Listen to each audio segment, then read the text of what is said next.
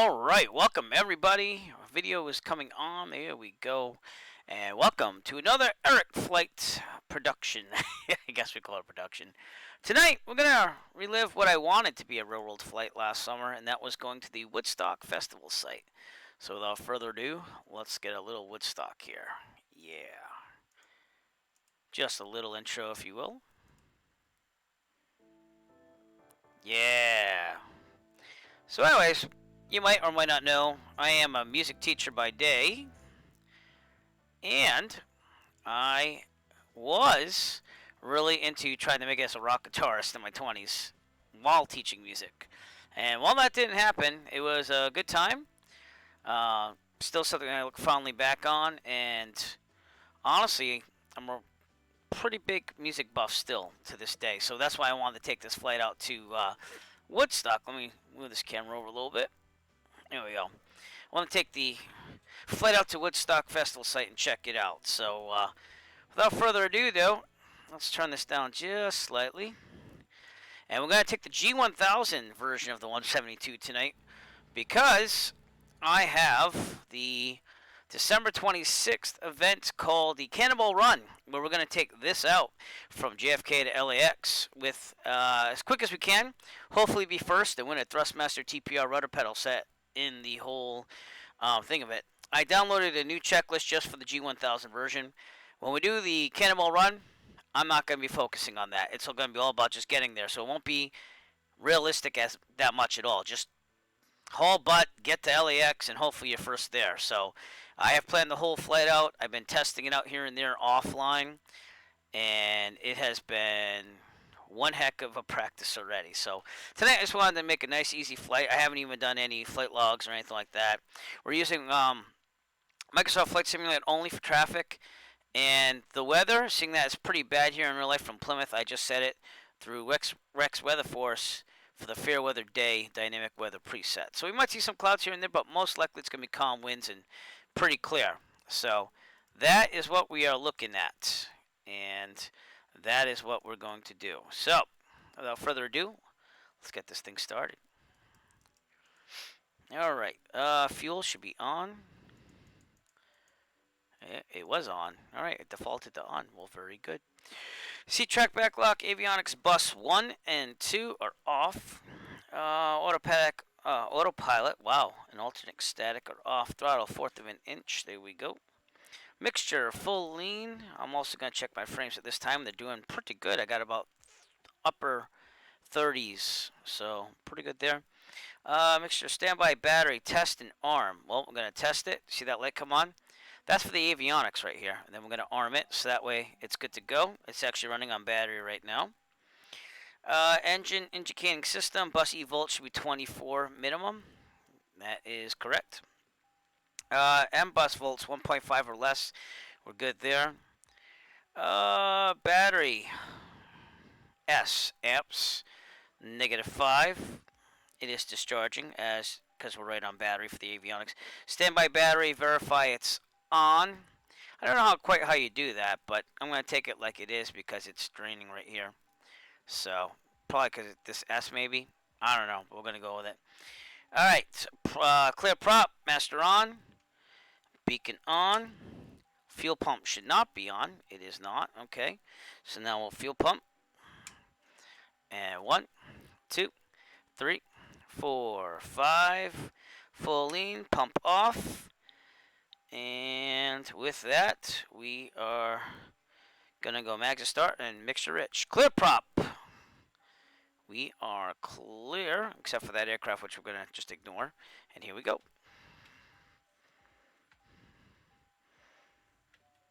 And there we go. Now we don't have to worry about the battery as much because it's going to be charging, as you can see right here. See? So it's got amps going to it and everything. So we're good. We shall turn the battery on. I don't know why it does that. It defaults to that even though I hit the switch. So, no clue. Fuel pumps off. Yep. Oil pressure should be in the green. Oh, forgot to feel the thing. I always go full. Oil temperature, oil pressure in the green. Good. Amps on the batteries are looking good. 2626. Annunciator lights. This doesn't have the annunciator like the steam gauge, so I'm guessing it would be the alerts thing here and stuff like that. I don't like the inset, so I'm going to turn that off. Alright, mixture as required. We're doing good, and avionics bus 1 and 2 are on. So here we go, avionics on. That should turn on this other panel. Insert, again, off. Inset, I mean, off. Alright, push that to start that up. We have our flight plan in there already. It's going to be direct to Sullivan County in Monticello, New York. And we're going to overfly that, obviously. Go check out the Woodstock site, and then we'll land there. And that will be our flight for tonight. Okay, seatbelt harnesses, flaps up. We'll double check that. Very good.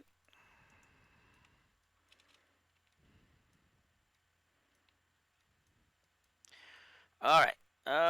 Heat vent defrost, I believe. In this, it's not going to be that hot, but it says outside air temperature is 14 degrees Celsius, which I think is going to be fine. Let me run a quick little 57. Yeah, put a little heat on. There we go. All right.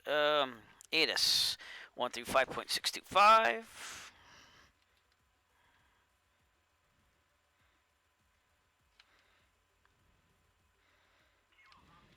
Sorry about that.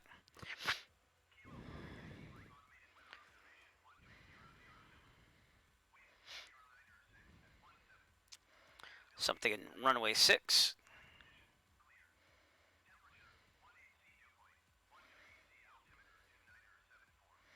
29 or 74. As long as that's correct, we'll double check that. That doesn't look correct, so we're just going to go with this for now. I don't think it put the pressure in, because again, I'm using Rex Weather Force, so that's just the way it goes for a while. All right, transponder, we got to set that up. Transponder, we're going to Alt, VFR, it's all good.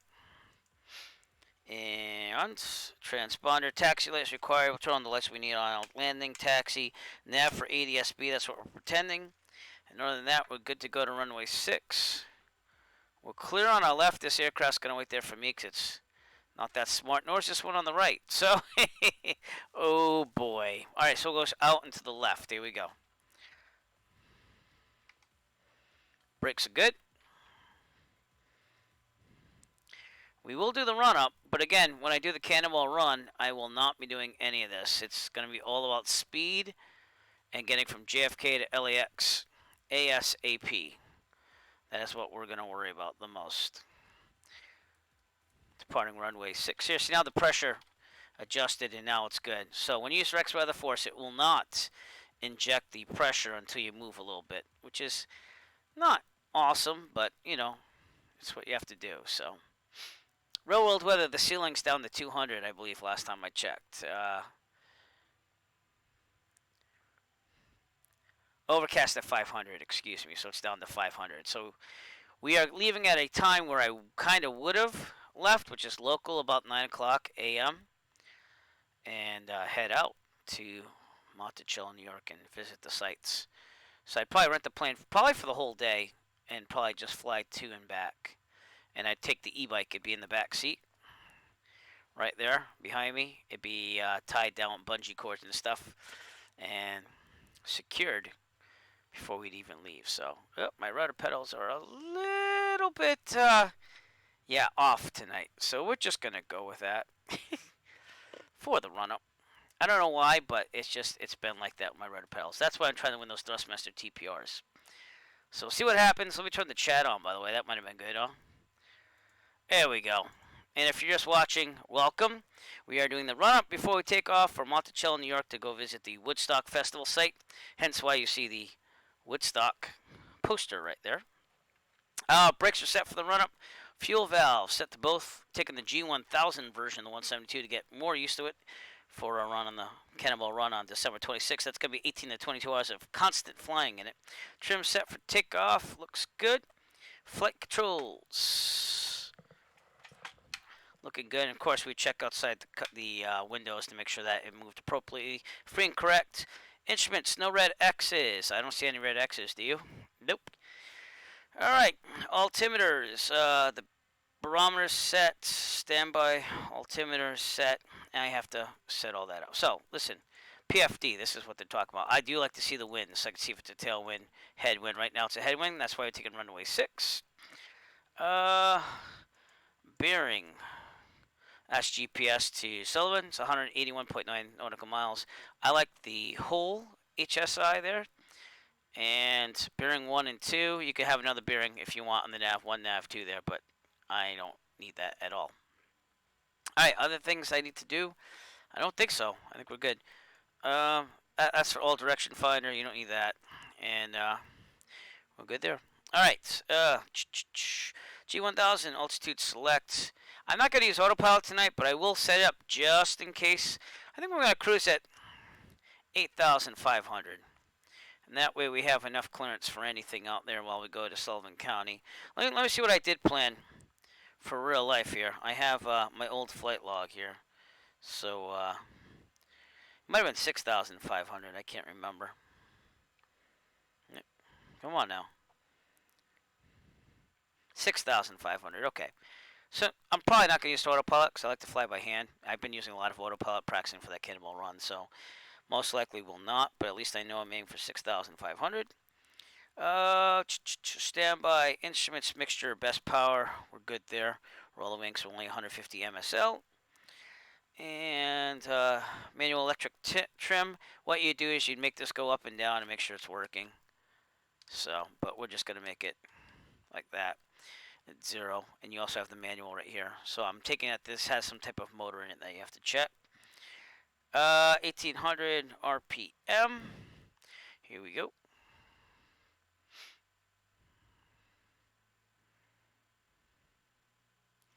And we'll check the mag. So, again, just like the normal 172, just...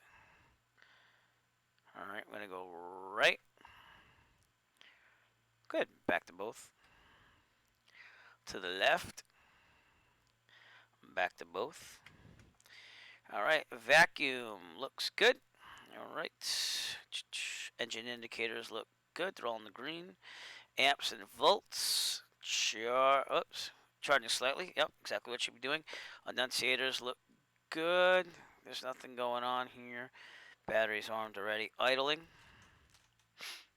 And we're making sure that this falls down to about 575, 675. That's what it says at least. I don't think this models it that well. I mean, it's close though. So, that's close enough. I'll call that good. Alright, mixture, lean to check. We're not going to worry about that. They're all friction lock, comm nav set. It is. We're not really going to use much for comms tonight. I mean, I might use the Microsoft Flight Simulator, but I'm not going to do flight following or anything. Cannonball run, not using any of that. FMS, GPS, verified GPS 2 available on the aux GPS page. You can see that. We're good to go. And CDI soft key, which would be this thing right here. So I believe that's what that is. Alright. Pre-takeoff, blah, blah, blah, blah, blah. Rotator 55, climb at 74. And I'll just brief it. So, alright, if we are on the takeoff roll and there's a problem, emergency, mechanical emergency or otherwise, and there's enough available runway ahead of us, we'll abort takeoff and land directly ahead in the runway. If we are under 850 feet and there's a problem, mechanical emergency or otherwise, we will take a turn to the left and land downwind on the taxiway, the grass, the runway, whatever's available to actually, we will not. We will land directly, have no more than 30-degree turns. Best glide speed is 68. If we are above 850 feet, and this is a problem, mechanical emergency or otherwise, we will take a turn to the left, land downwind on the taxiway, the grass, the runway, whatever's available to us. Best glide speed, again, is 68. And I did have to use that recently in the sim, by the way, so it was good to go over that on the brief. However, that was when I was testing out the range of this thing. So, alright, we're very good. We're going to land with no takeoff with no flaps. Again, rotate at 55, climb at 74. If any of you would like to fly with me on Microsoft Flight Simulator, feel free to load up at Plymouth or even Taunton, Kilo Tango Alpha November, and that will be heading out west from there, because that's all I'm using tonight. No VATSIM, wasn't going to do flight following anyways, so we're good. You can see that there's some clouds out there with this fair weather, so we'll have to keep an eye out on how high or low they are, and we'll go from there. In the real life, I look over here for downwind, base, final, and crosswind. No one's there, so I'd call it, and I'd go Plymouth traffic, Cessna, 9er Echo Foxtrot, departing runway 6, departure to the west, Plymouth. And here we go. Yeah, forget that. I'm just gonna do it my way. I don't feel like dealing with the ATC. It's pretty bad. Microsoft Flight Simulator. Taking runway 6.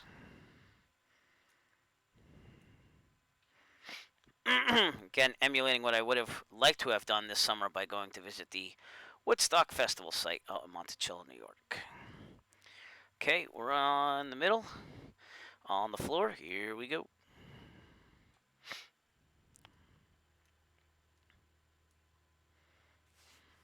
These rudders are very sensitive, and they're the Thrustmaster T-Flight ones. So they're not the TPRs like I wanted, but they'll definitely do better than the Cytec Cessnas were. Sorry about that. They're so sensitive, though. And up. Here we go.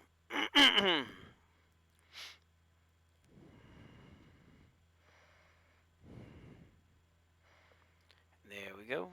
On our way. Get to pattern altitude. We'll take a turn to the left after we make sure it's clear and head right on course here. I have my EFB that I use in real life, my Avera app here, and that's working too. So we're all good.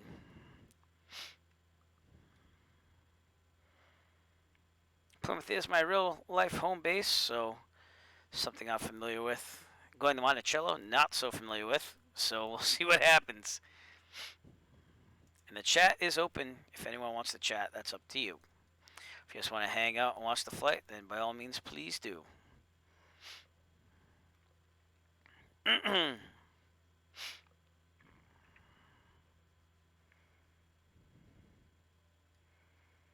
Out in front of us is Plymouth Harbor, by the way. That's where the Pilgrims basically sailed into Plymouth, and that's why Plymouth is popular as a tourist summer attraction, and also during Thanksgiving when there's non-COVID times. 1,150 is our pattern altitude. We're just about there. I'm going to take a turn to the left here. We're clear on the left, so we're good to go. Let's head 45 out here, so that way kind of get out of the pattern.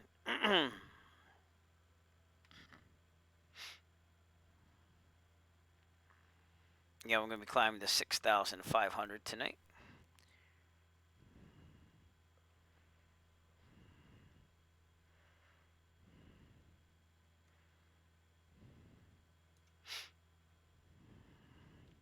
Good enough. All right.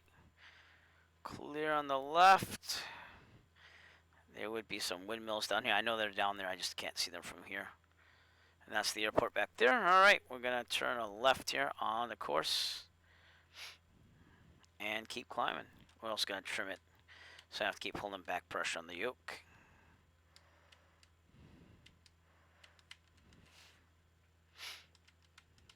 But working very hard for the Eric Flight channel here. I got one video almost ready to go. I edited it and everything. I just have to get the what camera do I want to appear at what time thing, and we will be publishing that video soon. So then there's another 3 videos to basically edit after that. They take me quite a lot of time to do, so but we do what we can.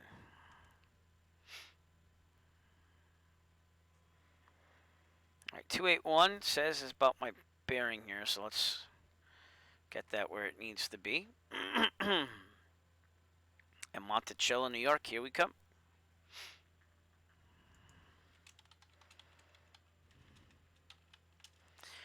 $182 nautical miles, actually 183.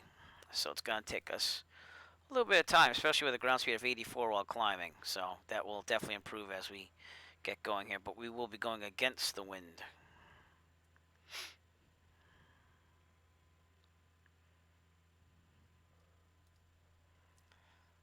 Plymouth's right there. Does very look much like the real life one, except for the buildings, because they're all default. This right here is an old campground. I used to go as I was a kid, and we used to swim in this pond right about here. So whenever I fly out of Plymouth, out of runway 33, which is, I don't know if it's open yet, but they had to close it down for taxiway work because this is going to be off. But I'd go right over that old campground and see it every single time. So Pinewood Lodge in Plymouth. Pretty nice campground. My aunt owned the trailer there, and I'm going to start leaning out some mixture for maximum RPMs, seeing that we're over 3,000. Probably lower the nose a little bit too for enhanced cooling. better visibility over the nose. Right about there. Whew, got to sneeze. If I sneeze, I apologize. And here we go, off to the Woodstock Festival site.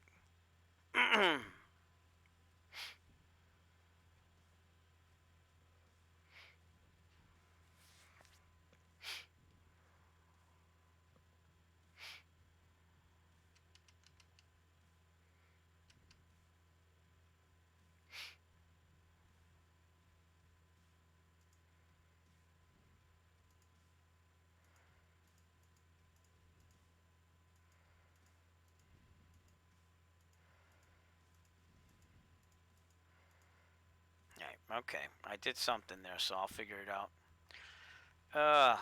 There's something to get rid of this thing. I think it's the CDI. There we go.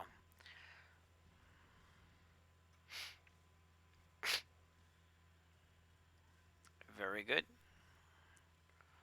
This looks very much like what it looks like in real life, by the way. And my favorite visual around the area, the Assawamsett Ponds out here.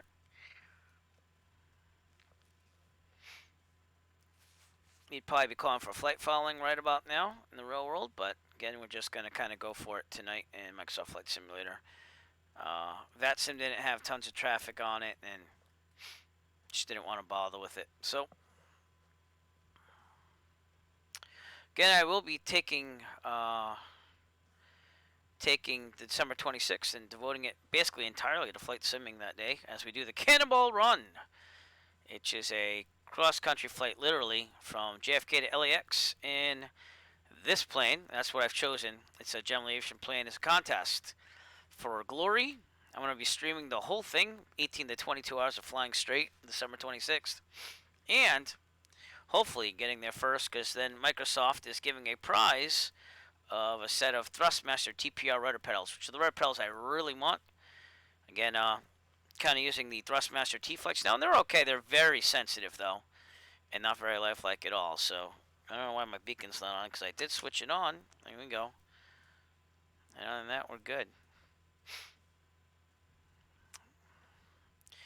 But we're going up to 6,500 right now. Should be out of class Bravo and everything.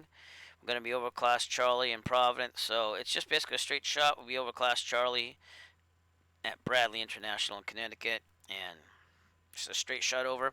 We'll overfly Sullivan Airport, which is where we're going. And we'll visit the Woodstock site. We'll probably get very low for that. And then head back to Sullivan County and call it a night. So we are approximately an hour and 48 minutes out, but that ground speed's going to pick up as we get to altitude here. So Assawamsett Pond in the distance, and Taunton, probably the closest general aviation port to me, is right past us over here somewhere. But I have more video coming out. Again, it takes me about a good 8 to 10 hours to edit one video now on the Eric Flight channel. Because, well, thank you. Really, well, I shouldn't say the easiest to do, but if you take a picture of the cockpit, you have to zoom it out and everything. Then you go to Photoshop and you edit out all the windows and you make that transparent, a PNG. I took the video editing software I had and I recorded just the outside view. I kind of set it up with the drone, I think, and I recorded just the daylight time of a video and superimposed the PNG image file on top of that and made a 10-minute long video of me looking like I'm cruising. So thank you, though. It took a lot of work, but it's not the hardest thing to do. The hardest thing is lining it up with the camera, honestly. So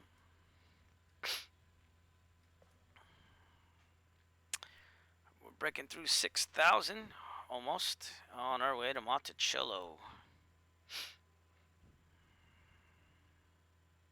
And we are hand flying this. I'm tired of using autopilot. So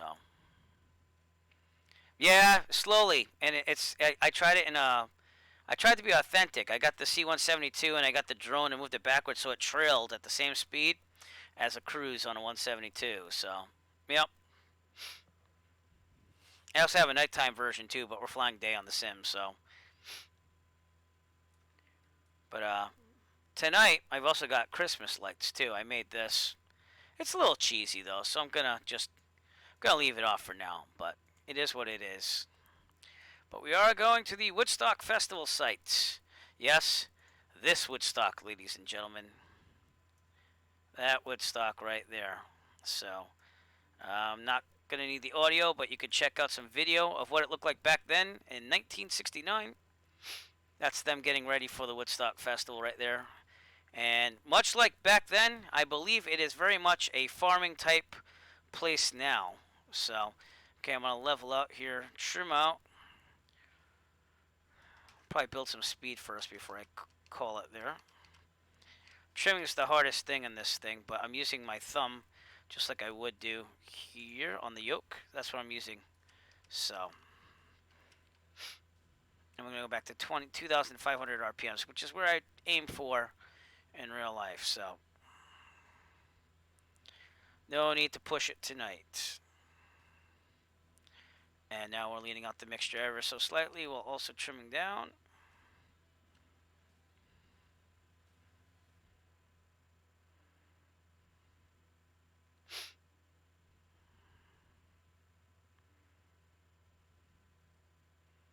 Right about there. Go down to 2,500 and we're good. All right. Now let's see how that lands us for altitude. Ground speed of 108 knots. Our updated time of arrival will be 1 hour and 35 minutes. So somewhere around there. An hour 30, hour 40. That's the traffic jam, Woodstock. So we won't have that problem tonight. But I would really like to go out there in real life. So that's why sometimes for an idea for a flight is just, hey, I would have done this last summer. Let's do it in the sim. And it is good practice. Right now, coming up on the Taunton River. I actually live somewhere over here. I'm not going to be too specific, but the Taunton River is still a main river in Massachusetts. And again, Taunton Municipal right down there on our left. So I used to live about 5 minutes away from here too. And I believe we can't see it, but it was basically. Oh, actually, it's over. Maybe not. I don't know, but that's 5 minutes away from there. Before I used to just drive there and go look at planes, even though there's not lots. So, but that is my closest general aviation airport in real life. So, all right, trim it up. Let's go. And again, it's very much just look at this and make sure that you get it in the middle, and hopefully it stays after a while. You have autopilot, it's a lot easier. But I do not want to fly autopilot tonight, so eventually it will level out. Alright, we'll also have Providence, Rhode Island coming up in the distance. Again, these are all real destinations I've flown in real life, except for Monticello, but I've flown this route quite a lot, going to Connecticut and stuff. So if you want to see any of this stuff in real life video, check out the Eric Flight channel on YouTube, where I post my real world flights a lot. And again, I was just talking that I have 4 more videos to edit. One of them's almost done. Hoping to get that done by the end of tomorrow. Just have lots going on before the winter break for teaching. So I'm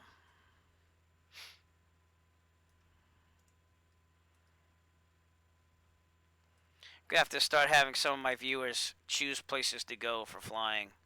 Tell me what you want to see. I know I have one I have to look at still, but it is what it is. Alright, let's enjoy the sights while we're here. Again, Taunton River, going out to the distance. Providence, Rhode Island out there on our left. And we should have Attleboro coming up off our right eventually, so.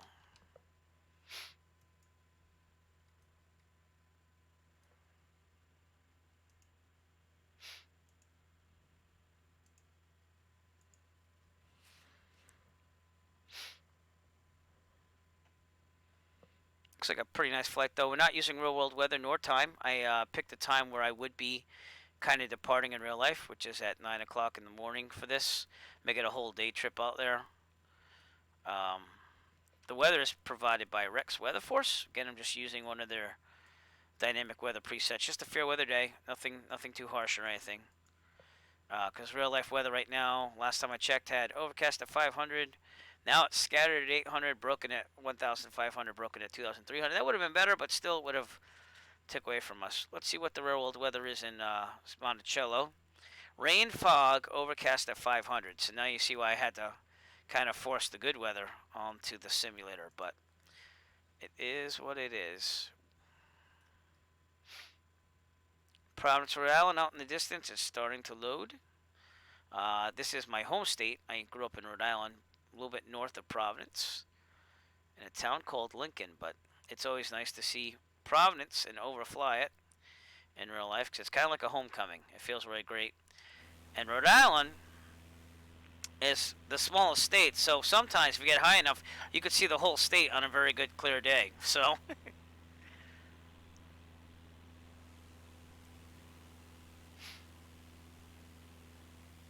Boston would be out there in the distance. Sometimes you could see Boston in real life. Right here, they just barely don't let you see it. So unless I maybe zoom in, no, not even then. So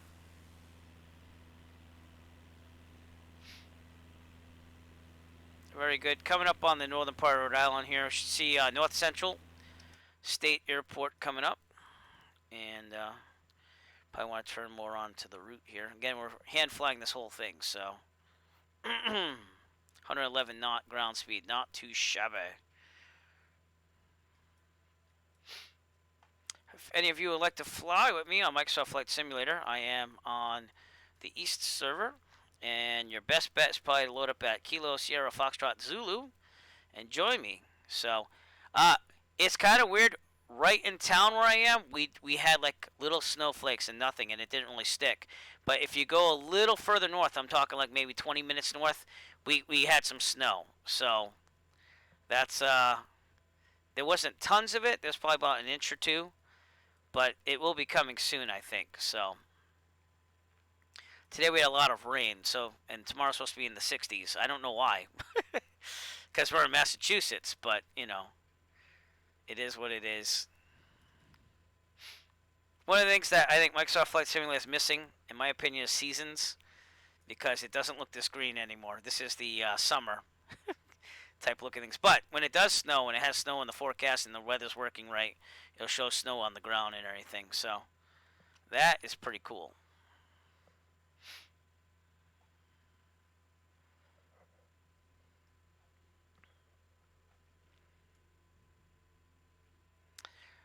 Wisdom, where are you from, and do you have snow on the ground?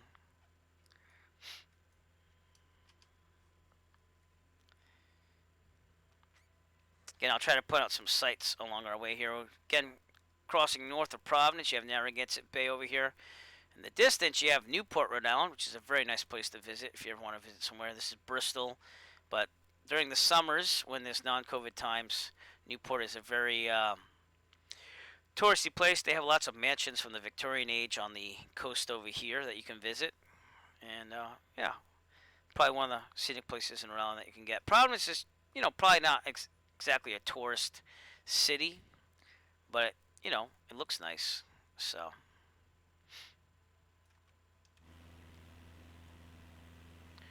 there you go, Providence, Rhode Island, everybody, right out there in the distance. And yeah, yep.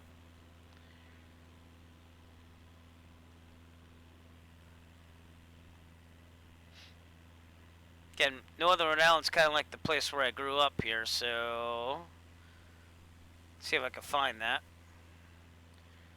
Looking for this big pond in Lincoln Woods. Oh, out there in the distance, maybe? Yeah.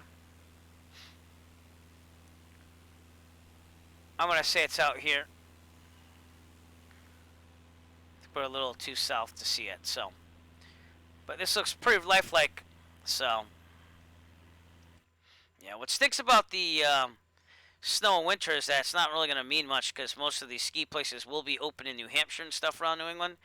But I don't think they're going to have very good attendance. So, well, we have a headwind of 12 knots from 358. So it will slow us down a little bit, but not much. 113 knot ground speed. It's not too shabby.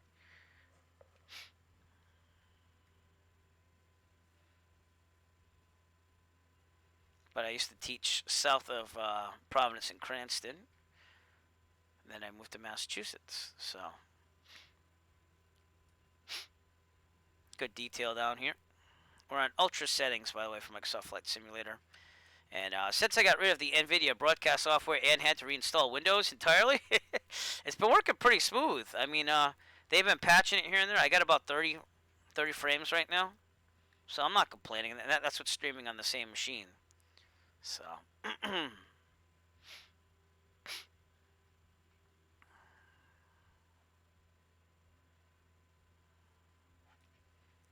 So, Wisdom, do you fly flight sims, or are you a pilot? Tell us a little bit about yourself if you don't mind. And if you do mind, then don't answer that. Got some railroad tracks down here. This is the mall downtown Providence.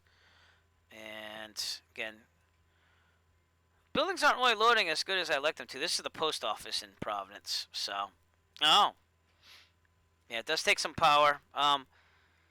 I'm reloading prepared version 5.1 right now because I had to reload my whole computer. I had a big problem with Windows and had to reinstall it. So, I'm right outside of Kilo Sierra Foxtrot Zulu. So, again, on the east server. Sometimes you have to be on the same server. So I'm also going to turn more on course again because I got lost. Look at that Providence here. But it's cool. Oh, here he is. This is my old neighborhood right here, actually. I used to live in a house right around here. So that is cool to see a Microsoft Flight Simulator. My father still lives there to this day. This is Lincoln Woods State Park. You can see that there's a beach. They let you swim in that pond. It's not the cleanest thing anymore, but back in the day that was cool. And I used to sneak into Lincoln Woods here and there. I used to go through these houses here and sneak into the park and go in there. So it's good childhood growing up. TF Green Airport is the major airport here. It should be somewhere down there. Usually you can see, oh, there it is, right there in the distance. So that is the big airport around this area, at least for Providence, other than Boston. So, yeah, Wisdom. Is that your username in Simulator 2? I'll look for you. Again, right above right above North Central State Airport, Kilo Sierra Foxtrot Zulu. Still haven't landed there in real life, but I will someday, soon. I'm supposed to fly for real on Wednesday. Yeah, I'm not seeing you yet, so you're at 3,000. Are you this guy right here? Is it the Zomtress? I'm going with the X. Yep, you're right here. Right in front of me. I'm Eric Flight US, so you can't miss me. I'm off your, let's say, 5 o'clock maybe?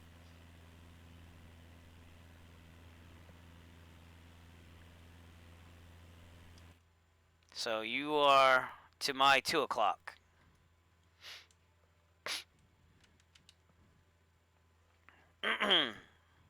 We should be bearing about 280 according to my GPS. Yep. Right there. Feel free to join us, sir.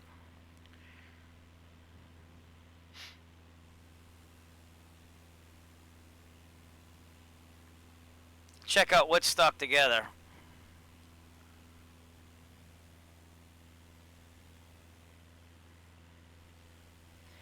This is Lincoln Mall, and my old high school should be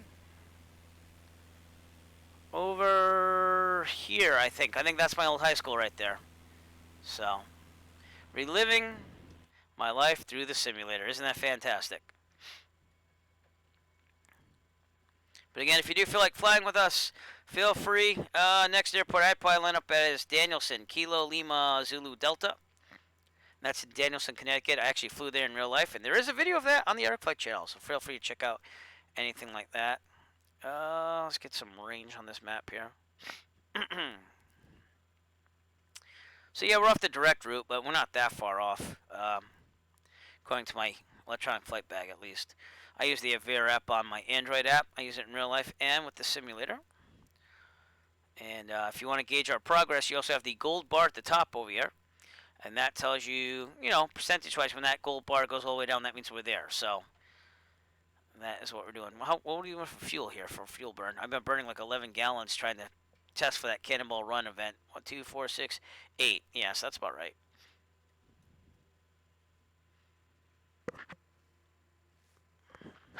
And we're on our way to Monticello, New York to visit the Woodstock Festival site. Something I wanted to do this past summer but couldn't due to COVID. So I just wasn't going to take the chance of everything being closed or, you know, restrictions. So hopefully with the vaccinations coming out soon, hopefully, I think I'm scheduled as a teacher to take it in between February to April. So, and I will be taking that. I have no hesitation on taking that. So I'm teaching remotely until that time. Over here is the Situate Reservoir. That's the main reservoir for the city of Providence and other towns around it. So that's where we get our water from. I'm just a private pilot, though. I'm trying to build my cross-country times, and I'm a teacher during the day to actually pay for everything. I'm a music teacher, so I teach band, but I am a private pilot. Yep. So, again, building the cross-country time, so something like this would be fun in real life because you can go visit somewhere and actually, like, have some fun with it. I take the e-bike with me. I put it in the back seat. I have a folding e-bike that I'll take with me, and I would land in Sullivan and take the bike out and go visit, so.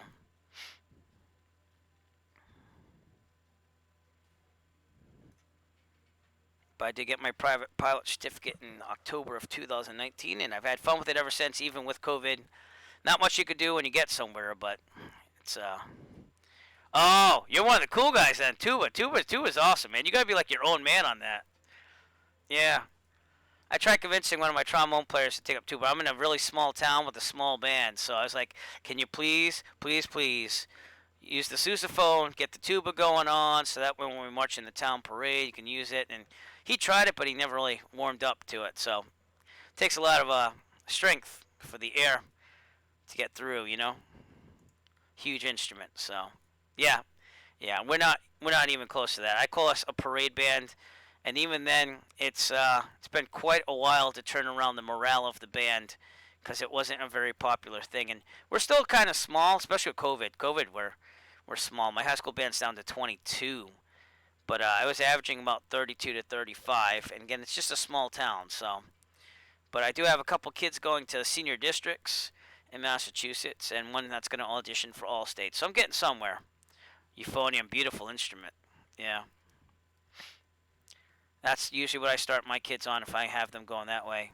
So, the baritone horn. Yep. But they all know I'm a pilot too. Of course, they always ask, "Oh, hey, can you take us up sometime?" And I'm like, "No, not at all." So, some of them even pop up on the stream from time to time. So. In which case, I mostly just ban them because, you know, don't take chances on any of that. So.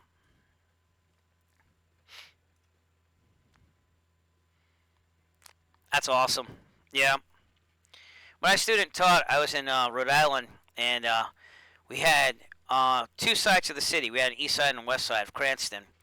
And the Cranston west side was kind of more the halftime show band, and the east side was the highly competitive marching band. So. But I only got to teach elementary band, chorus, and general music there. And then basically got laid off twice due to funds. And I moved to Massachusetts when I got married. So, and I've been in the same small town I'm in since hitting Massachusetts. So it's been pretty good to me. It's just it's not the same experience as like a big band of 200-something kids, you know. But I do have some very dedicated and hardworking kids. So, yeah. Well, thank you very much for subscribing to me on YouTube. Let's take a look outside and see where you're at. Looks like I got someone hanging off my left there, so if that's you, let us know in the chat. But you're right behind me at 6,300, almost 6,400.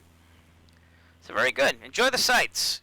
I don't know if you're flagging real old weather or not. Again, I had to load some regular VFR weather. It's pretty bad in the area here. Here's Providence's weather. Oh, I can't actually show you that, I guess, because I'm using dynamic weather presets. But Sky Vector is showing pretty bad. It's been pretty crappy all day, honestly. So Providence weather, real world is the winds are good. 4th square mile of visibility, 1/4. Definitely not VFR weather. Fog. Let's see where's the ceiling here? Oh, there it is. It took a while. It's eventually going to be overcast at 300 with mist and 1.5 square miles of visibility. So again, that's why we're flying some forced VFR weather today. But this is yeah. So that Rex Weather Force though, it's a pretty good app. I will say though, with the updates on the regular flight simulator, I think the weather's gotten better. I think they've gotten a little bit better at it. I still think Rex Weather Force is a little bit better for authenticity, but it definitely has improved. And I think that if they keep working on this, it's going to get even better. But for VFR, I mean, look, you can't beat this. This does look like real life. So, Citrus Reservoir in the back, and we're making our way to Connecticut. Actually, we are in Connecticut. Danielson, which I have landed in real life. A lot of gliders and stuff. It's actually right there. There's a school. They have lots of gliders, and they have a lot of skydivers here. So I'm actually editing that video right now and hopefully releasing it tomorrow night. My cross-country flight from Plymouth to Danielson and back. So, but I have some footage of the gliders and the skydivers and stuff. So it's pretty cool.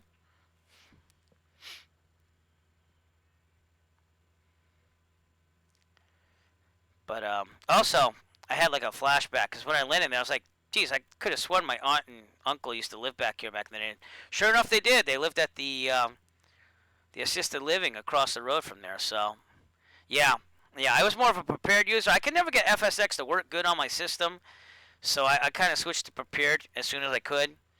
And ever since, though, I've been using this just for the VFR aspect of it all.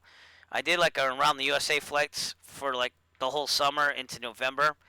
And that's all archived on my AirFlight channel too as well. It's like over 100 hours of flying. But I started in prepared, and then when this came out, I started using this from like El Paso on, going around the perimeter of the United States. So we got a little of everything, even some snow at the end.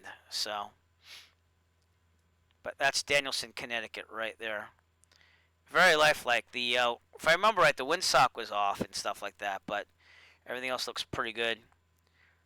Yeah, I have to take out the mods, unfortunately, for the Cannonball Run. But like I got light mod. Like these lights look a lot better for the 172. So again, just crossing over Danielson, Connecticut right now.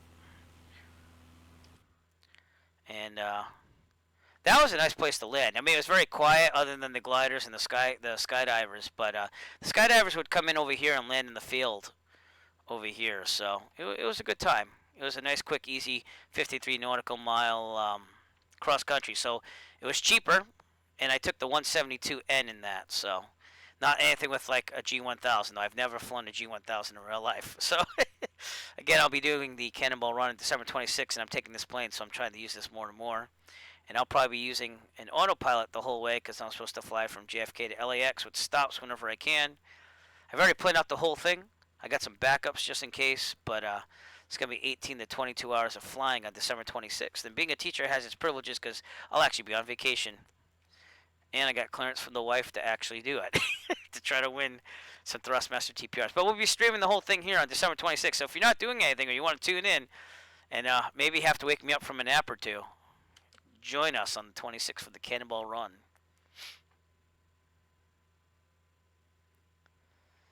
I do not own it. I am currently saving up for an airplane. I'm thinking like a 172N or 172P. But I fly 152s and 172s in real life. I trained on the 152, and I basically got approved to rent the 172s after. I just, for insurance purposes, I can fly anything legally under 12,500 pounds, but most places will not rent with you unless they get like you to show that you are adequate with the aircraft for insurance purposes. Because if you ever had problems with an aircraft and they didn't check you out in it, then the insurance could say, well, how did you know he's proficient enough to fly in that type of aircraft? So But I fly the 172M, the 172N, 172P, and the 152. And again, just building up the cross country time. I'm almost there.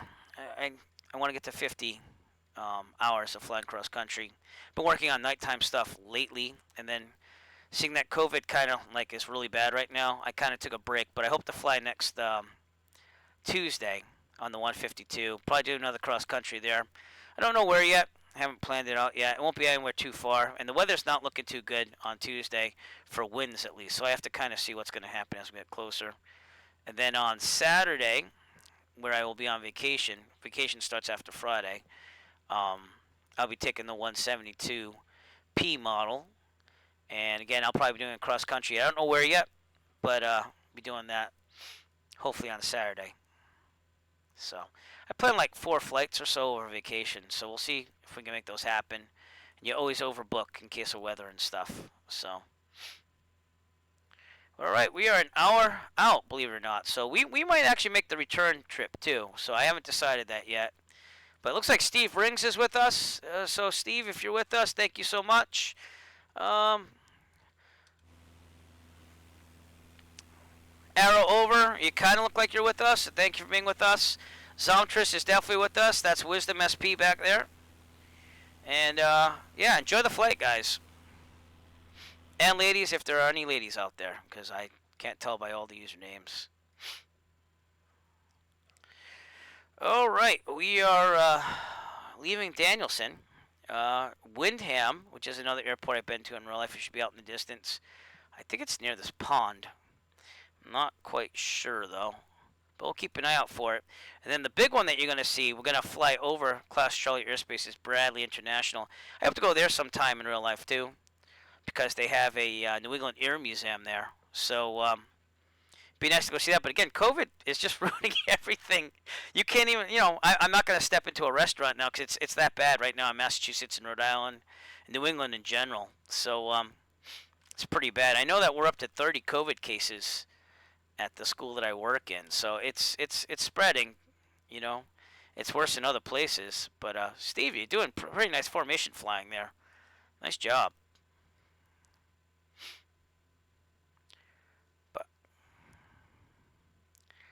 They are working from home, and I'm basically doing what we call a flip model, because I'm teaching remote from home too. Basically what's happening is there's a hybrid model, so half of them are in there in school, and half of them are out of school, and they get to choose what they want based on their feelings of safety.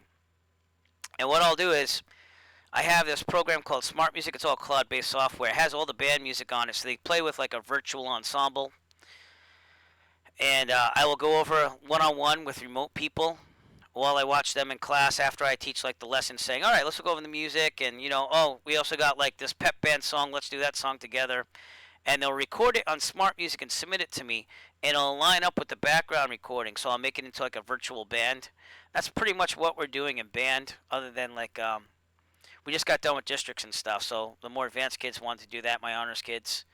So they are half and half, and some of them are full remote, and it's all over the place. It's not it's not the most ideal for anybody, but I actually have more resources I feel at home than I would have in school to teach, because it's just the same thing, because some of them are out, some of them are in, and then the next 2 days, like, the other kids are in and the other kids are out, but some stay out entirely. So it's all over the place. But it's very political right now of what they're trying to do, and despite anyone's feelings, it's very much political on decisions that states are making on education. So that's all I'm going to say. We're not going to take a side on anything here. But I did ask to teach remotely. So I have 2 kids and my wife, and the kids usually get watched by my in-laws, but my wife had to take like time out of her work. She's a teacher too.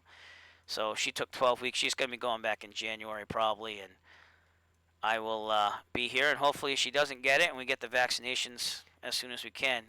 Again, February through April. So, and then I'll be going back into school because I feel okay with that. As long as I'm vaccinated, I feel like okay going back. I'm still going to probably wear a mask and everything, obviously, but it'll just be the same thing, just the other way. You know what I'm saying? I'll be teaching and meeting with the kids that are remote one-on-one and helping them out in class a little bit, but no one in my school wants to cover band either, because Massachusetts now allows them to play indoors 10 feet apart, but no one wants to cover that at all, and I can't blame them in a way.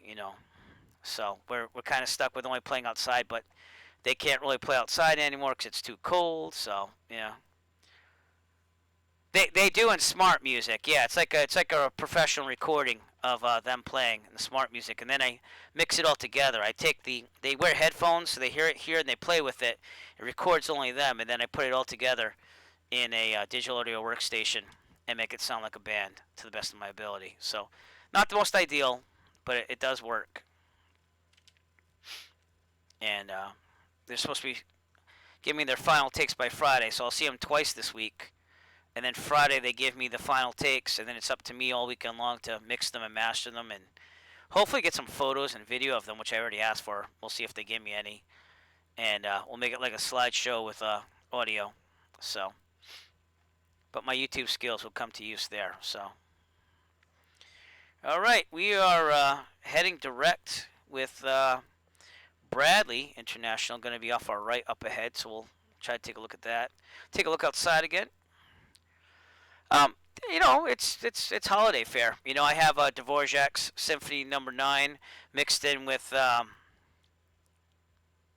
what is it called? God, now I'm gonna draw a blank. But I got some medleys and stuff like that, and some combinations, and it's mostly just fun holiday stuff. I had to make the levels easier too, because they are working remotely from home, so they won't have.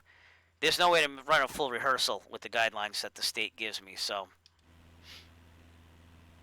But they seem to enjoy it. I had a lot of compliments on the music.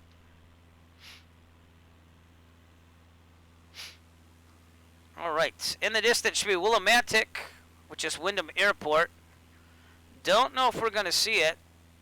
It has a dam right next to it, so I'm kind of looking, but it should be behind us. So. Is that it right there? Yeah, that's it right there. So I've landed there in real life, too. Came down here. It's like a dammed off well reservoir over here. But that was a very nice airport too, but couldn't do much there either. Because again, COVID. So I basically landed there. Called the briefer to close up my flight plan. And just went back. So, I love the New World Symphony. Yeah, they did like a interesting medley of it. It has like holiday music intertwined with it. So it was cool. But again, I had to make the music a little easier for everyone to digest, because when we were forced to go remote last year, I had some really good level music for the kids that was hard, but it was doable if they practiced. So, hey, well, thank you very much to Lord Chaos 7 for following on Twitch. Hope you're enjoying the content tonight. So let's just fly a flight I wanted to do in real life and have fun with it and chat along the way. So feel free to chat if you'd like to, or if you just want to kick back and watch, go ahead. Or you could even join us. Awesome. All right, if you want to fly along with us, I'm just giving updates because sometimes people want to fly with us.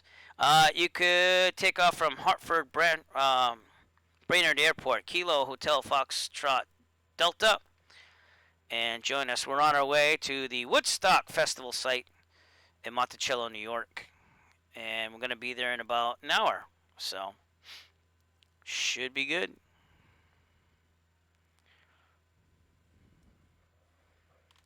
Feels good not to be on autopilot.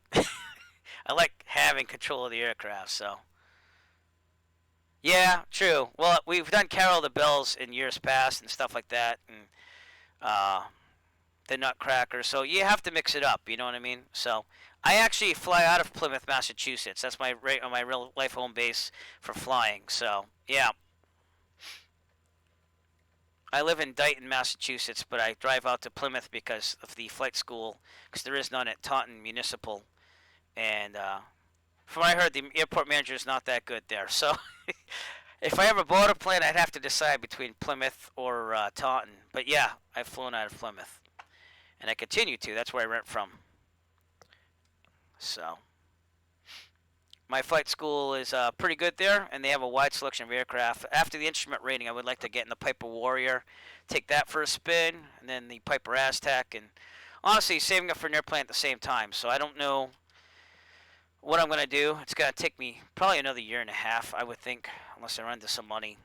But not flying as much due to COVID also helps me with that too, I guess, 'cause I sock money away. So, oh, cool. Plain Jane's, right?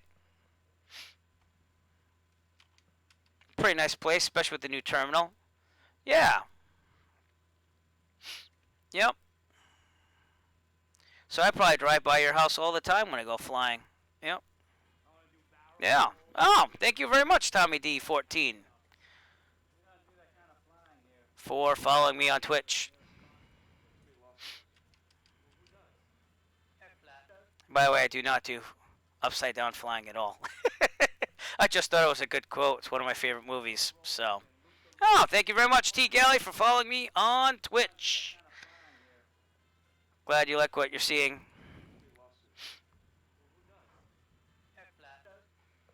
Yeah, but Plymouth is probably, if you ask me, one of the better airports in the Massachusetts area. So, no.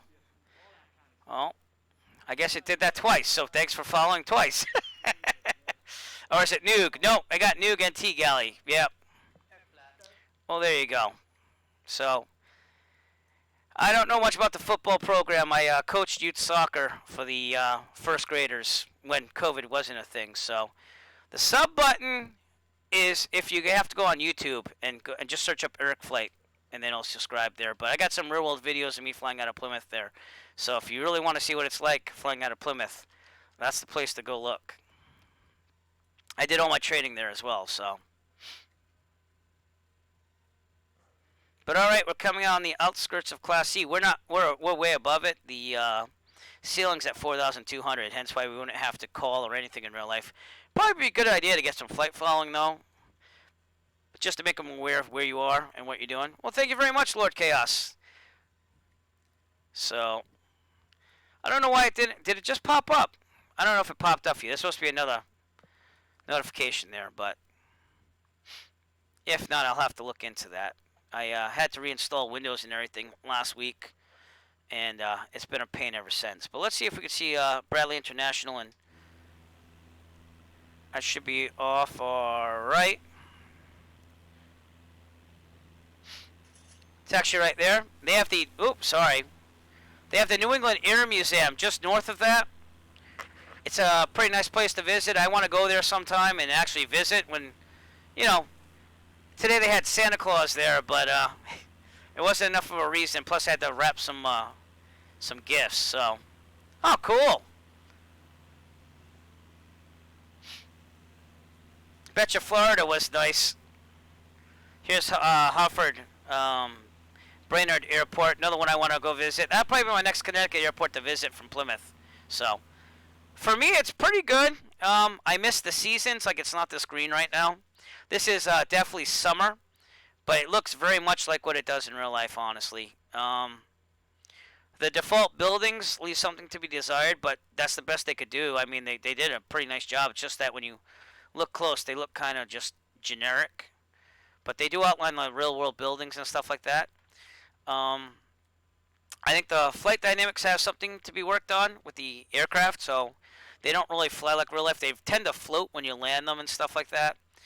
But as far as the scenery, this is why I fly the sim a lot, because, I mean, you can see highways and everything. You could use those as visuals on planning and stuff, and does a nice job. So, well, there you go. Subscribe to Eric Flight on YouTube. Tommy, thank you so much, bud. But it is very comparable. Again, they have some work to do. If it's snowing in the weather, usually there's snow on the ground, which is pretty cool. But that's about it for seasonal type stuff. So, but they are working on it, and it is getting better. So we'll have to see what happens. You mean the nav map, that thing? It's not terrible, you know. But no. Thank you very much for the tip, Tommy.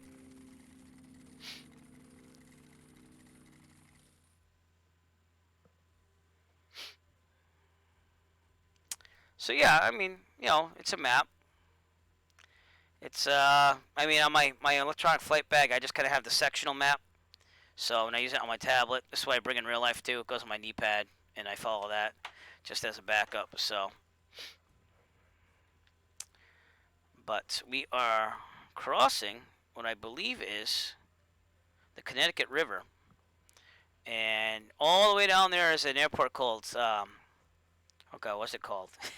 Dude, this is wrong. Chester, thank you. Which is probably the farthest east I've been in real life for an aircraft, and that was a tricky landing. So, thank you, Nuke, for your tip of $5. Really appreciate that. Again, we are going to Woodstock Festival site out in Monticello, New York. Here's a little video again of the Woodstock Festival from 1969. You can see that's very rural and very farm-like, which it is today too. It's built up. They have a performance center there now and everything for bands, but obviously they're not doing much of that right now. But we're going out there to see it because that's what I wanted to do this past summer before COVID kind of ruined every little thing. So, but tips are greatly appreciated. Thank you so much. Not required at all, and they will be put to good use on renting planes and making more videos on the Eric Flight YouTube channel. So, thank you very much.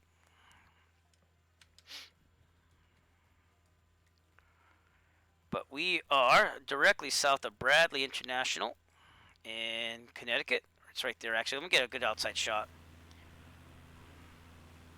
We have lots of people flying with us tonight, which is awesome to see. I haven't had that in a while. So if you like to fly with us too, probably the next destination, take off from Robertson, 4 Bravo 8 from New Britain, Connecticut. That's a little south of us. Right out there is Bradley International. To the north of that would be the New England Air Museum, and I believe I do have my scenery in there if I installed it right after the Windows great crash from last week where I had to reinstall everything. So Bradley International out there, and that scenery, if I installed it right again, looks pretty good. Lord Chaos, thank you for the tip. Appreciate that.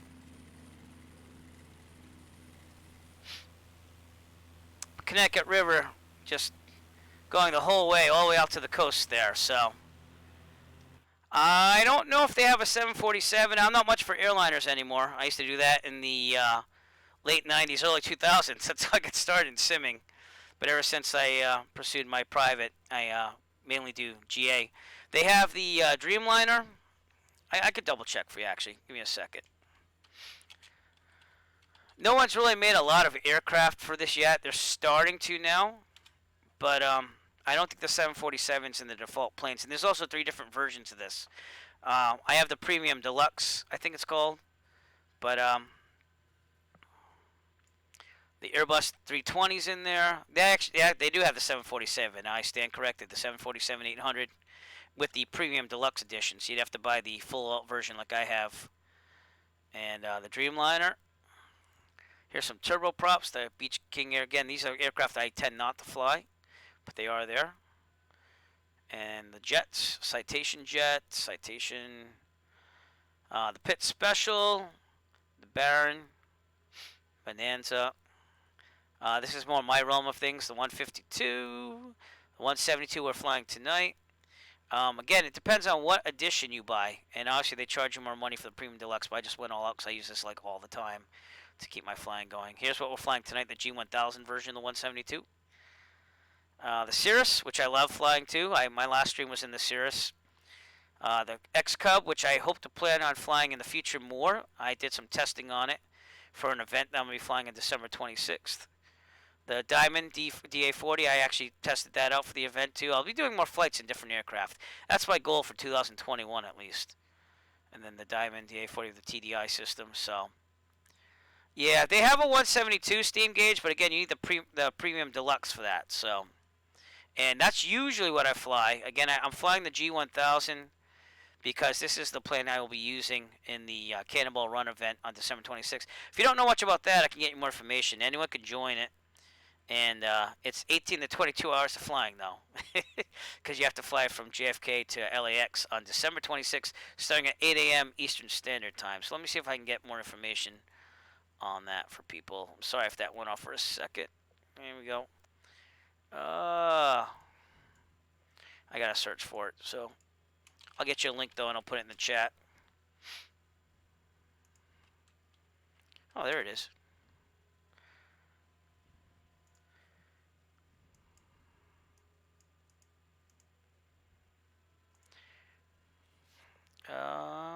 Let's see if it's in the frequently used column here.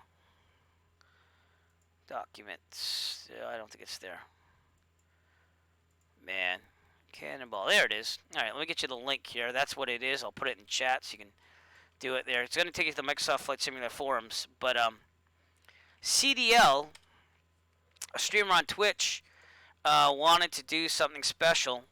And it was brought by one of his viewers. I just learned this the other night by watching their stream.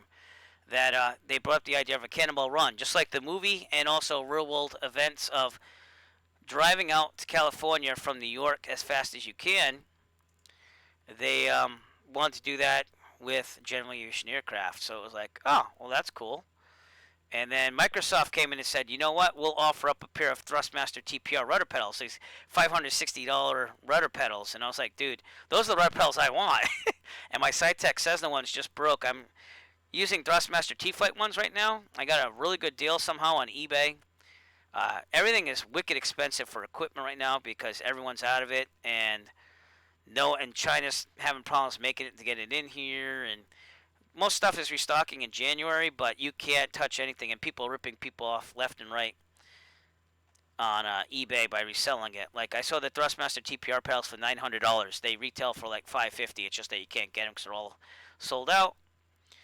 So I wasn't going to pay $900 for rudder pedals. Sorry, it's not going to happen. I'll pay the $560 because it's high quality and I just want a really nice pair that I have forever. But I was not in the Air Force. No.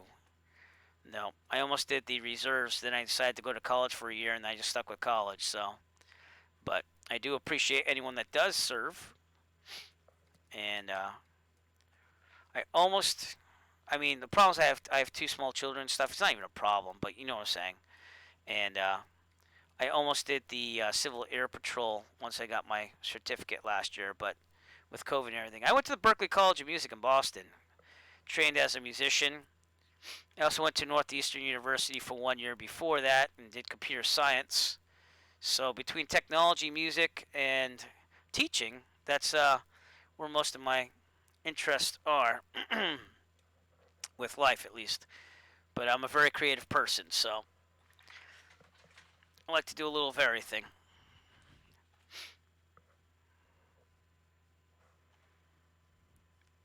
All right, we're 45 minutes out, believe it or not, and we're right outside Torrington.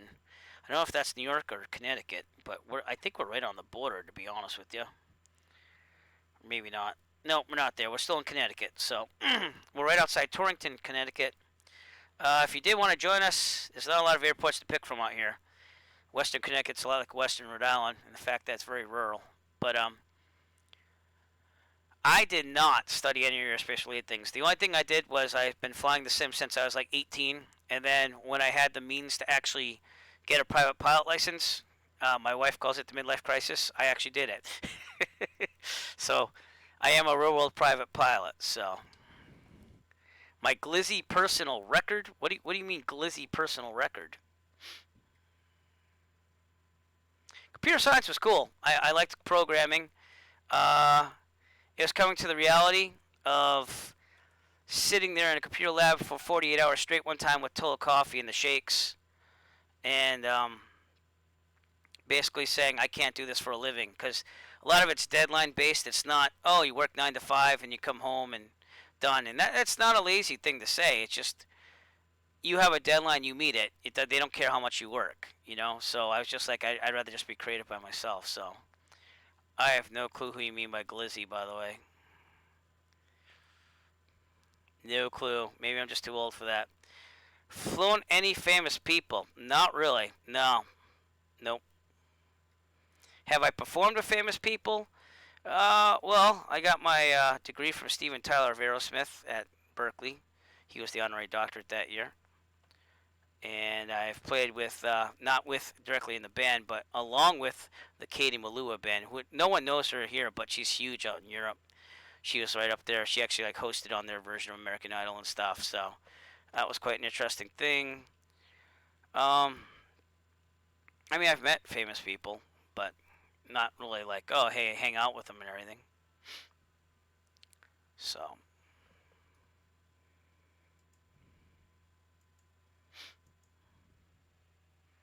but, you know, it is what it is.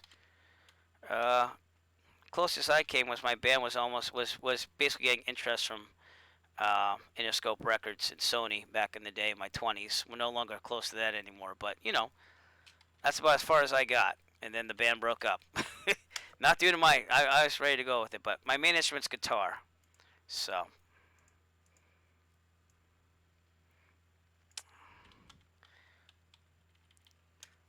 that is what I do. Still play it to this day, obviously. It's just I'm not gigging or anything because of children, which I always wanted, so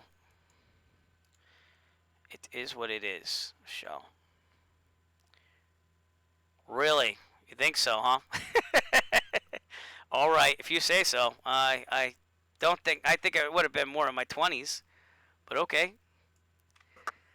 I don't think I'm pimping anything, to be honest with you, but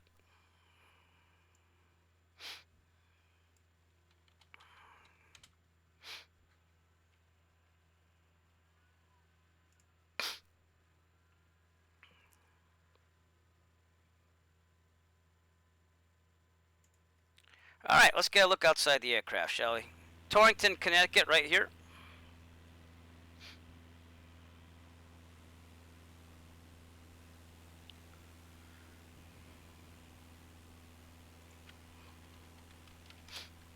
And there's not much really here, just Western Connecticut going into New York, but we got Steve Rings down there. Zomtress, you're behind me over there. And I think that's all we got left here, but thanks for coming along on the ride tonight. It's always more exciting with more people. And we're right outside Northfield coming up on our left over here. So, yeah. Music was my life. I actually didn't do simming or gaming that much. I mean, I really went all out for quite a number of years. Then I did the cover band thing, and it's fun. I didn't mind it at all. It had its fun things, but it's nothing you're gonna make a career out of, especially in the Northeast. So it's just the way it is. So the sub button. What do you mean? Well, I need to have average 3 viewers per a broadcast. So if you look at the number of viewers we have tonight, I'm getting closer to it. I have the amount of subscribers I need. I mean the followers I need, just not the average. But we're almost there. So I'm hoping to actually give you more interactive stuff. I mean, besides the subscribing and stuff, I really don't do this for money. And any money I do usually get, like your tips tonight, will probably go into it's going to go into my flight fund. So that's where it goes.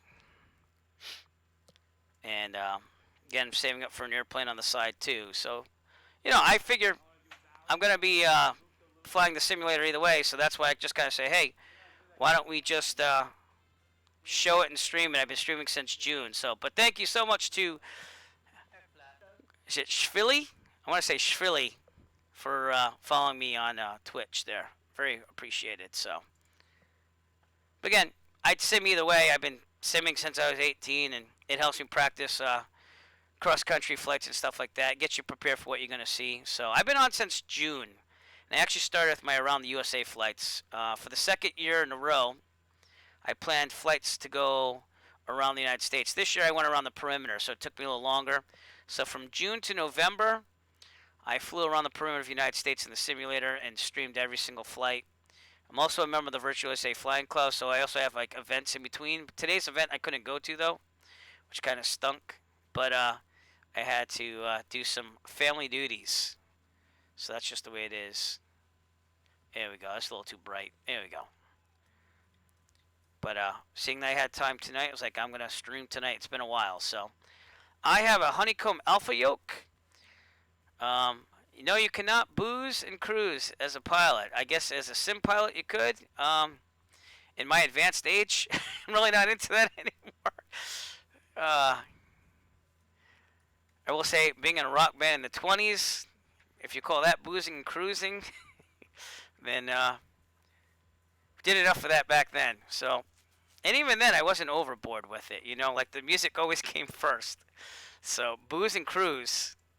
No, tend to actually try to be healthy nowadays and try to keep my medical as a pilot. So, really interesting. But then you gotta wonder if someone's gonna actually get in there and. We didn't have tour buses. We weren't that popular. It's a lot different in the music industry nowadays. Like you drive yourself through. I remember gigging in, was it Vermont one time, or it might have been Maine, and I drove all the way up there. This is in the middle of winter. Going up there wasn't a problem. We played the gig, and they paid for overnight accommodations for us at a local like little hotel. It was pretty nice. And so we woke up the next day, and I was with my now wife, who was then my fiance. Yeah, I'm driving back, and there's snow everywhere. I mean, like snow, and like you wouldn't believe. And I have a 4x2 truck, because I thought I was gonna end up in California after Berkeley. And yeah, so my wife's there sleeping because she didn't sleep that well.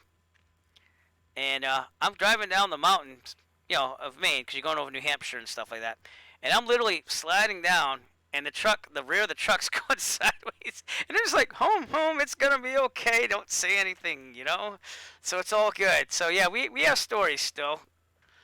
As far as the tour bus though, like we drove in a pack, but we had to take like my truck and my drummer had like a U-Haul type trailer on the back of his truck, but his drum set took up most of that because he had a small one. So like, it was fun. Again, can't really do half what I did back then, which is like eat fast food all the time, and especially if you want to keep a pilot medical. So I'm not a big virtual reality guy, only because I haven't really tried it. I'm used to having all my controls here with the yoke and everything too. So, I mean, would I be up to trying it? Yeah, I'd try if someone gave me a chance on it just to try it out. I don't want to go buy all the equipment for it.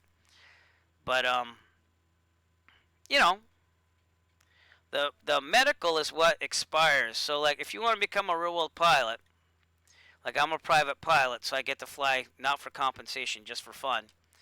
But you have to have what they call a medical with that. So you have the pilot certificate, which means that, yeah, I'm good enough to fly a plane. And then the medical is I'm fit enough medically to fly a plane. And that expires.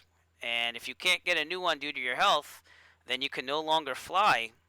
I mean, there's one little way around that, maybe. But again, if it's a really harsh medical condition, you are not supposed to fly. So that medical, though, I have what they call a third-class medical.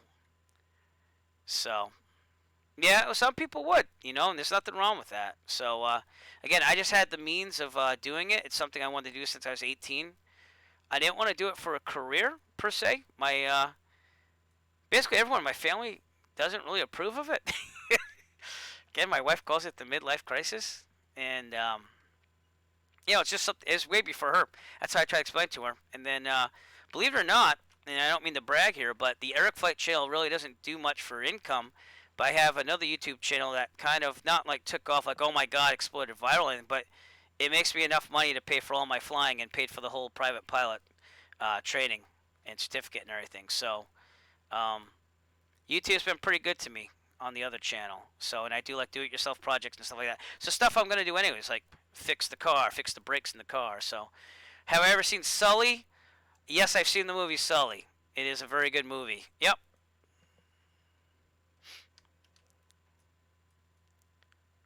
But I mean, I like to think that I mean, I'm not gonna go all out with the sim with the three. I mean, I have a 3 monitor setup, but I'm not gonna put like a whole cockpit in my house. I think that my wife would probably divorce me at that point. But you know,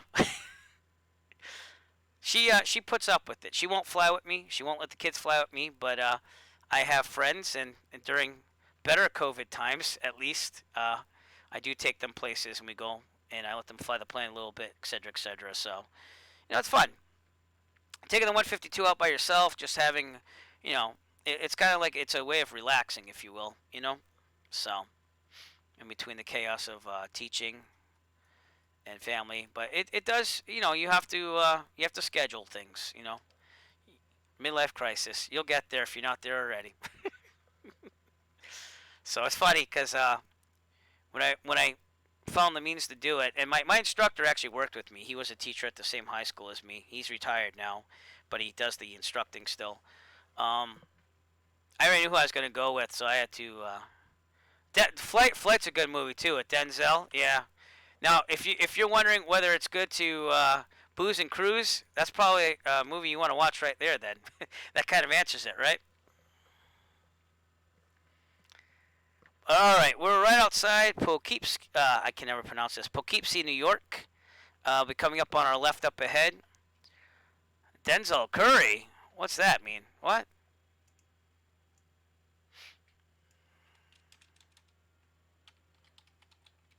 I don't know what you mean by Denzel Curry. We're talking Denzel Washington. So, Denzel Washington. He's a pretty good actor. He's not bad. Let's see what river is that. See if the sectional tells me at all. Probably won't. It's a smaller one. No, but we're just about to cross into New York, believe it or not, right here. So let's get a little look. See that red line? That would be the New York border right there. Steve Rings joining us below. Level that out a little bit. Zometrist in the background there at 7,000. And we're just getting into upstate New York. Be crossing the Hudson out there in the distance. And if you did want to fly with us, just join us. We're on Microsoft Flight Simulator. I'm on the East server. And your best bet's probably Sky Acres Airport, 4/4 November. Should be coming up ahead, right outside Poughkeepsie, New York. But it's been a pretty good flight so far. I have not been skydiving. I think I want to do skydiving, though, after flying out to Danielson and seeing what it's all about. So, wow. There's so many questions on this. Any tweakers who try to stab and jab you while boozing and cruising? No. I will say that although I did not partake in this, that there is a underbelly of the original Rock World. At least there was. At least 15 to 20 years ago. I believe there probably still would be. So, oh, Philly, thank you so much for the tip. Hi, Jumpy Toaster. How you doing? Nice to see you. Where are you from? What do you do? If you don't want to answer that, that's fine too. I just like to strike up the conversation here. So, but, and again, tips not required at all, but I appreciate it because tonight's been probably the most I've made on tips. So we'll be using that for flight funds, hopefully next Tuesday and Saturday. So I'm doing okay. We're enjoying a flight here. Decompressing by flying on the simulator here out to Woodstock Festival site in Monticello, New York. Real world flight. I would have liked to have done this past summer if COVID actually didn't exist. So there's two possible things on that. It's either going to be Ticonderoga, New York, or the Woodstock Festival site in the future when COVID's over for like a trip, you know. And probably take me about $500 round trip to do that. So, Games, Washington. Cool. Nice. Well, if you want to join us tonight, I'm on Microsoft Flight Simulator Multiplayer East server. And we're right near Poughkeepsie, New York. Probably your best bet's 44 November, which is Sky Acres Airport, if you want to do that. I think they're selling that airport in real life. I forget. I'm part of the Virtual USA Flying Club, and like it was brought up that like one of the airports out here is being sold at auction. So like, oh, dude, that'd be awesome. We could have our own airport. I don't know. I think the liability would be a little too much. So. Oh, okay. Well, do what you will, man. Do what you will. Okay. Sky Acres should be out there. Poughkeepsie, New York is out there, and we will be crossing the Hudson up ahead of us. We might be able to barely see it. I think that's it right there. And we are only 28 minutes out from the Woodstock Festival site area, Sullivan County Airport. We do have to go more west, so we're going to overfly the airport. We're going to do like a teardrop, come down lower in altitude, and just scope it out. We're going to do stuff that you really couldn't do as much in real life. I mean, you could do it. What's the altitude out there? It's probably about 1,500 feet MSL, so we want to keep it at least 2,500 and above and check out the Woodstock Festival site. So, Cool. But yeah, this is very. I mean, I've never flown out here in real life in a GA aircraft, but this definitely looks very very realistic to real life flying, if you ask me. And thank you, Jumpy Toaster, for 557 for following me on Twitch. As far as building my own airplane, probably not. I'm probably just gonna save up for. I would like the 172N or 172P. That is a like a late 70s, early 80s, mid 80s 172, so I can fly people. But they're going a decent one for that's about $70,000. So you have to come with like a at least like a 15% deposit. So we're working our way up there. It's gonna take a while. So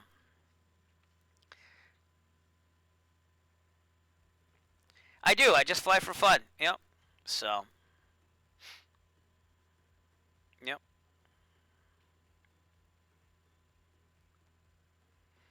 Don't quite get the Warner Brothers thing, but it is what it is. So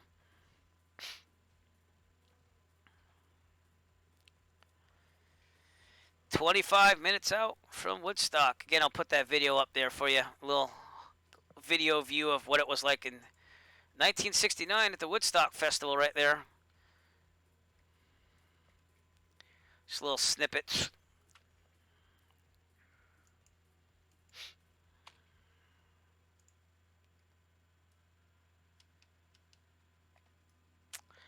And we will probably start a little descent there. Pattern altitude at Sullivan County is 2,400. But again, we're going to go past that. So I'm probably going to cross at like 3,000 or so. And we'll cross the Hudson a little bit. Probably get towards Resnick, November 8-9er airport. And then start a descent down to about 3,000. Take a look at the sights. So, but I researched it a little bit. Again, in real life, what I would have probably done is flown to Sullivan County Airport. Wright brothers. You think so? Yeah. You think so? Yep, they're in North Carolina. They have a first flight airport that you can go visit. So that was part of my around the USA flights from June to November. So that's cool. It's cool.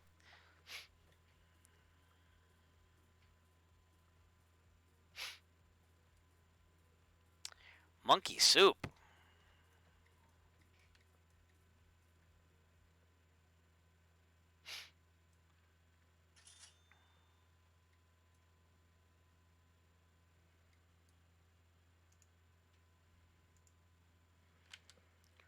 But we are about to cross the Hudson, so we will be having no Sully moments here. I have not heard of monkey soup before. See, now this is when I start feeling old, because I'm like, you guys are going to have to clue me in on this, because now I'm feeling old. Maybe it's just being a father. I don't know. I don't know what makes me old. But now I'm going to check that up. Richard Pablano. All right.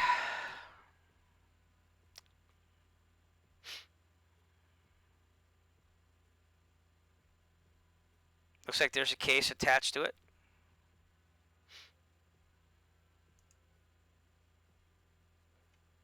Is it a musician? Yeah, I'm not putting it down in the Hudson. We're not Sully, so. Oh, okay. All right, well, I guess, oh, God. I'm not doing the Hudson. We're not doing the Hudson River here. We're going to cross the Hudson. But there it is right there in all its glory. See, New York's that way. New York City. So, yeah. West Point's also down that way. And you could keep crying for Hudson, but I am not going to be doing that. So, no, we're going to make it to the Woodstock Festival site. And I will not skim the Hudson either. Nope. Not going to happen.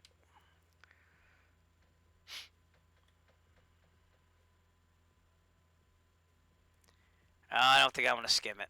Nope. Maybe on the way back I will think about it. if we're gonna do a way back, but so I've tried that. I've actually taken one of my real life flights and tried having the video like I'm doing the Woodstock video right now on this thing, and it didn't line up obviously because the yeah, I won't be boozing, so I'm not gonna have it either. Again, there's a time and place for everything. We're going to Woodstock.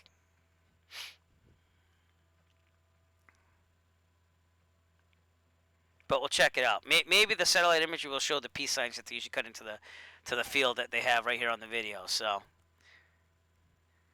I don't think so. Oh God, that would take a lot, especially being a teacher and knowing that students could show up on the stream, which has happened on occasion, and then we ban them. So not out of malice, but out of just don't want to deal with anything. So yep, not going to infringe on your rights to do that, of course. But yeah. I wouldn't say that. They're good kids. It's just that people like to have a private life too. Someone was talking if I met with anyone famous. Think about it that way. I'm like the celebrity, and they're like, oh man, I wonder what he does. So, do try to keep it clean. So, just don't want any problems, and usually it's the other way around. Usually I'm the one that has to bring up the problems, and I've had to do that on one student in all my years of teaching, and it didn't go well for them, let's put it that way. So to avoid any problems, confrontations, we like to just keep our private life private. So you'd be surprised at what kids try to get away with today. So then I look at what I did as a teenager and said, maybe it's just payback. I don't know. So when I get famous, honestly, it's just you're gonna always have this thing where there's gonna be two different worlds. So, but if it means anything, I am licensed as an administrator. I'm just not using it, so I kind of understand educational law pretty well. Too young for that. So, no, without COVID, do you really want to be an administrator right now? Probably not. So,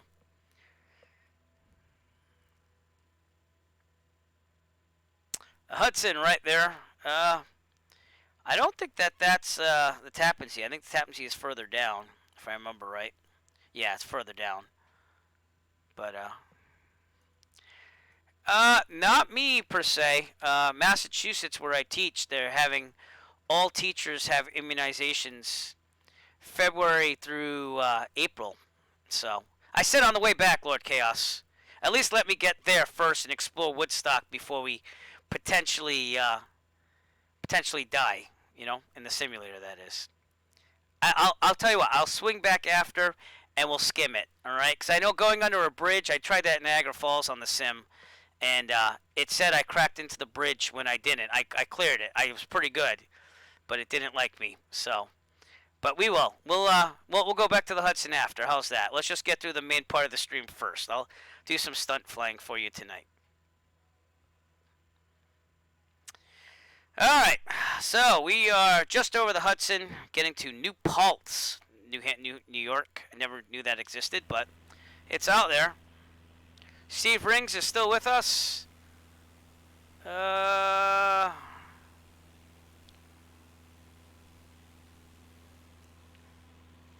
Don't see my other friend there, unless he's lower than me. Oh, there he is. Soundtress right there. And we're flying out to the Woodstock Festival site. I don't know if it's all bridges, but I couldn't fly underneath the Niagara Falls Bridge. So I'm talking the one that crosses the border. So, but I will skim it for you guys. Just let me get to the main content tonight, and then we'll do a special offshoot just for you on the way back. How's that?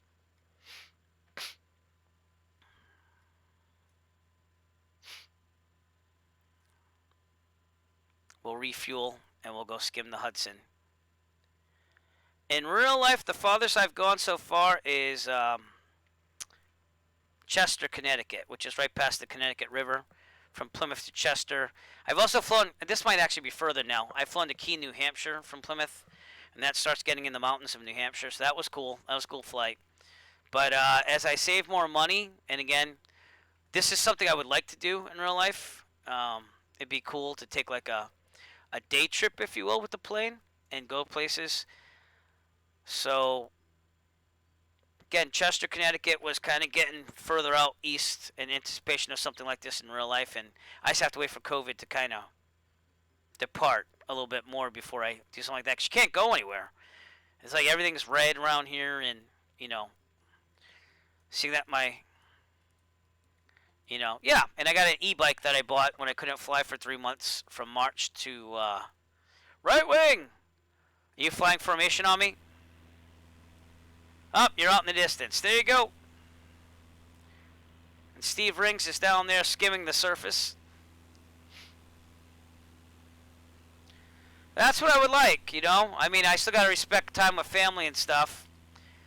But I would like to fly like once a week if possible, and weather doesn't always allow me to do that. So I typically fly about 3 to 4 times a month with weather and everything involved. So, but that's what we do. So, and I've just been flying what they call cross-country flights, which is 50 nautical miles or longer. So I get credit for that. So that when I get my instrument rating, I kind of already have the cross-country done. When they're 18, they're allowed to. That's what I've heard as of now. So would I like to? Oh yeah, would have been awesome like today.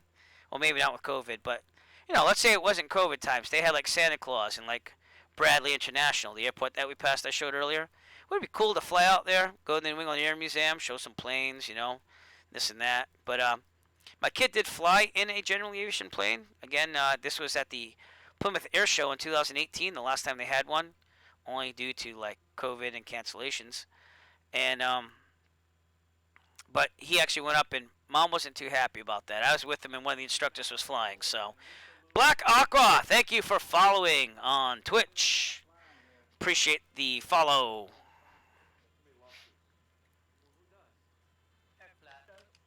Alright, so we're getting up on Resnick here, November 8-9er, which is probably the last airport that we're going to overfly before Sullivan County, which is right outside the Woodstock Festival site. In fact, if you look at the sectional, which is the map that we look at when we fly for those non-pilots out there, you really can't see us because it's on my tablet, but it's here. This is what I fly with in the real world.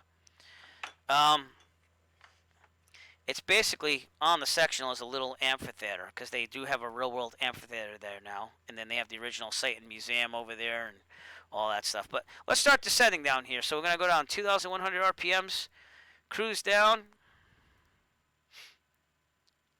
and get ready to overfly the airport around 3,000.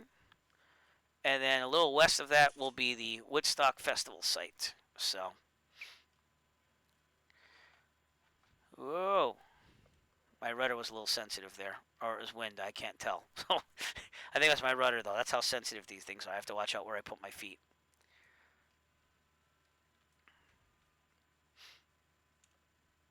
Alright, we'll pitch down for about 500 feet per minute, which is this thing right here. And that's comfortable for most people. Now I'm trimming up. That's just warning that I actually set it for 6,500 if I did autopilot. I don't like autopilot because I've been doing that like all week long. Again, testing up for December 26th run on the Cannonball Run, which is an event. Let's see if I got the link. Yep, here's the link.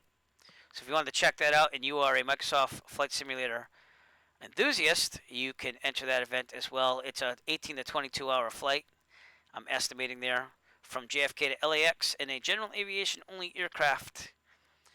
And luckily I have vacation, so I'm able to do it. And Microsoft has sweetened the pot. Microsoft has actually said that the first person to reach Los Angeles will win a set of Thrustmaster TPR rudder pedals. So we shall see what's going on with that. I'm also testing out. Let me see if I can reload this actually. Let's see if it's actually working.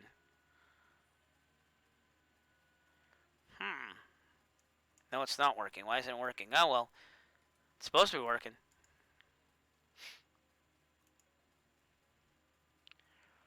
I don't know. Well, I had some tracking software on here for the flight, but it's not working right now, so I don't know what's going on. So, but anyways, it has like a move. It has a map on it, shows you your track and stuff. So I will have to make sure I reload that before I do the event, and that's how they check to make sure that you are doing this for real. So we're over Resnick. We're doing a cruising descent here. Resnick Airport should be somewhere out here. I don't even know what it looks like. It has one runway and it aims towards the north.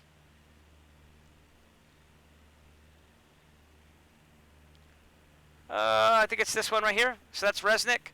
And then out in the distance will be Sullivan County Airport, which is the closest airport to the Woodstock Festival site. And I kept saying this, but I never finished it. But in real life, I'd fly out there. I'd park there. I'd take the e-bike that I usually have, a folding e-bike. I'd pull it out. I'd ride over there. We'd check out the sights and stuff. And then I'd just ride back to the airplane and take off and go back to Plymouth. So, but I bought the e-bike in April after the flight school was closed for rentals. So I took my money and put it on an e-bike for exercise and also have something to use to travel on when going to destinations with the plane. So kind of wanted to do, I don't know if you know Adam the Woo. Kind of wanted to maybe not be as extreme with like every day, like making a video, but like kind of like that. You know, like you go fly out, you have some fun, you show people some sights and stuff, and then you blog the whole thing. And, you know, it'd be kind of cool to show like that on the Eric Flight channel. So,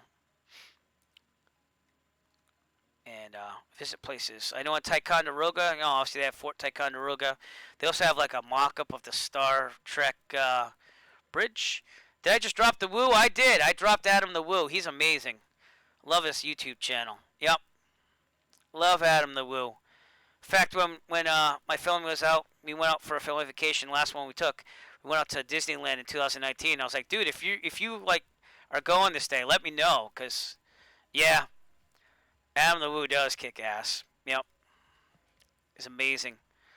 You know, again, musician, did the punk scene for a while, and it's not a lifestyle I could live again because I have a wife and kids, but it's fun to see him, you know, live it up the way he wants to. So, yep. So yeah, I'll drop him all day because I've been watching him since like almost the beginning, honestly, of his channel, and it's cool, you know. You did? Where'd you meet him? He seems like a pretty chill dude, you know, to hang out with. So, but yeah, we didn't get to meet him, but he did give me like a thumbs up or something on that comment. So, but I had my my 7-year-old son, and I was like, you gotta watch some of these videos with me. So he thought it was cool too. He's very much into to Roblox now and all that stuff. But yeah, yeah. So, but I'll tell you, Disneyland expensive. 2019, summer 2019. It was pretty expensive. You know, and I'm from the East Coast where things are expensive, but LA definitely took the cake on that. I could go to Disney World and spend a little bit less. And I actually like Disney World better. I'm not saying Disneyland's terrible. It's got that historical factor to it, but I do prefer Disney World just a little bit more, not a lot. So, Sullivan County, 9.5 minutes out in front of us. We shall see it coming up on us, and then we head west like we're doing right now, and we will try to find the Woodstock Festival site. So, shouldn't be hard to find, but you have to know what you're looking for. So.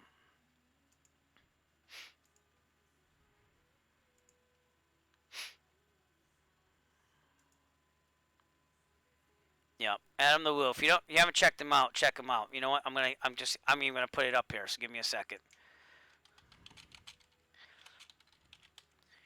I'll give you a link to his channel. You gotta check him out. He's really, really good. Yeah, right. So this is the Adam the Woo YouTube channel, and no, I don't get paid for saying that. He's just that good. So very entertaining. This last video was took a massive monster truck ride through the central Florida woods and swamps at the showcase of citrus. I haven't gotten to watch the last two, by the way, so don't ruin it for me. So,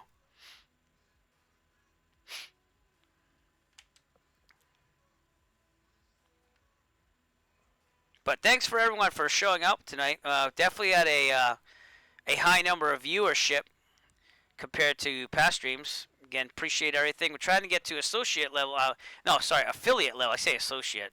Affiliate level here. Is that what it's called? I think it's called affiliate. Where I could offer you more interactive content and stuff like that. But I want to work on some stuff during the winter break. Again, I just have to get through this week. But yeah. So we'll see. So, but thank you for showing up. Always appreciative of that. We will skim the Hudson. Just let me get the main part of the stream over with. So honestly, I have to do it. I'm not on a schedule. I try to do it at least once a week, if not 2 to 3 times a week. Again, being a family man, it kind of makes it a little unpredictable. I do try to write in the schedule when I am going to stream as soon as I know. But it's usually, if I had to say, average 2 times a week. So it really just depends on what the kids need first and then kind of get going here. So, and my wife actually does a very nice job of covering for me sometimes, so I owe her a lot too. So, all right, Sullivan County should be out there in the distance. We're about 12 nautical miles out, so we'll be looking for it. And what I'll do is I'm going to get the Google Maps ready to go so we can kind of compare it to what it looks like on their satellites imagery.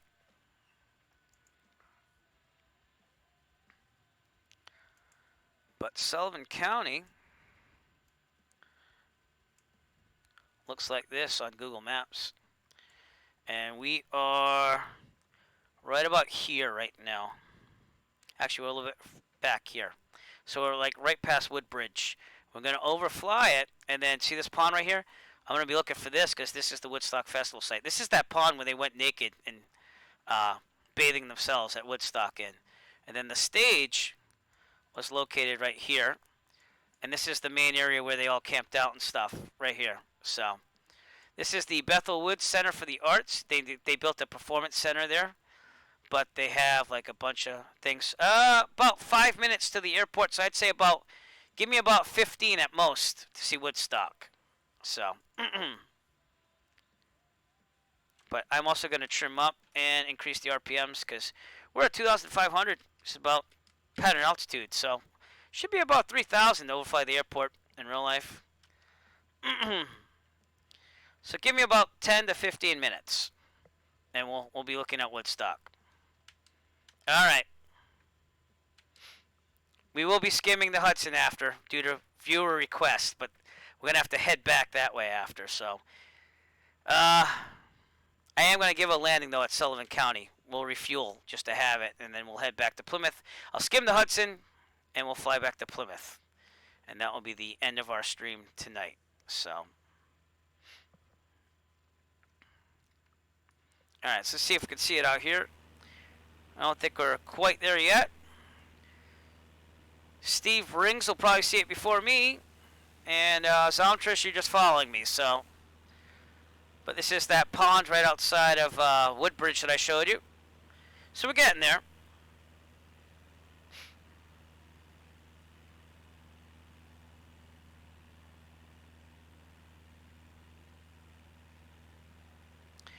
It's about an hour and a half, hour 40 minutes, I'd say. Wasn't that bad. It should be, or typically it would be faster with real life weather because most of the headwinds are coming from the west to the east, so I'd have a wind pushing against me, which would make me slower going across the ground. I'm not using real world weather though. And then on the way back, it'd probably take me about an hour 15 or something, thanks to the winds pushing the plane more in real life. But the weather's really bad in real life here for real life weather, so we had to force nice weather. That is the airport out there. That's Sullivan County. We'll be landing after we overfly and look at Woodstock for a little bit. So we're almost there. Literally, Woodstock's out here. So, or the Woodstock Festival site, I should say. Did not take place in a place called Woodstock. I can't remember what it was. It's White Lake, New York, I think it's called. So. But you can see it right here on the GPS too. Sullivan County Airport. Nice area though. Very rural.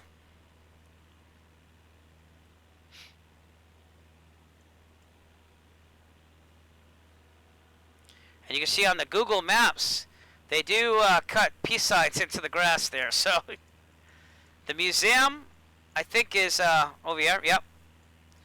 And then this is an outdoor, like, dining area maybe or something. I don't know. But I did ask them. I was like, you know, do you have a place to park bikes? Because obviously I take the e-bike over there.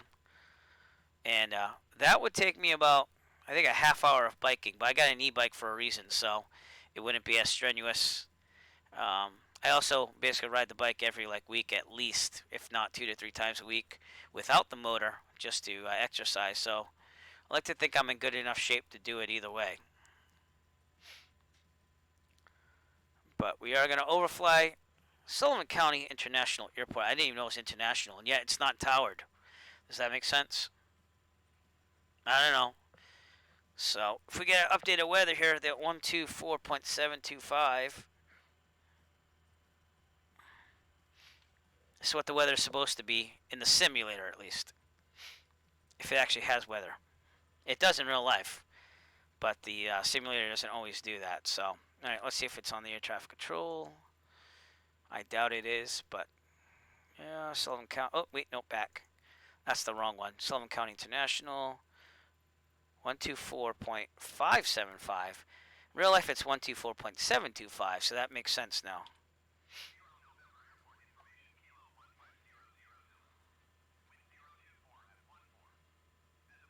All right, 024. So when we come back, we will land at runway 33 because the winds are favoring. That's the runway we're going to do that. It's gotten better. The real world weather has gotten better with the updates, but I do use this program called Rex Weather Force, which does a little bit better job. Again, I had to force clear weather because the weather out here is terrible right now, but they have live weather as well. See that in real life, it's all rainy and cloudy and stuff around the area. So, yeah, it's gotten better. It's not perfect still, but it's gotten better. That's about how I can describe it. So, all right, now we're looking for that pond here. Oh, sorry. And what I mean by that pond is, again, sorry about zooming in and out. I'm trying to do Google Maps here at the same time. Here's the airport that we're overflying. We're going to look for this pond. Again, this is the wading pond where they used to do all the naked baths, bathing, if you will, during the festival. And then this is the field right here with the stage site right here. So we're going to overfly and just keep heading west and look for this pond. So right now, this is that pond that's to the southwest. And then it should be out here somewhere. So we're going to keep looking. It's not that far out. This might even be the site right here because I think this is the pond. So keep an eye on it. I'm going to also trim down and get low. I'm thinking about 2,500 is the lowest we can go. Legally, about 1,000 feet above ground level is where you want to be legally, especially if there's houses. You can go down to 500 legally. That's supposed to be in sparse, non-densely populated areas. So you probably could skim it at 2,000. But let's see what we're dealing with here. Yeah, that's definitely the pond right here. So this is the Woodstock Festival site right here.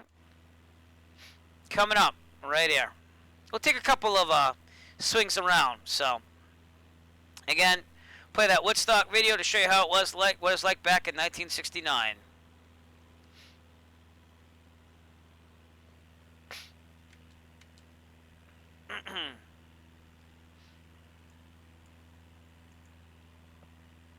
So here's the lake, the wading pond where people used to bathe. A lot of those paths that they used to walk around and were over there too. Then the main festival site, I'm going to slow down just a little bit and pitch up. It's right here. Here's the Bethel Center for the Arts right here. Bethel Woods, I mean. But we're going to overfly. The stage is right here. And you know what I can do? I can pause the sim right over, so we can take a look at it. So we'll do that. But here's the Woodstock Festival site right here.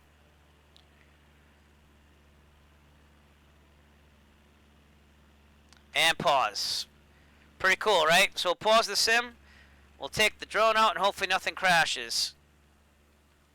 This is not very realistic, but I got a crowd tonight, so let's show you a little bit about what's going on here. So again, here's the Bethel Woods Center for the Arts, which is a big outdoor amphitheater, which is over here. Notice that the default buildings don't do it justice. But, you know, you can kind of see it's kind of an amphitheater. And anyways, the main festival took place down over here. Whoa, grass. And you can see it slopes down, and the stage was right down here for the festival. So Hendrix played down here, and the crowd was up there. How cool is that to get that view? So there is no stage built there right now, but it was right here, right where these rocks and grass were, right at the bottom of the hill. So you'd camp out over here, do your various recreational drugs, I guess, if you were into that, and you'd see Woodstock from here. Again, this is the drone view. We paused the aircraft up in the air, so it's just hanging there in real life right now. I believe that over here in real life, they won't show it on the simulator, but there's an actual monument. It's like a little plaque, if you will. Let me see if I can get that plaque and show you what it looks like. Oh, I'll probably pop. Yep, here it is. All right. So right here where I'm looking, it would look like this. This is where the stage was. This is that field I just showed you, and they do let you go out there in real life from what I understand. But they have it as a music and arts fair held on August 15, 16, 17, 1969. And this was the marker erected by the owners Louis, Nicky, and June, is it Galish, I think, from 1984. But that's what this view would be right here. So you'd see the stage. It's actually more of a, I'll be totally authentic, it's more of like a view like this. This is what it looks like in real life. So, pretty cool. Again, National Register of Historic Places. Peace signs cut into the hillside. That's looking up. They have the stage right over here, looking up the hill. Oh, yeah. This is the museum, which, again, I would want to see. But, again, in COVID times, it's open right now, but they have special restrictions in place. And I just don't think it's, personally, for me, it's not the right time to go, especially with having a family I have to worry about. So here's the outside of the museum. And then, again, this is a sign for the museum to kind of show you what it looked like. And it was pretty beat up. So, but, I mean, you had that many people there, so it made sense. If you ever want to watch this, this is the stage area right here. So they built like little stone towers. But this is a place that's selling like pieces of the plywood. See that stage right there? They're selling pieces of the plywood that made up the stage as like relics, if you will, and like collectibles. So, but they're wicked expensive. Here's a little panoramic shot, I believe. No, it's not. I thought it was. It looked like it was. Or maybe it was. Oh, yeah, it was. Cool. So if we look down, the stage is down there. And here's the field. It's pretty cool. I love panoramic shots. I think that's awesome. So, but we'll take a look at the simulator in a second. That is, I think, Joan Baez. Get another panoramic shot. Maybe not. Nope. But pretty cool. It'd be good to visit there, you know, and that's why this is one of my want-to-do flights, basically. So I don't know if I want to do yoga. Not really much of a hippie, believe it or not. So, but it'd be cool to visit. So, again, this looks like drone footage, and I didn't think they allowed drones there, but oh, that's panoramic too. Look at that shot. See, we could recreate that one too. But again, the stage and the field where people were. Pretty cool. Be cool to take like a picnic lunch there too. But yeah, and then this is the woods. I believe around the pond, they have the woods with trails and stuff. This is where they had like, I believe, the little shops and stuff, where they trade goods for free. Because it's all about, you know, living free and stuff and peace. That's a random woman posing there. Man posing with that, but it would be a cool place to visit, you know. Again, this is where the stage was and the museum. And I think that's, oh, inside the bus. That's a trippy bus. Here it is in winter. And yeah, it's pretty cool. Stage site one more time. So you must be able to go on the stage site somehow. So, all right, getting back to the simulator though. This is what it looks like. And that drone shot was 69. The second Woodstock was not in the same location. The 25th anniversary was Woodstock 94. And I think they tried to book the original site, but they just couldn't get it. So they did it a little bit outside the area. And then Woodstock 99 was the second reincarnation of that. Because as you know, the music business is all about the money.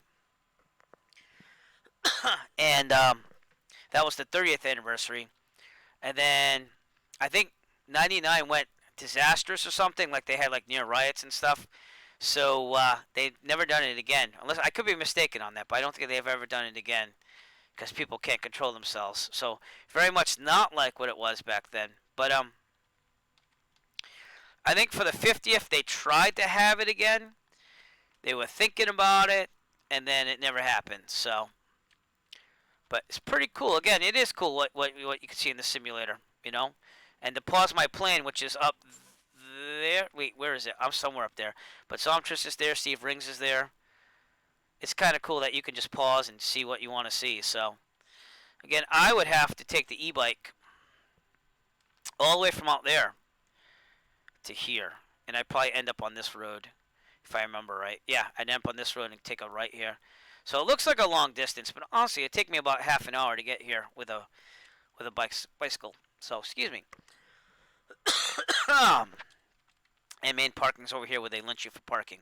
Hence why I wrote an email and said, can you let me know if there's a place to put bicycles?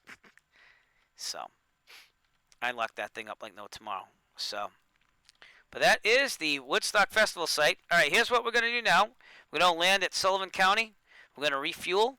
We're going to make our way back to Plymouth, and I'm going to skim the Hudson for my dedicated viewers tonight. I appreciate you being here tonight. And we're going to do this. So to get back to the plane, we just push the number pad 5. Goes back to where I am. And that's how close we were. We're going to overfly, so we'll unpause. Without the drone.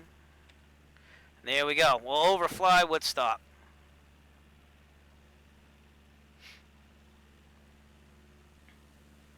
Pretty cool. Again, this was the pond where so many of those naked people are taking baths. So, be one with nature. Pretty cool. And then, even on the outskirts, they had like the man that owned the place. I think he lives somewhere over here or in the back here. I can't remember. But he's long gone, and they've sold out a lot of the places. So, alright, we're going to get a little more situated again. We're going to get my RPMs up because we're getting very slow. And we are going to bust a left turn, clear on the left, back to Sullivan. And what we will do is we'll set up probably a left base for runway 33 at Sullivan. So that's what I'm thinking. I'm going to use my GPS to do that. So if you guys want to land with me, just line up behind me, and I'll get you back there. So, but pretty cool what you can do with the simulator. Look how big that crowd was on that video there. You know, that's a view from the stage. So, and most of those people are volunteers, if I remember right, too. So, pretty cool.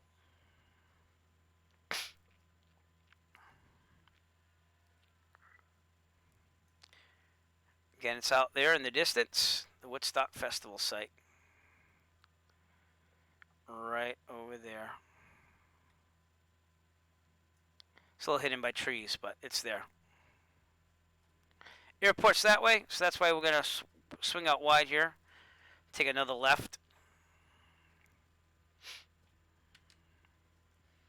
Pattern altitude, once again, is 2,400, so we want to be around 2,400 when we get closer. We'll let it descend just a little bit. At 2,500 RPMs, we'll slow it down, and we'll do a landing there. But how many of you would think this would be a cool flight to do as like a day trip? Go out there in the morning, spend a couple hours, maybe 3 to 4 or 5 hours out there, and then head back. That'd be cool. And with summer, it wouldn't get dark as quick. So we left Plymouth around, I want to say 9 o'clock. So we've been flying for almost 2 hours. I probably have about 3 hours of fuel left. But again, in real life, I'd probably land at Sullivan and then take the e-bike. So. Alright, we're going to head out here We're going to go more out here eventually, and then take a left base. That means I'm going to enter over here, take a left, and be on final, which means the final landing spot over there. And if we were going to call this, we'd be on 122.8 for the CTAF, which is the Common Traffic Advisory Frequency, because there's no tower here. So you'd be calling out and saying, Sullivan County traffic, Cessna Echo Foxtrot, 3 miles to the southwest, setting up a left base for runway 33, Sullivan County. So with all that, I just said I'm 3 miles to the southwest. They'd be looking for me out here. And then I'm entering in on a left base, which means I'm going in and taking a left to land on that runway for those non-pilot people out there. Okay, we're going to slow this down a little bit. And we're going to descend down to 2,400.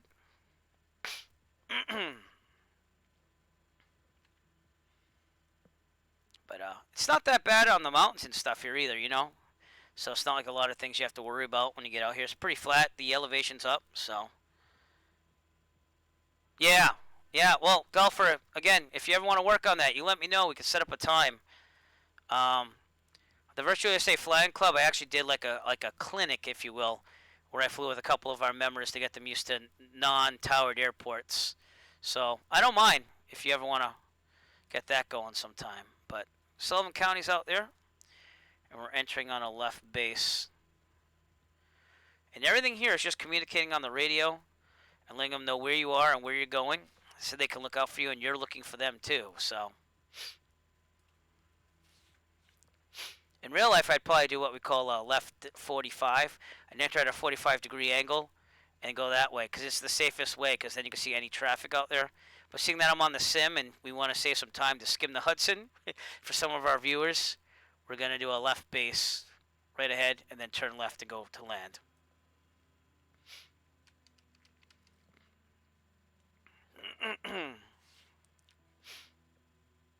But yeah, you take your time with VATSIM. Go to a non-towered airport, and I mean, you could kind of look at some of the Eric flight videos. Someday I want to do some tutorial videos still. I just haven't had time. I've been trying to edit my real flight videos, and this past one's been kicking my butt. I've been working on it for like 8 hours already, and I'm just about done with it. So, but making some tutorial videos about like communicating. I did try one time, but then I forgot to unmute the microphone, which kind of stunk. So it was what it was. But that is real video from 1969 with the Woodstock Festival. And who knows if there'll ever be another one. It's very commercialized now, which, you know, is a good and bad thing, I guess. So, all right. So here's where we call out and we go. Sullivan County traffic, Cessna Echo Foxtrot, left base runway 33, Sullivan County. So, yeah, but you could just log on there in a non-towered airport, and I could like spawn in with you, and I could just kind of like be like the guy on the ground, because they won't bug you. You don't have to contact them on non-towered airports and stuff. It follows real world policies. So, all right, we're gonna go down to 1700. This is what we do in real life. That slows us down enough. We wait for 110 knots. Then we put 10 degrees of flaps, which are these things. They let us descend and slow down the plane to land, and I want to be about 80 knots or so. I'm going to turn final. It's runway 33, so that means about 330 should line me up with that. This is the thing that's not as realistic. It's called, I have no peripheral vision unless I move that thing. And here we go. We're a little bit high. I can tell already, but we'll be okay. Here we go. And at this point, I'd say Sullivan County traffic, Cessna Echo Foxtrot, final for runway 33, full stop, Sullivan County. Yeah, you could even fly as long as it's not like in a class D or C or B. Just don't enter one of those, and you can fly wherever you want without air traffic control. So, and they won't mark you on anything. You know, if you go into a class C, D, or B, you need to have contact with them. If you're outside of that, you're all set. Like if you go to Plymouth, where I always start, because my role at base, you don't need to contact air traffic control at all there. All right, we should be about 1,500 now, which I should have done on base, so I wasn't thinking. And we put in another 10 degrees of flaps because we're in the white arc here, which means that we can deploy more flaps. And we want to land at about 65.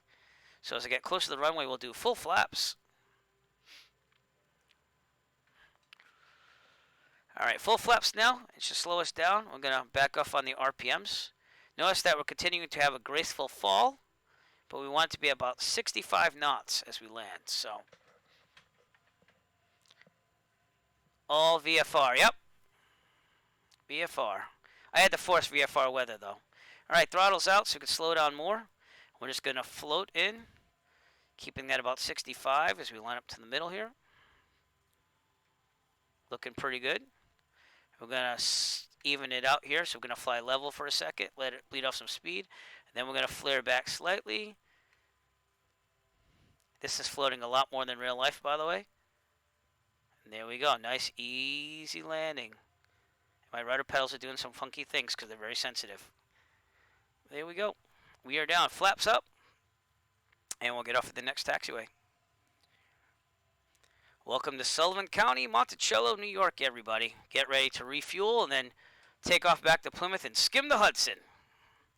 You guys are still here, right? Skimming the Hudson? We'll do it. Follow this yellow line off the runway. Again, my rudder pedals are sensitive. I'm still working on the sensitivities. So bear with me as I do that. And there we go. Yeah, all right, good. I'm just making sure you're still with me. Let me refuel first. Skimming the Hudson.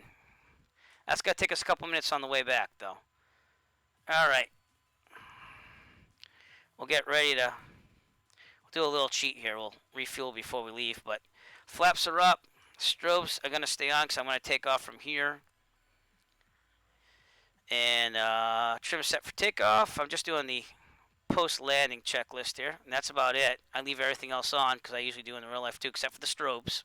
But we're going right back up.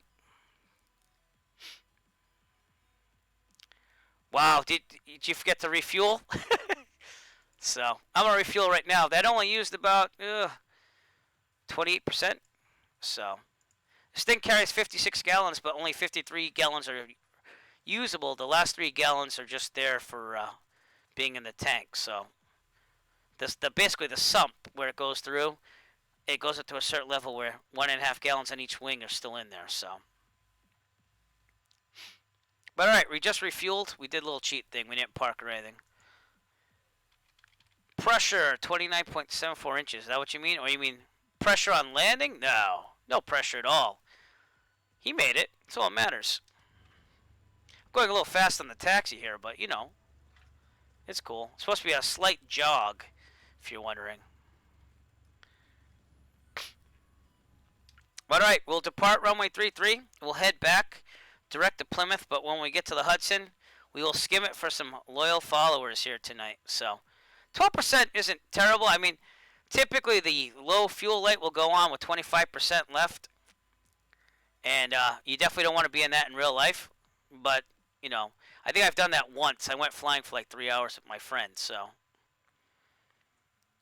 Alright, let me load the flight plan here, the reverse flight plan. And then we'll depart here. I'm going to stop right here. Oh, plan, load, reverse. And that's the cool thing about the electronic flight bag. So it does reverse there. I probably should have stopped there. Alright, we're good to go. Again, I would be more parked this way to see no one on downwind, no one on base, no one on final, no one on crosswind. And we'd call out like so. We'd go.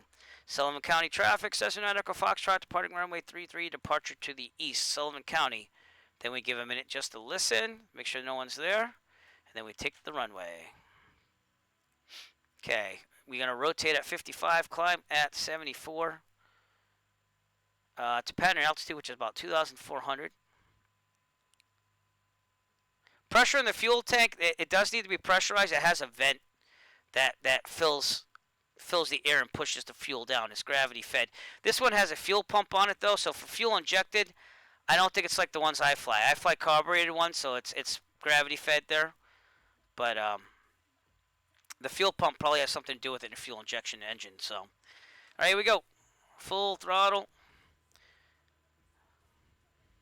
Heels on the floor. Rotate at 55.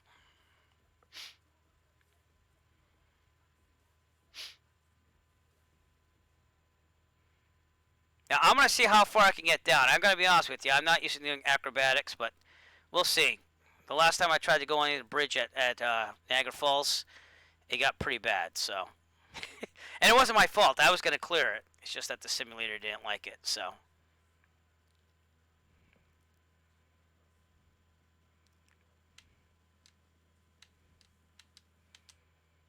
Okay. Pick up some speed here. Oh. I didn't increase my mixture. That's what happened there. I should add more power there. But right about there, now you see the speed climb a little bit. Yeah, that matters. That mixture should have went all the way in when I landed, but it's okay. You gotta wait till I get there, Tommy. You gotta wait till I get there. I gotta fly out there. We get to 2,400, we'll take a turn to the right. Make sure we're clear there first, of course. And then we'll head towards the Hudson and direct to Plymouth.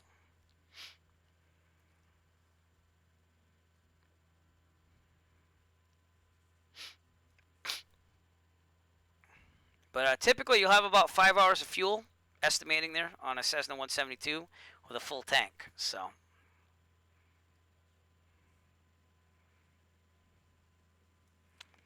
Alright, at this time, we will now take off the Woodstock references, as we've already passed that in our flying. I had 2 guys, I think. 2 guys that I'm flying. I just invite everyone, and it is what it is. We're coming up to 2,400. We're clear on the right from what I could see. Usually rock the wing up a little bit. We're good. And turning to the right. But, yeah, it's been good. All right, this is for you guys.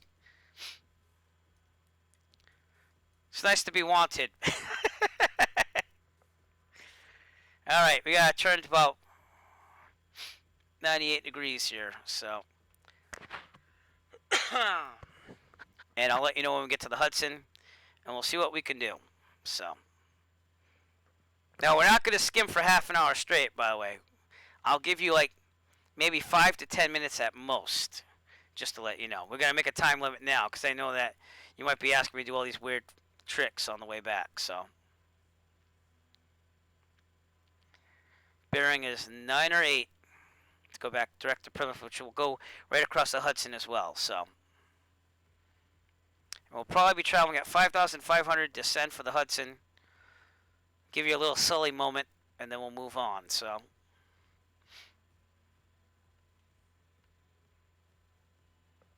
all right, this is so I get back on track. I'm a little bit more than 9 or 8. And again, we'll level off at 5,500. Not that I have to do this, but I set the autopilot for that just in case if I want to. And see what I can do. It's going to be interesting.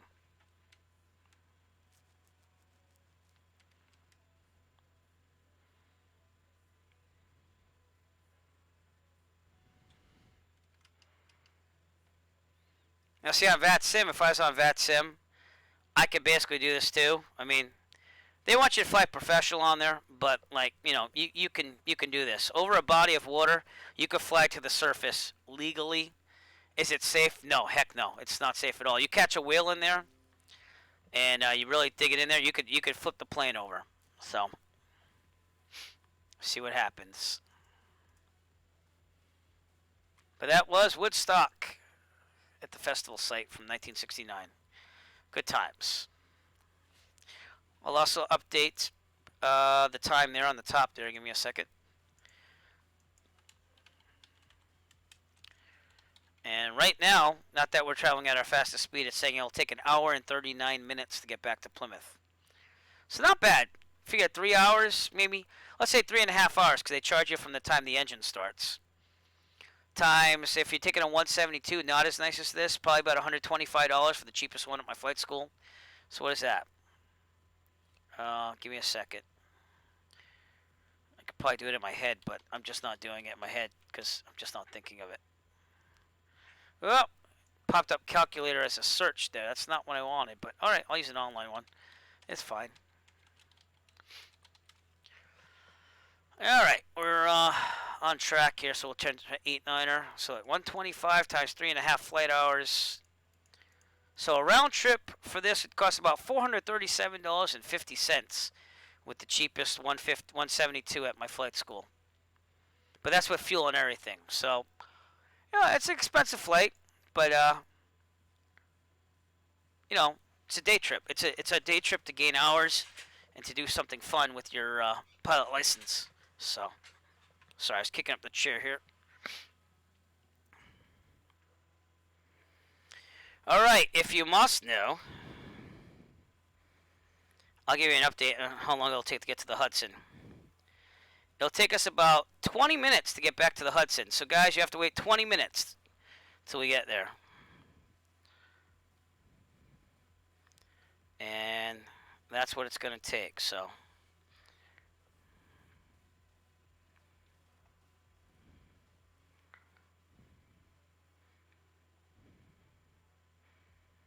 about 20 minutes till we skim the Hudson.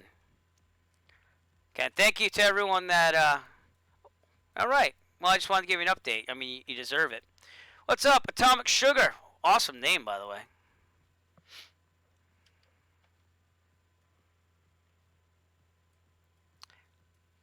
But we have a viewer requested, let's skim the Hudson on the way back to Plymouth, so I'm going to do that. Again, guys, I do appreciate you tuning in tonight. I can't tell you how much I appreciate that. Appreciate even the tips, although not required at all. Do appreciate that so that I can further fly in real life. It's going to help me out there. Not required at all, though. I just appreciate people tuning into the stream, and we've had I'm gonna say I think we've had the most I've had since starting streaming in June. So it's I'm really appreciative of that. I appreciate that. So I'd like to dedicate this future skimming of the Hudson in about 18 minutes to you loyal viewers tonight, staying on the stream. Do pilots do this in real life? Well, yeah, the dumb ones. I actually, I was having, in fact, I don't know if those people are still here from Plymouth, but I was having breakfast at Plain Jane's before a lesson one morning. This is early in training, probably like 2017. And this guy's like, yeah, I took it down all the way to the water, man. I'm like, cruise, oh, it's awesome, man. And I was just thinking, man, he has a death wish. So, but yes, you can fly as long as you're away from anybody and ships and everything. You can fly down to the water as a pilot. Again, it's not safe, and it's not generally accepted. So, but we still have about 17, 18 minutes, guys, till we get to the Hudson. We'll climb to 5,500.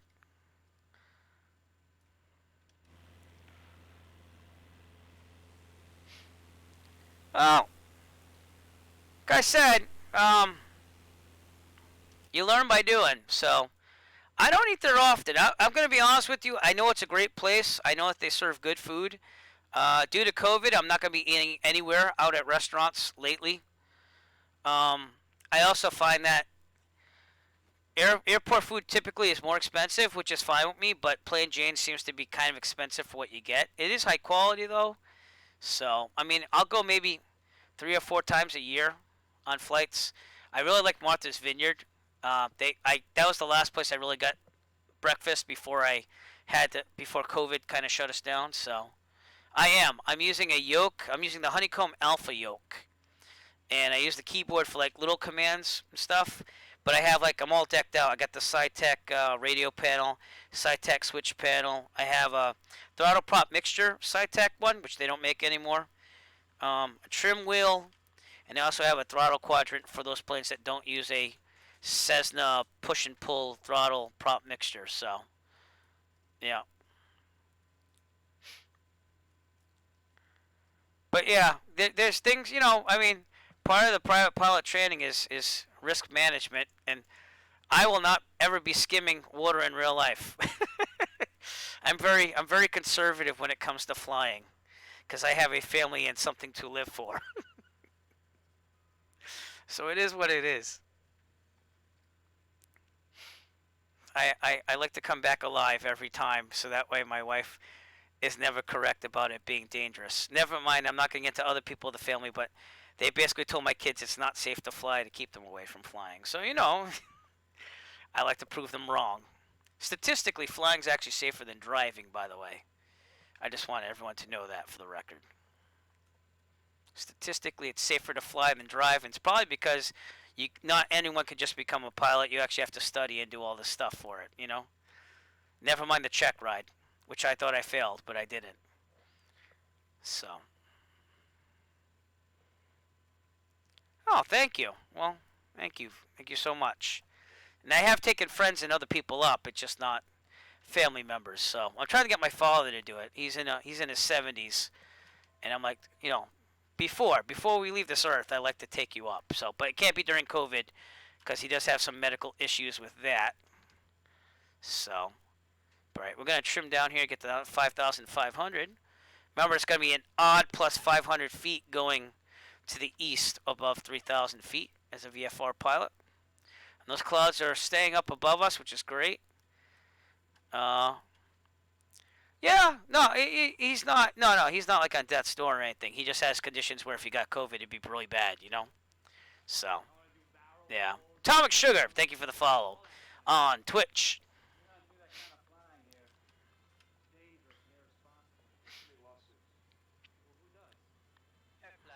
All right, update on how long it's going to take us to get to the Hudson. Let me get it in the GPS here. Can't be that much longer. We still have a little way to go. About 11 minutes, guys. 11 minutes to the Hudson, and then we're going to skim it for you. So, well, that all depends, I have to get to know that you won't grab the yoke and put my life in peril. Keep your feet away from the rudder pedals, and let me control the radios. So, 11 minutes to the Hudson.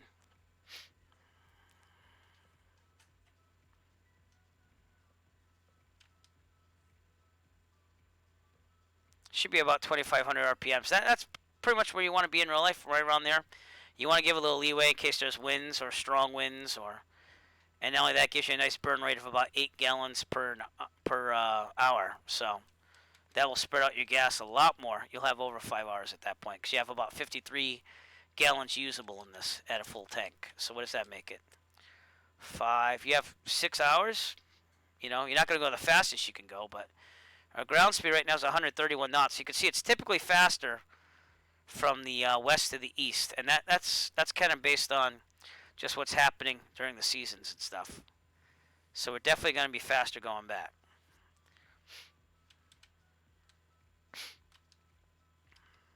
But I'm going to keep it pointing to the Hudson, by the way, on the electronic flight bag. So you have about 9.5 minutes now. We are passing Resnick Airport again, November 89er. Right down there. We got little hills out here. Nothing you can't handle, but that might be the Hudson out there. Not totally positive about that. But I guess we'll take a right, head towards New York City on the Hudson, and skim it. That's what I'm thinking. I thought that was an amusement park for some reason. That was weird. But that's Resnick Airport right below us.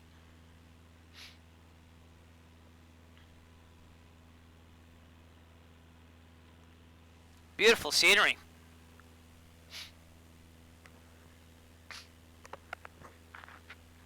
Steve Rings and Songstress are still with me. I am flying the Cessna 172 SP, which is the newest model 172, something I will never touch probably because it costs about $300,000 to $500,000 based on what you put in it. And it has the G1000, which is the advanced avionics. I typically fly planes with what we call steam gauges, which are the less fancy ones that look like this. These are backup gauges, by the way. But everything is right here on the G1000, the Garmin. So,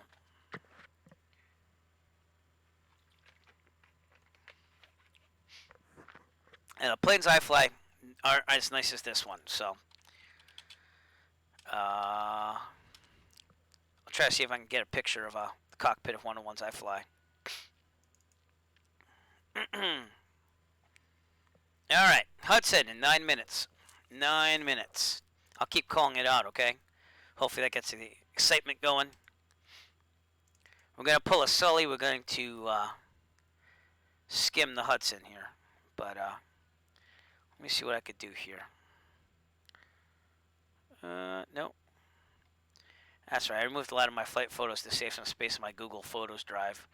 Just give me a second. Nope.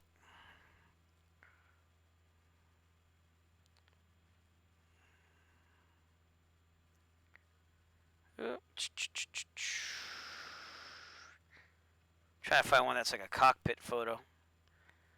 But if you want to know what New England looks like in the fall, here's some real life pictures of flying over my house. And obviously, I'm not going to point out which one's my house, just out of security reasons. But this is my neighborhood. This is me flying the 152 over Dayton, Massachusetts. But this is in November, so you can see like it looks a lot different than the summer, which is what the simulator emulates. It's very green out here and lush. Whereas in the fall, in New England at least, this is what it looks like. You have your reds, your blues. There's a lot of leaves off the trees and stuff like that. So it looks very comparable, though, to what it is, you know. And the Woodstock site kind of showed you that, too. So, but, share the cost with me. Share the cost of flying. Goffo, where are you located again? Is it upstate New York? I can't remember where you are. I have someone in the Virtue USA Flying Club that's trying to convince me to fly out to the Cleveland, Ohio area and back. So that'd be about $800 to $900 round trip. So, you know, it's all good. Oh, boy. Thank you. I built the computer in 2019 with my 6-year-old after having gaming laptops that I'd use for work and play. But Hudson, 7 minutes.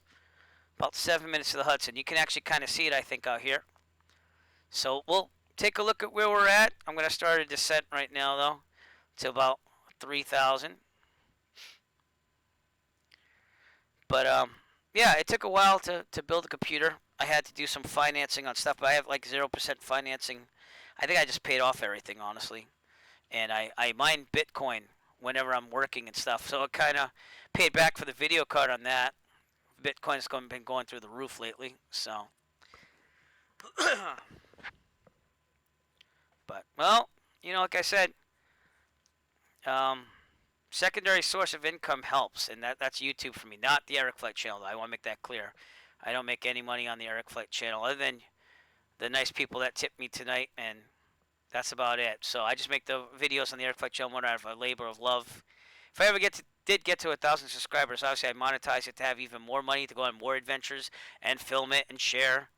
But I have another YouTube channel that I do, so I don't know the family up there. Like, I know my family descended from there, and I know that there's some relatives out there. The unfortunate thing is that's my father's side of the family, and there was some weird things that happened with his father that kind of made us not associate with that side of the family, like, to the point where even, like, my uncle, his brother, went up there to visit just to see what they were like, and I was like, I want to go, and my father's like, I don't want you to go, you know, so it got a little creepy.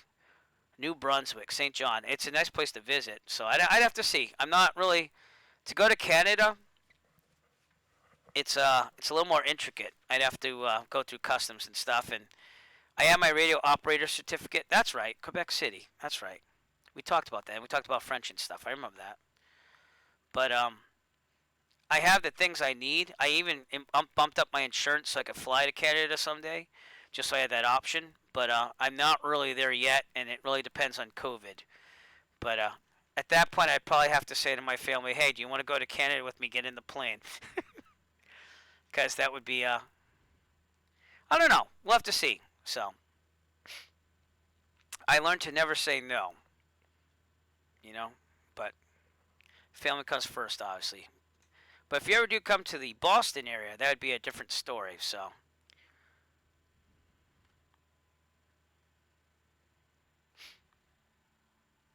Alright, that is the Hudson out there. We're going to pull a Sully, everybody. We are about 4 minutes out. Maybe 4.5. And we're going to descend down, get a good look. Look towards the right. There was a bridge out there. I don't know if I'm going to be able to fly underneath it, so we'll have to see. And but that is the Hudson. If you keep following that, it's going to go to New York City. So, and again, this is a viewer request. Skim the Hudson, and I'm obliging. But we're gonna take a look at what it's all about first.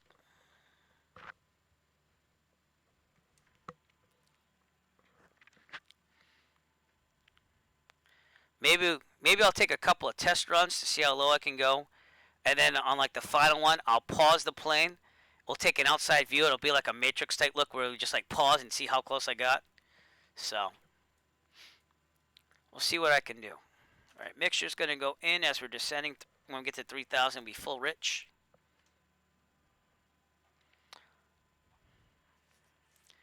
Well, I think it's winter. You know what I mean? It is what it is.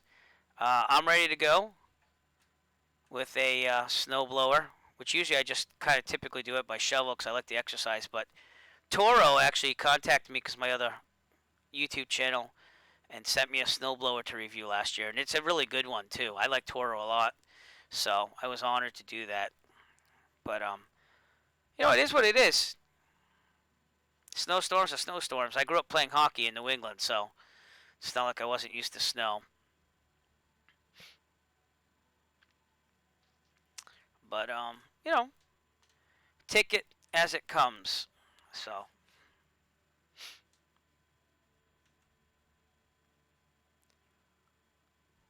I know Tuesday, when I was planning on flying for real in the 152, the issue was wind. It was supposed to be sunny but windy. So I have to see how strong the winds are and see if I can get a flight in. So that we can do. We can do Niagara Falls, Ontario. And we can do New Brunswick. Let me show you something here while we're descending for the Hudson here. I planned as another flight, a series of flights here on the simulator at least, that I want to try making it to Europe with a 172. And I think I came up with a way that it can happen. So let me, where is it? No. I have it saved here somewhere. Keep an eye on that Hudson for me, would you? Still descending down through 3,000. Where is it? US to Europe. There we go. Let me load the plan here. This kind of goes towards New Brunswick, but not quite there. But this is the thing that I'm thinking about doing in the simulator. Going up through Maine, through Septiles, going here, crossing over to Iceland and Greenland, and then going to Europe and making that happen. So, yeah, they sent me a battery, lithium-ion battery-powered one, and the thing's pretty powerful for what it is. I have a smaller driveway. My old house had like 2 driveways, so I'd probably have to charge it again if I used it there. Mixture's all the way in. Good. We're under 3,000. But it takes up about 9 to 12 car spaces of area, and it has no cord on it because it's battery, so it's awesome. All right, here we are at the Hudson. There's a bridge. I'm probably not going to do the bridge, guys, because those struts look a little close. But we'll overfly that bridge. We'll skim over here. And it looks pretty straight there, too. Reasons why you might not want to do this in the real world. One, you catch the wheel in the water. You could just basically flip the plane over and die. And it's over water. So if you capsize, you're kind of screwed. 2, you don't know if there's going to be electrical wires going across. And 3, it's just not smart. But we're going to do it for you. So here we go. Cruising descent down to the Hudson. We're going to pass that bridge and kind of skim right here. So I don't know if I'm going to be able to touch the wheels down to the water because I'm probably going to die if I do that. I'm not very experienced at this, so. And rightfully so. Trimming down. 2,000 feet. Speed's looking okay. Ground speed's 124 knots. So let's calculate that to miles per hour in case I slam into the Hudson.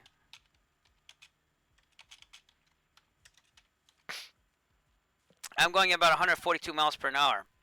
So, with that, we do not want to hit the water. That would be bad. All right. Sully moment. The engine's fully out. The throttle's all the way out. And now I'm gliding. Best glide speed 68, by the way. So if I was in an emergency right now, I'd pitch for 68 knots. Like this. Airspeed's first. I'm also thinking about best place to land. So I'm thinking, oh crap, where am I going to land? Well, you can see you want to stay away from people and stuff, and there's no real big open areas, which is why Sully had a problem. And this is the Sully moment for my most treasured viewers tonight. So here we go. All right. With that, he decides to go into the Hudson because he has no other choice because he doesn't want to hit people. He's got lots of jet fuel because he just took off. By the way, this Sully moment brought to you by treasured viewers of the Eric Flight channel. Thank you, treasured flight viewers, Eric Flight viewers on the stream tonight. All right, we're 1,000 feet. I might be able to do that bridge. I don't know. I'm probably not going to do it because I don't want the sim to crash and then start over. But here we go, guys.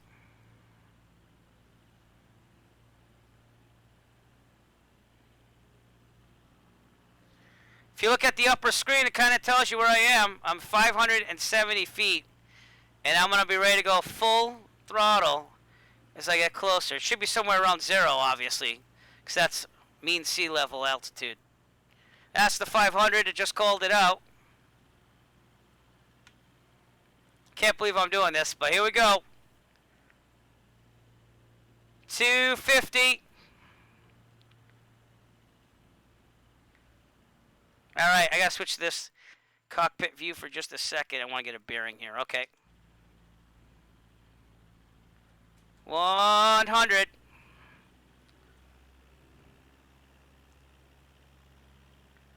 90. I'm gonna go easy on this. 100. I'll try to get to 50. I think that's what I'm comfortable with. 80. Oh crap. 70.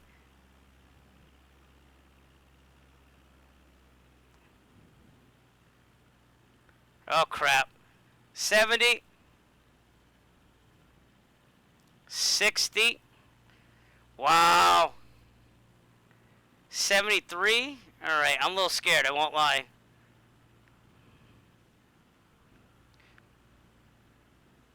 50. 40. If I see a shadow, I'm pooping my pants.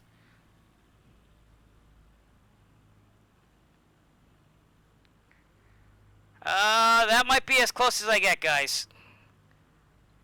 30. 30, 30, 30, 30, 30, 30, 30. Riding it.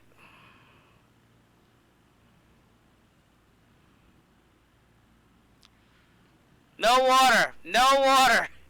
Alright, that's it. 27 feet. I got down to 26. You saw it all. 26 feet. Now what the hell did that look like? Let's see what it looked like from the cockpit. Alright, here we go. We're going to get a cockpit view. 26 feet. That's where I was. So let's slow this thing down.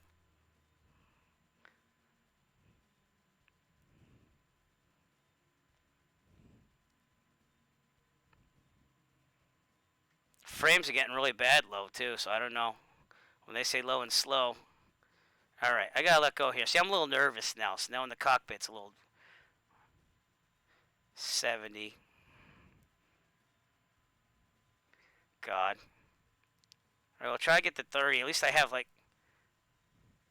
Steve's beating me, by the way. Steve is totally beating me, by the way. There we go. I'm at 20 now. Steve, you're doing good for me. You're giving me a visual to follow here. I'm at 10? No, it says 51 feet. Alright. Oh, I forgot to reset the altimeter. Jeez, that could have been bad. Steve is pretty cool. I'll give it to him. But I'm also not dumb. And I'm also getting towards stall speed in the 40s. So...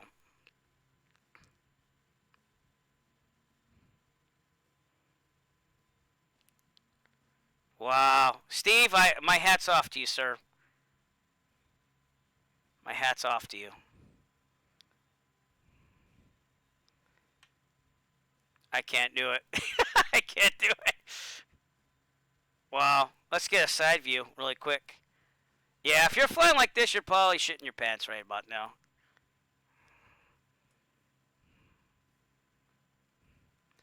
But Steve, I don't... Are you on a float plane, Steve? Wow. Wow. Alright, now see, now I'm jealous. Now, I mean, I'm not a very competitive person, but... Here's about where I was at 27 feet, right? I'm like 5, 6 feet above that.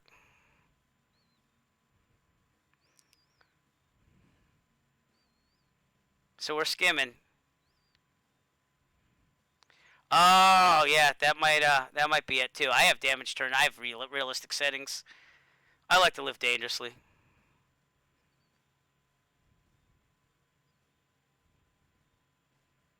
Wow. All right. Well, my hands just aren't letting me get down to 27 anymore. Let's go for. I'm just gonna. There we go. That's 27. That's as close as I got. All right, pull it up. Here we go. Whoo! Steve is the man. Keep going. I'll give you another minute, and that's it. How's that? And there's a bridge coming up. All right. I'll think about the bridge. I'll think about the bridge. If I happen to crash because of the simulator, though, I will reload at November 6th Niner, which is an airport that's to the left of us. Actually, I'll reload at Hudson Valley Regional, which is right next to us. So, yeah. All right. This is it, though. I'm going to get low. I'm going to go under the bridge. If it crashes, we're reloading at the Hudson Valley Regional, and we're heading back to Plymouth. If I go under it, we're climbing, and we're going back to Plymouth. This is it. Steve, follow me on this if you'd like to. God. Here we go. 59 feet above sea level. See, but you can't really tell if the Microsoft Flight Simulator got the elevation data right, you know? Just saying. All right, now, this bridge seems... Does it look like it's sagging to you? Like the middle looks like it's lower to the water? Well, let's see if he does. I have no qualms. Steve, please do. No doubting. Anything is possible if you put your mind to it.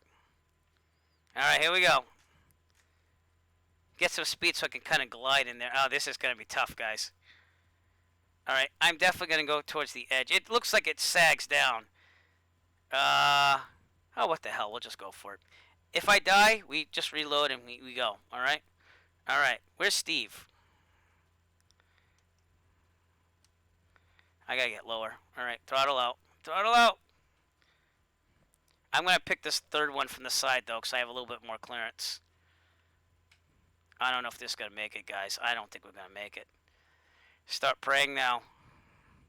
All right, golfer. Remember, usually we don't fly like this. It's needless and it's reckless. All right, here we go, guys. Oh, crap.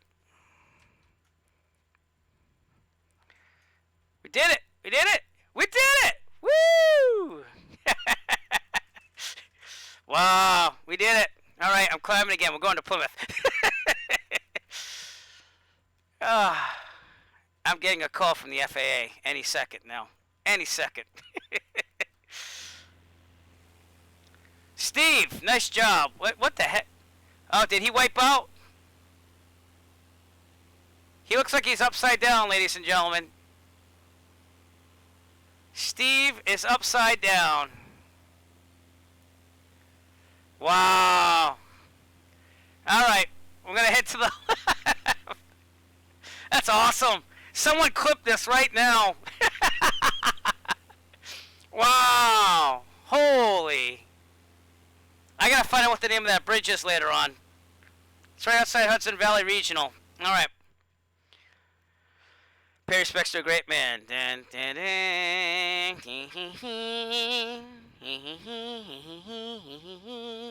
All right, we're going to climb back up to 5,500 full throttle. Climbing about 700 feet and hopefully not hit any of these hills on the way there. All right, I got to check my GPS out data to the tablet because that did something. I really wasn't paying attention to that. Hey, 27 feet. Was that bad? Was that bad? Oh, I'm not doing it in real life. I would lose my certificate for real on that one. That would be understandable FAA calling you because they saw that on YouTube and they're like, we're a little concerned with your flying and we'd like to have a talk with you. Please call this number. Yeah, bad idea. We will not be doing that. Not after I spent all that money on a private pilot certificate.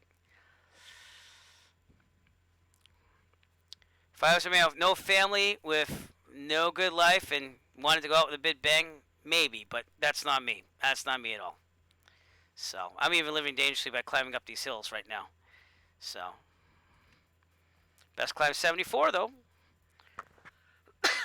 And we could also just put in 10 degrees of flaps and climb at like 65, I think it is. And that way you climb faster. So, but we're going to make it. This synthetic vision, by the way, this is why I'm taking that G1000. But, C Noble Savage, thank you for following me on Twitch. Glad you like the, yeah. I guess I did tonight, so I can't say that I don't anymore, at least on the simulator, right? That means we're 500 feet above terrain, by the way.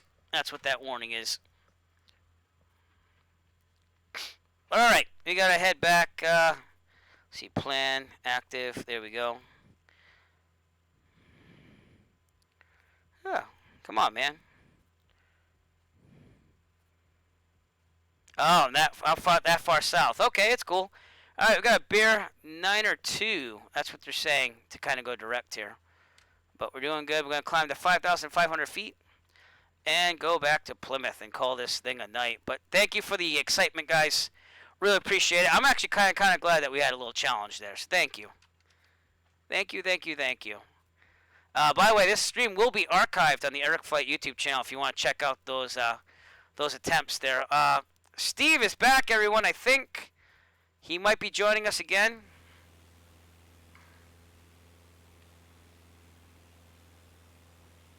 And Zomptress is out in the distance.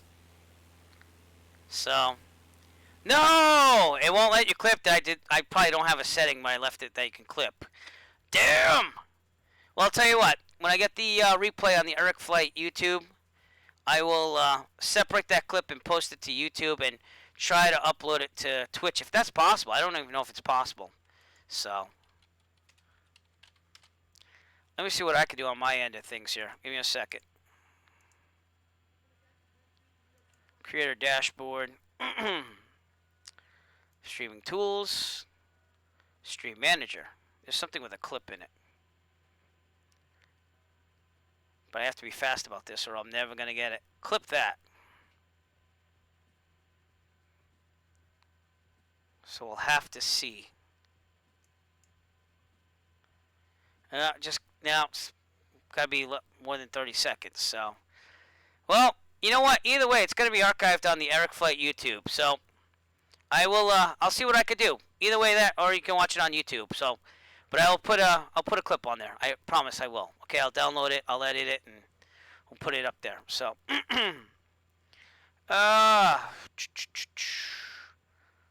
yeah, I gotta get better at this Twitch thing and on the other settings and stuff. Like most of the stuff you see on the stream, that's all like Photoshop and a plug-in for Fly Live and stuff like that. So, but we are back, going back to Plymouth. We are south of Poughkeepsie, New York, and south of Hudson Valley Regional. Kilo Papa Oscar Uniform, which is off to my left.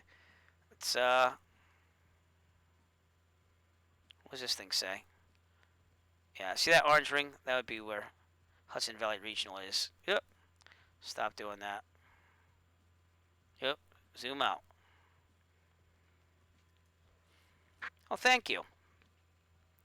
It's a lot of Photoshop, animated GIFs, stuff like that. And to be honest, I learned those skills by repainting aircraft in the late 90s and early 2000s for Virtual Airlines. So, I just kept it going.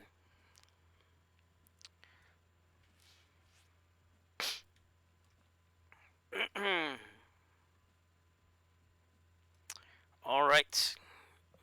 Should be about an hour and a half to make it back to Plymouth. But again, we're only at 100 knot ground speed because we're climbing, so it'll probably be more like hour 15 minutes, hour 10. And we'll get the winds when we're there. And sorry about my allergies, but we'll find out what it's all about. I'm going to take a sip of iced tea because that was making me sweat a little bit. Yeah.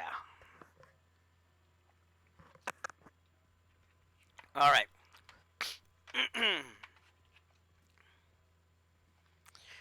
Whew. I gotta be honest with you. That didn't feel that scary, but it's because I'm in a simulator. Real life, not gonna happen ever. Let's trim. Let's lean the mixture out. Get maximum RPMs here. Should have done that around 3,000, but it's okay. It's cool. Right about. Yep. And when I'm doing that cannonball run on the 26th, it's all about speed. It has nothing to do with realism, but I will let you know, excuse me, that there's going to be some excitement with the tactics that I'm going to undertake while trying to be the fastest person from JFK to LAX in this plane. Now, all of them are exactly, I would say, legal. But it's eye on the prize time. I want to get that Thrustmaster TPR pedals, if I can. And if not, it's one heck of an experience. So if you can, tune in on December 26th for the Cannonball Run. Again, I'll leave that link here in case there's any Microsoft... Oh, that's not it. What is that thing? Oh, I don't know. I must have been looking at some... What's that? Now I want to see that clip. Was that the clip I just did? Yeah. Don't pay attention to that clip. That was 30 seconds, so that doesn't mean anything. So, I wish it did. But I will. I will clip that out of the YouTube archive video after. Here's that Cannonball Run event that I'm going to do on the 26th. Excuse me as I get iced tea away from my goatee here. And 18 to 22 hours of flight with autopilot is the way I'm going to do it by hand. And I'm going to try to be the first from JFK to LAX in this plane, the Cessna 172. So, I should complete it in about 4 legs. That's what I planned at least. I got some backup airports and everything. So, I've done a lot of test runs on that this week in between my work. And, yeah, it's, excuse me, it's an interesting event to say the least. So, clean out the mixture a little bit more here. See if we can get more power. Maximum RPMs, that's what we're looking for. See how it went down, so I'm going to push it in a little bit more. Get back to 2,620. Yep, now it went down again. All right, we'll pull it out now. There we go.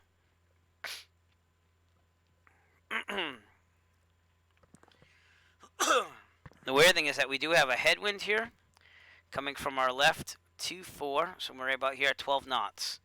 So,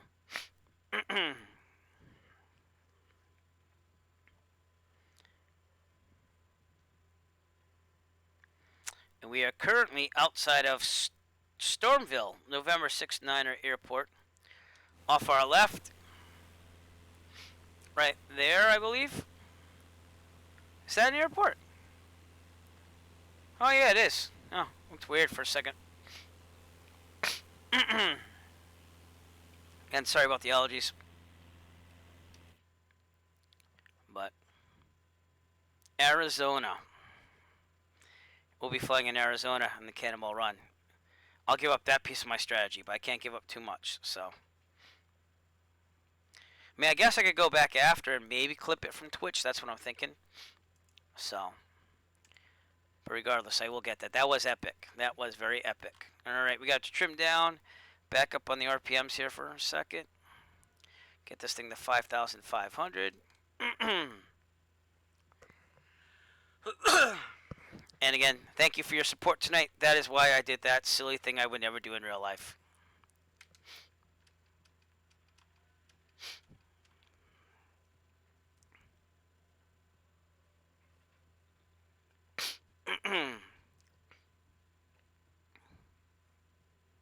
Leading out the mixture just to make sure we're good at cruise.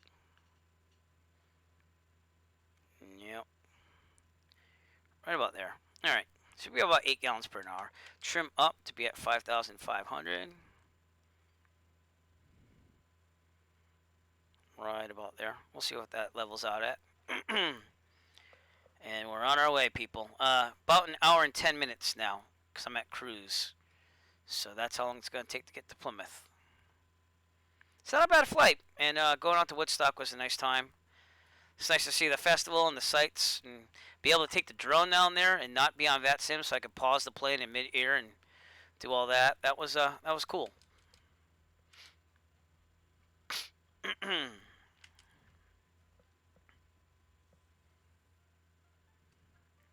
Niagara Falls, we'll do that on a stream someday too, though. We will do that. So, uh, again, who was it? Is it Golfer? Golfer talked about me going to the Montreal, Quebec area, and I will be doing that as well. It'd be emulating a flight that I would do in real life, again in non-COVID times, and visiting land that my ancestors came from. And they came from Nicolet, which is north of Montreal, kind of in between Montreal and Quebec. So, but they have a Trois-Rivières airport out there that I would like to land into after I land in Montreal first for customs, and we'll emulate that on the simulator. So that'd be kind of cool. And yeah, but I hope that you enjoyed what you saw so far tonight. I know it gets a little dry with just the flying part, so I spiced it up for you tonight. Things I can't do in real life.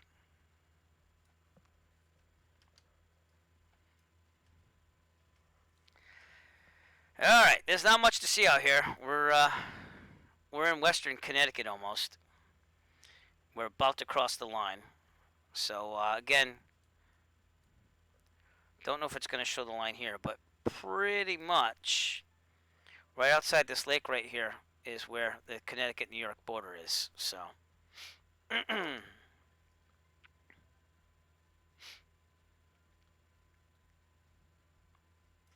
all's well.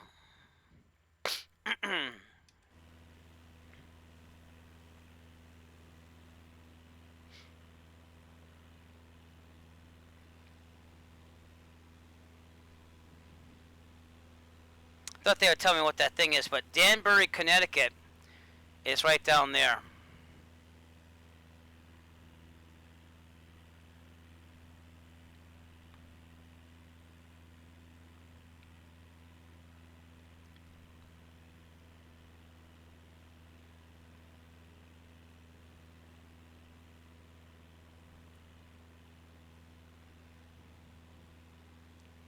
Pretty nice scenery. This does look very realistic for a summer.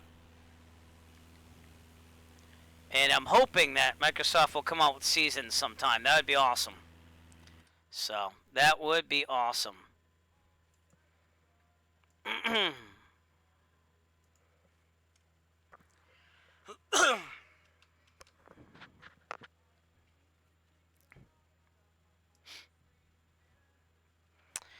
So, what I should have had is I should have had my stream manager up, clip that, done the last 30 seconds, and we would have been fine. It would have been clipped, but I tried. I gotta get on some of this Twitch stuff and research it more. But we'll see. After tonight, hopefully I will be up to 3 average viewers in no time and become an affiliate and have more options here. So we shall see.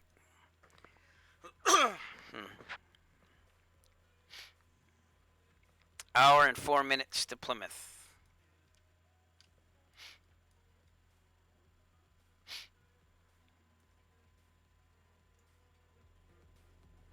Just notice that the desktop audio is not very loud here, so I'm going to turn it up a little bit. Let me know if it gets too loud, because just noticed it was down quite a bit. Weird. Microphone was good, I tested that, but you should be able to hear a slight dull roar of having headphones in a cockpit right now. So, I think it was right about here. Because when I go outside, the plane gets really loud. Let me know if this is too loud. You can still hear me, it should be good. Just louder.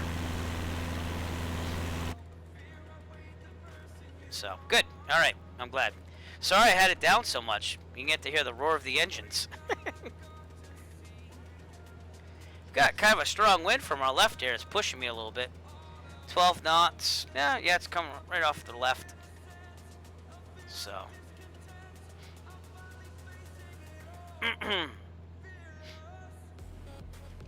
Good. Glad you're enjoying the stream tonight. It's almost 1 o'clock in the morning here. Sacrificing every minute here.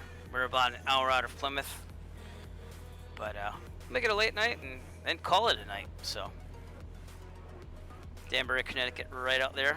And we should be flying into New Britain, Connecticut and stuff. We might see Hartford off to our left. Up ahead too as well. So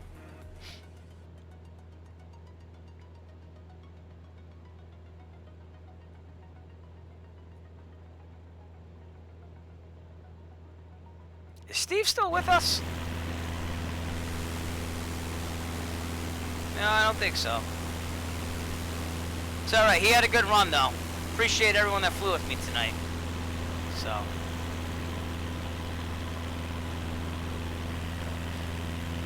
So if that was you, thank you for flying with me tonight.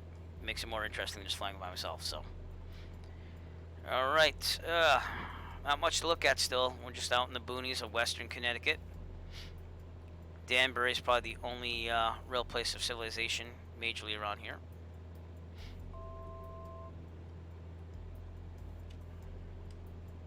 Well, thank you, and I appreciate the tip, you know. I mean, I probably could have been coercive with that without tipping, but I do appreciate the tips, so thank you.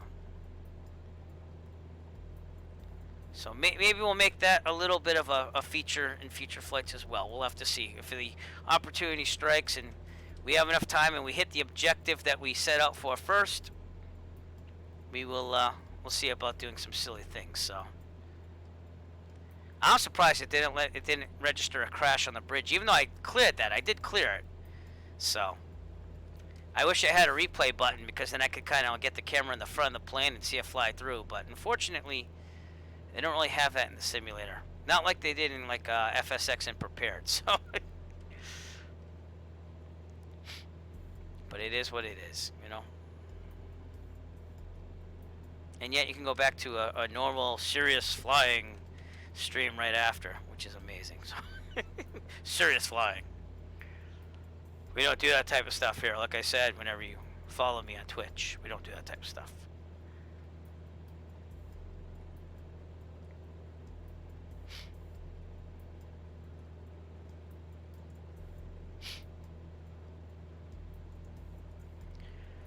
All right. So we will be coming up on Waterbury, Connecticut, off to our right. Ahead. I think it's somewhere around here.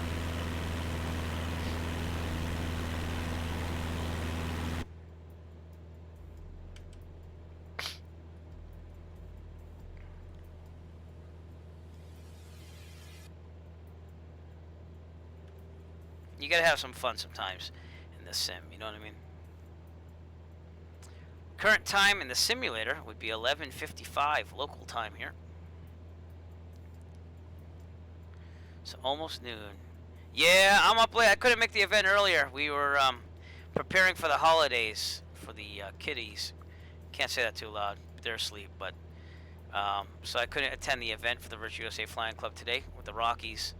But I wanted to get a flight in because I haven't streamed in a little bit. So we decided to go to the Woodstock Festival site in Monticello, New York. And now we're heading back to Plymouth. But I also had some viewers that wanted me to skim the Hudson on the way back. So we obliged, and we did a little bit of stunt flying in the 172. So take it as it is, but I'm not on that sim, so. But thank you, Melvin Leroy, for tuning in. Aaron, how's it going, bud? Again, I haven't seen you in forever. So for the viewers, you know it. Microsoft Flight Simulator actually let me register as clearing the bridge too as well. I mean, I know I cleared it, but you know how Microsoft Flight Simulator can be. So yeah, that was possible going underneath the bridge there at the Hudson. And of course, I didn't clip it or anything because I'm a moron. But I will have to go back in the archive stream and YouTube and clip that out there. So it's gonna be fun. And I don't know if I can upload to Twitch. Again, I'm kind of I wouldn't say a total noob, but still new to the Twitch streamings here, so I didn't hit the clip that button quick enough. All right. Well, Lord Chaos 7, I hope to see you again, and thank you very much for the tip tonight. I'm glad I could oblige you on skimming the Hudson, and you have a great one tonight too, bud. All right.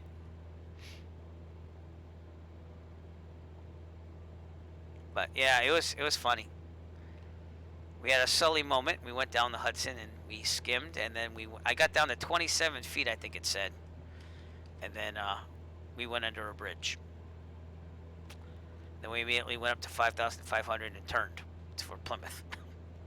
And we're about an hour and 2 minutes now out for Plymouth. So it's it is what it is. So we'll be flying for that amount of time.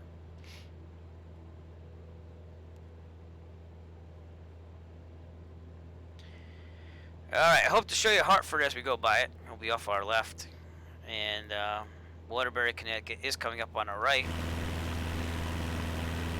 Over here. But I gotta be honest with this, the simulator tonight too, it's been running pretty smooth compared to other times.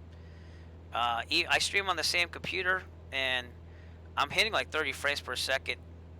Lowest is like 23, so I mean I can't complain about that. It's usually a little worse than that. And since I got rid of that NVIDIA broadcast software for the webcam, for the microphone to be totally clear, it's been a lot better. So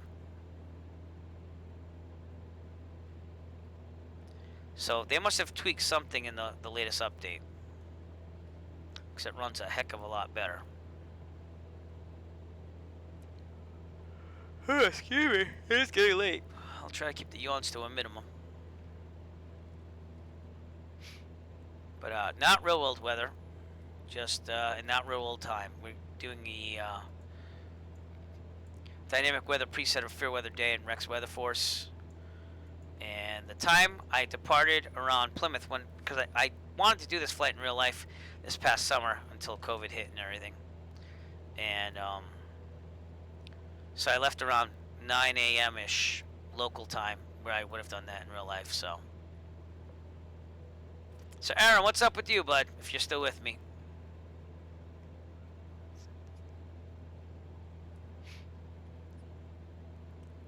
How are things down in the El Paso land? Waterbury, Connecticut out there on our right.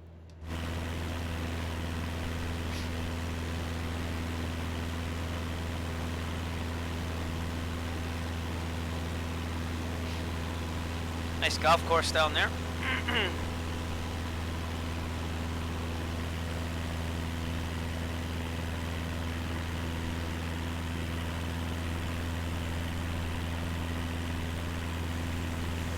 Hartford would be over there. Oh, it's okay, man. I'm not like, holding you hostage to my streams or anything. It's nice to see you. Homework does have to come first, much like any real world job. Much like my family and job has to come before streaming, so. But it's nice to talk to you again. 26th is going to be a big day of streaming for me, though. So I'm going to be doing the Cannonball Run event. Flying this aircraft. I've chosen this aircraft to fly from JFK to Los Angeles straight. So we're going to have to land for fuel, but we have to try to be the fastest one there to win a Thrustmaster TPR rudder pedal set from Microsoft. Microsoft's offering that to the winner of the person that gets there fastest. So it's going to be interesting. And that is during vacation, which I'm sure you're looking forward to. You must be having one too soon.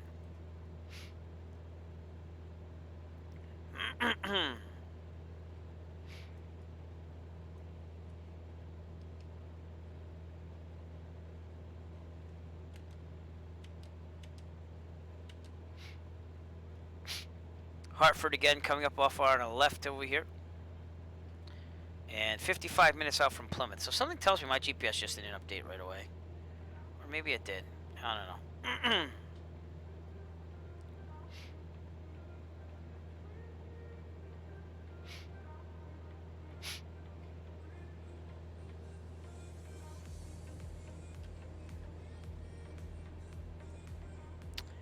But yep, just heading back to Plymouth, doing all that and getting things done, so.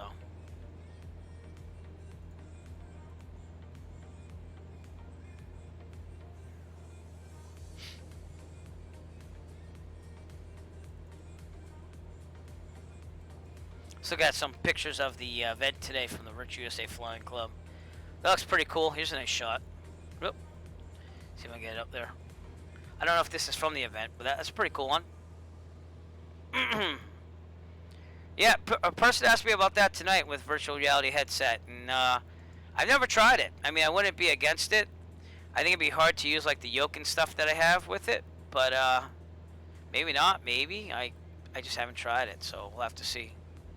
But we got some nice pictures. Mountains there somewhere. Here's a GPS shot of all the mountains, and they did a flying event out in the Rockies that I could not attend today. But there you go. There's some mountains for you. Look at that one. That's a nice shot.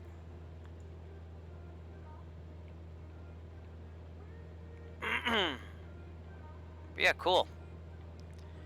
Kinda sorry I missed that event, but again, sometimes you just have to do what you have to do. So, virtual reality, I think they're coming out with that halfway through the year, I think it is, or something like that. Or it might be soon. I mean, I don't know.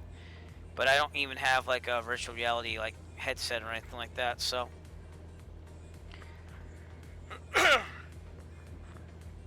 Get more on course here.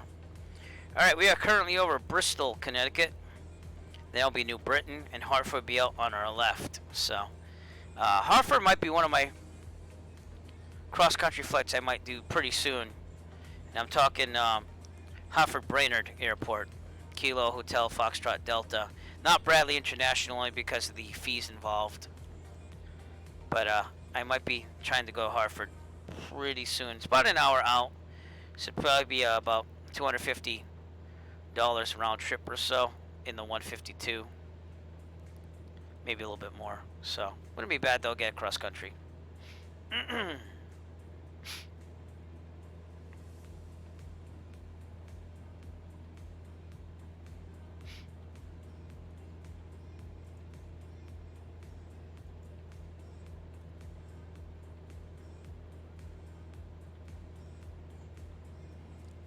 little high. So we gotta start flying out to different destinations though and stuff. So I gotta plan some things. Maybe after tonight, we're doing that little stunt there with skimming the Hudson and flying out of that bridge. Maybe I'll do like a stunt night where we just pick a bunch of different places like the Hoover Dam and stuff and come up with some silly, funny things to do in a 172 and other planes. That's what I'm thinking now. So I'm gonna write that down before I forget that. Wait a minute. Let me write that down before I forget. I'll put on my notepad here. Alright.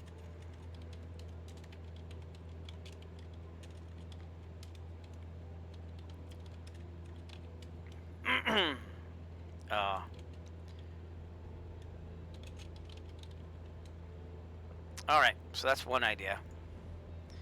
But I also have a flight from Plymouth to Europe planned flight. And it looks like it's doable. It's going to be a little roundabout. But I'd go to Bangor, Maine, land there. Land over here. Land not there. But right on the coast here, which is this would probably be the weird airport. It's going to be a field airport too. So, and then we're going to take off from there. And go to, is that Greenland? I think that's Greenland. Yep. And then Iceland. And then all the way down to Paris. So I don't know. We might try that. We will have to see. And see if that's feasible. I also have to see if all the airports are in the simulator. So like that field airport before I'd cross over. I don't know if it'd be there. So. Very interesting. We'll see. And then our North Pole flight would be cool too. So. Alright, we're over New Britain, Connecticut, right here on our left. And that would be the Robertson Airport right there, 4 Bravo 8.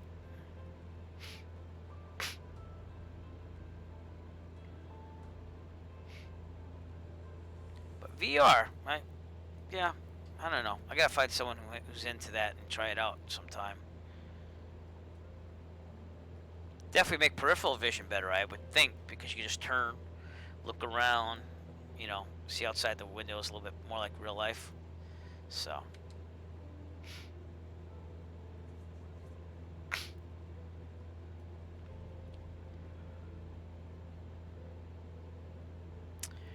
"48 minutes. Oh. And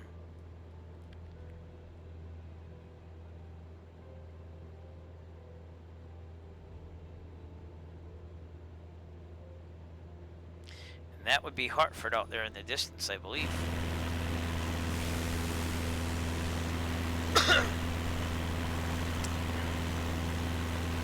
Hartford more out here, actually. So I'm thinking that this would be New Britain, Connecticut still.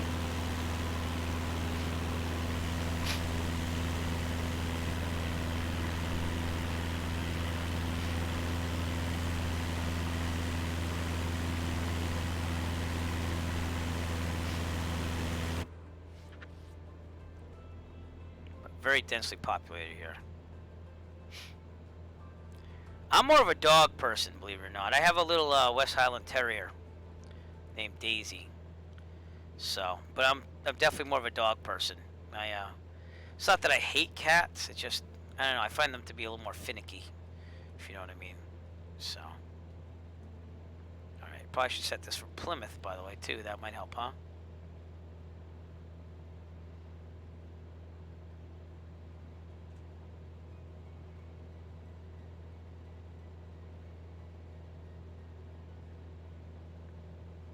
Okay, Kilo Papa, Yankee Mike. Yankee.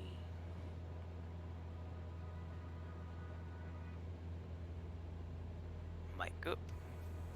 Stop moving. There you go. There we go. I never updated that from New York, but that's okay. It does look realistic. It's looking really good. It's summertime, though. I showed people on the stream.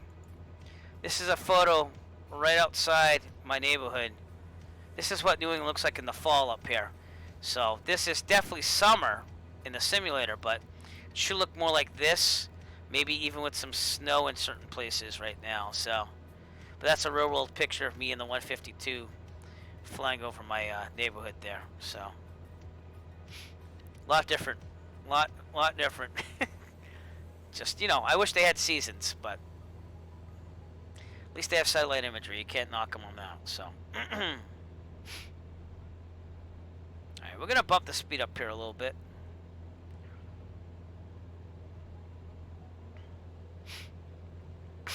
Just so we can get back a little sooner. 47 minutes out.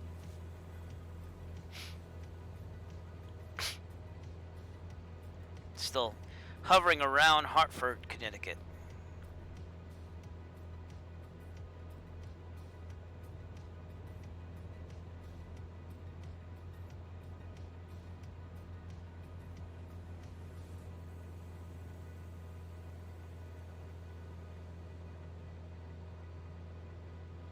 We had people riding with us tonight and everything though on the way there. It's pretty cool.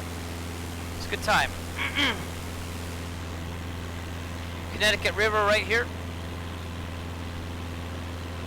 Going all the way to the coast.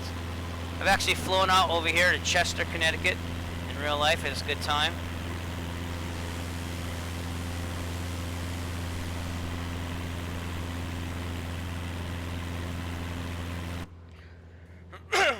Oh, that stinks. How'd that go for you? It's really rough all around the country. Never mind in Texas. I have allergies galore, so excuse me.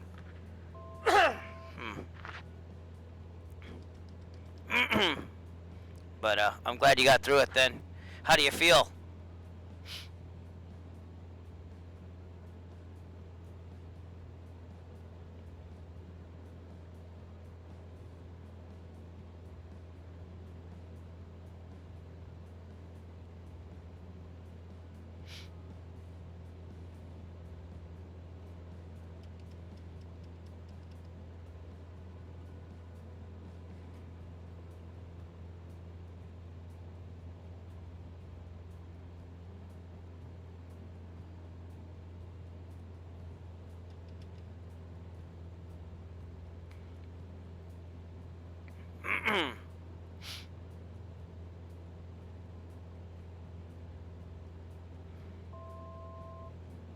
Yeah, I know. I know. I want to be at 5,500. I'm trying.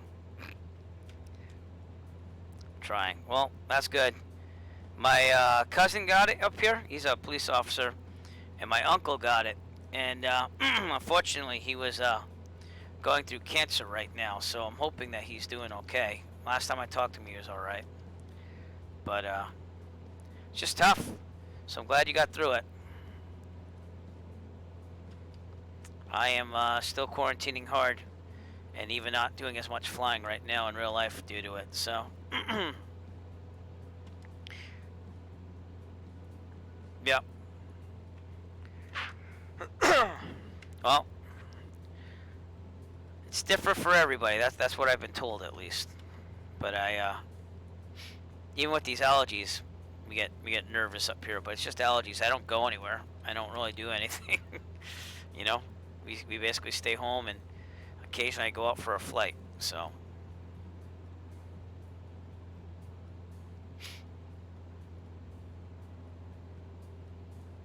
And we also disinfect the plane and everything, and I wear a mask at all times. So, you know, it is what it is. But seeing that I'm a teacher, the state said that we can expect to be getting that vaccine between February to April. So we'll see how that goes too.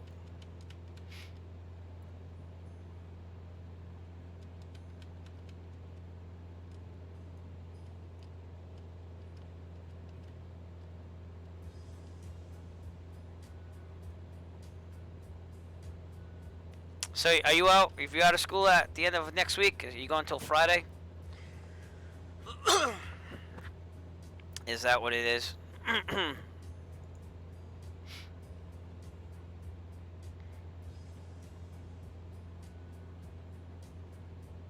40 minutes out for Plymouth.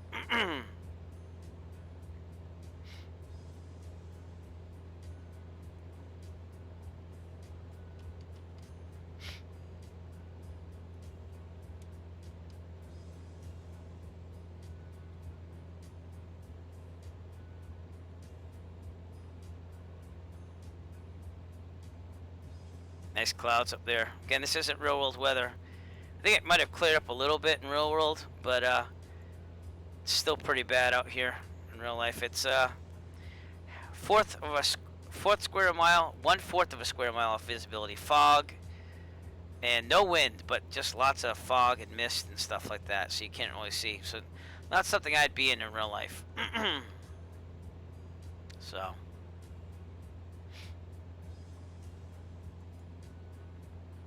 Nice. I think I'm reading that right on the screen. Came through faster. Oh, there we go. Yep. Tamales. I love tamales. My roommate in college was Mexican American, and his grandmother made like fresh tamales from the garden. Oh my God, so good. I told her we should go in business together. But yeah, that's basically what we have. I'm teaching till Friday next week, and then we're off till January 4th is when we go back. So.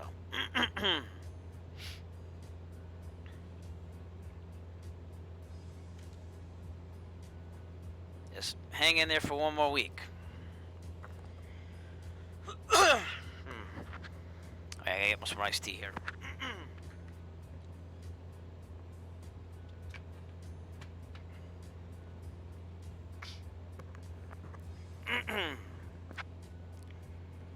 But it is what it is.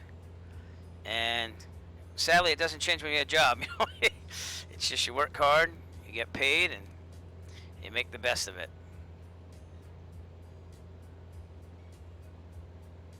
Nice scenery, huh? We're coming up on Willimantic, Connecticut, someplace I've been in real life. I actually flew out here to visit Wyndham Airport, so we'll take a look at that as we get closer. We're north of Norwich, Connecticut, which is out there. I don't think it's that close. It's over here. I've actually flown over that too in real life. But Wyndham should be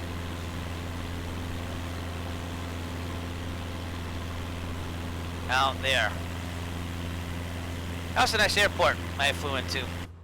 So, very crowded with aircraft, that is, not so much people. and it's built. It's built right here, and there's like a dam with water in it. So that's why I'm kind of thinking that Wyndham Airport is right here. So that's all right. Hey man, thanks for showing up tonight.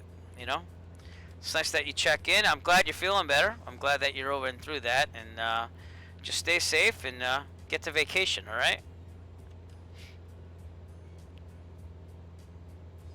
Thanks for stopping in. Feel free to stop by anytime.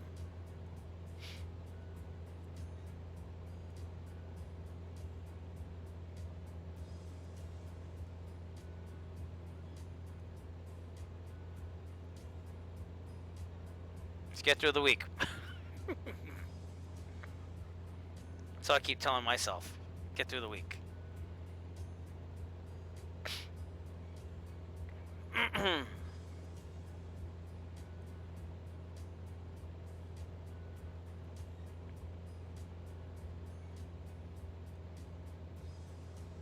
Out there is the Connecticut River still. That's where it opens up over there. I will. Every time I sim, I just say, hey, can I stream this or not? And so we'll keep doing them. You keep watching them, you know? All right, man. Have a good night.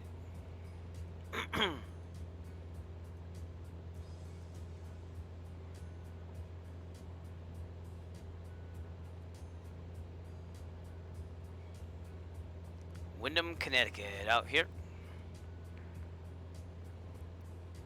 Not really loaded, but it's out there. Trust me. It's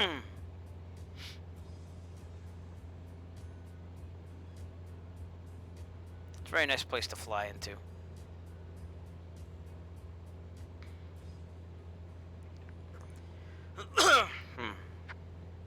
All right, and if you're still with me, I hope I'm showing you some good stuff. I know it got quiet here. Kind of had the KMSV going out to Woodstock and checking out the festival site and that stuff, but we're just trying to make this realistic by flying back here. We're about 36.5 minutes out from Plymouth, Massachusetts, where we're going to land and call it a night. Again, this Kilo India Juliet Delta, thank you, is Wyndham Airport, where I've flown in real life. That video is on YouTube, I believe. Actually, it's right there. There you go. There's the reservoir that they dammed up. But so Wyndham, Connecticut is right. I mean, Willimantic, Connecticut is right here. And this does very much look like real life. So I departed out of there and went back to Plymouth straight.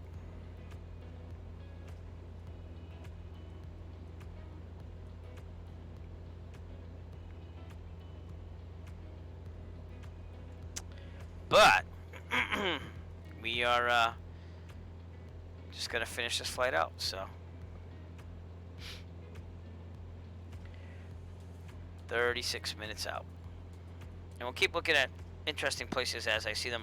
When we get closer to Providence, obviously that's going to be a highlight of the imagery around here, at least. You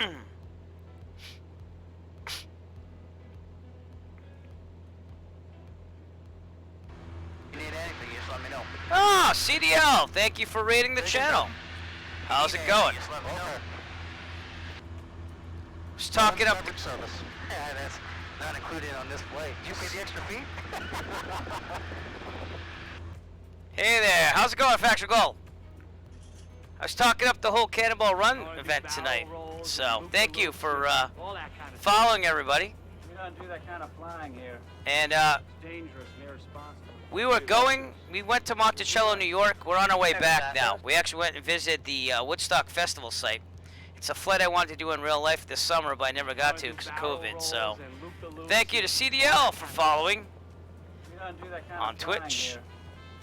And yeah, then who does?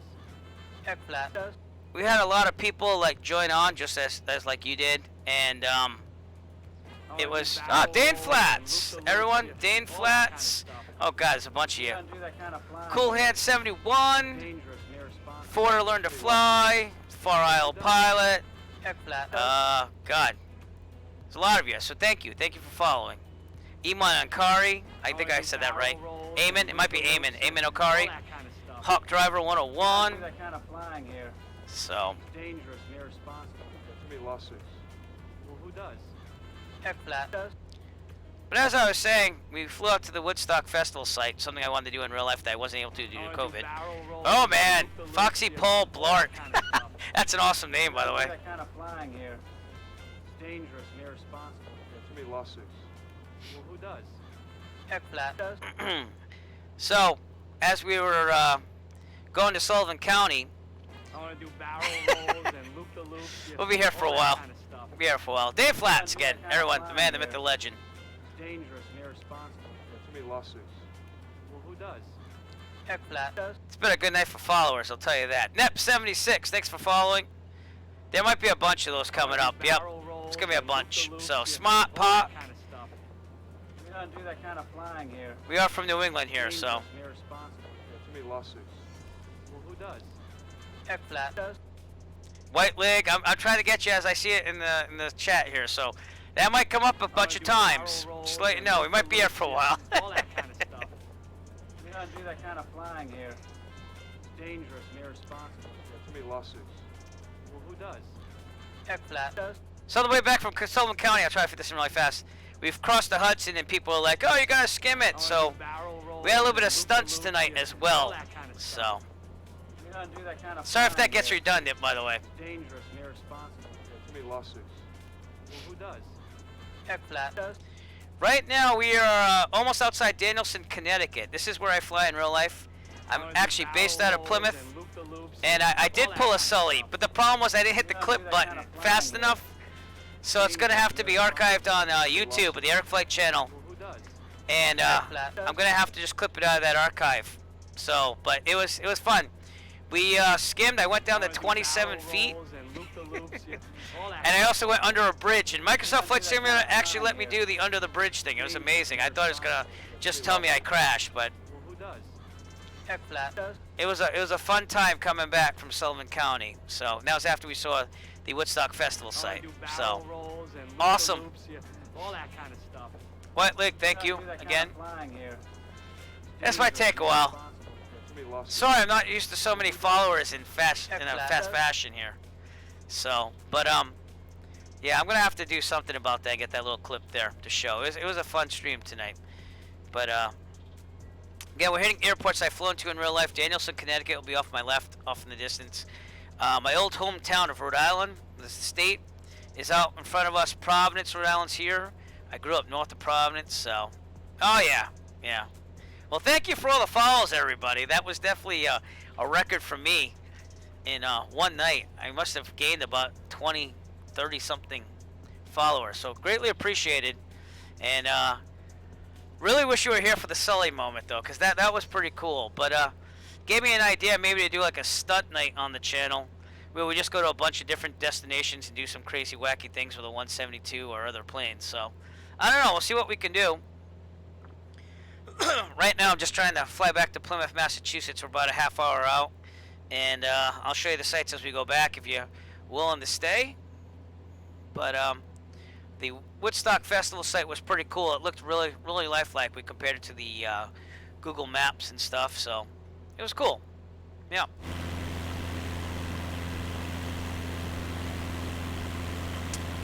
Yeah, Providence, Rhode Island in the distance. This is definitely what it looks like. I've actually flown this route before, and yeah, just a lot of open land out here, and then getting back to civilization. So, Danielson, Connecticut should be out there in the distance. Get another real world airport I've actually visited in real life. I believe that's right there. A lot of gliders there and skydivers. Gliders and skydivers, I got that right. Traffic out there in real life, but I'm finishing up that video right now. I'm editing the real life video for the Eric Flight YouTube channel. It takes me like 8 to 10 hours because I'm redundant with cameras. I have like 3 cockpit cameras and I have to pick which ones to choose from, what angle. So it takes me a while, but I'm hoping to get that done by tomorrow. So if you want to see Danielson, Connecticut, try to tune in on Monday or Tuesday. Hopefully when I get the video up, you can see it in real life. But that would be out there in the distance. And I believe it's right there, so. But the big thing is Providence, Rhode Island. You're going to see a big city, capital of Rhode Island. But sports night. We're going to call it stunt night, sports night or something. And we're going to do it. Again, I have 2 kids and a wife and stuff, so I don't get to stream as much as other people, but when I do stream, I do like to try to make it interesting. So Niagara Falls is definitely going to be a destination. However, off stream, I did try going under a bridge there, and the Rainbow Bridge, I think it was, and it didn't let me go underneath it. It just said you crashed. So some places we're going to have to take with a little leeway, and we'll see what happens. But that's where we are. We're about to cross the Connecticut border into Rhode Island. And this is not real world weather. Right now, real world weather in Providence is 1/4 square mile of visibility, fog, and not much for wind, 010 at 3 knots. So it's going to be pretty bad weather. It's supposed to clear up tomorrow, I thought, though, 60-degree Fahrenheit. Because I know some people are from Canada here, which is awesome. And hopefully flying for real again on Tuesday, if the weather works out. The winds are supposed to be a little high, so I have to see. And if not, hopefully Saturday in the 172. Tuesday would be in the 152. So I haven't decided where to go yet, though. But it'd probably be a quick cross-country flight so I could build up those cross-country hours. But yeah, you'll be seeing me and CDL, and I'm sure others. Dane Flats, I don't know if you're doing this, but the Cannonball Run, December 26th. We'll all be streaming, hopefully. I know I will. And it should be a good time. So, New London, Connecticut, yep. So, now I fly out of Plymouth in real life, so I kind of use that as a base for a lot of flights, obviously. And then we go from there.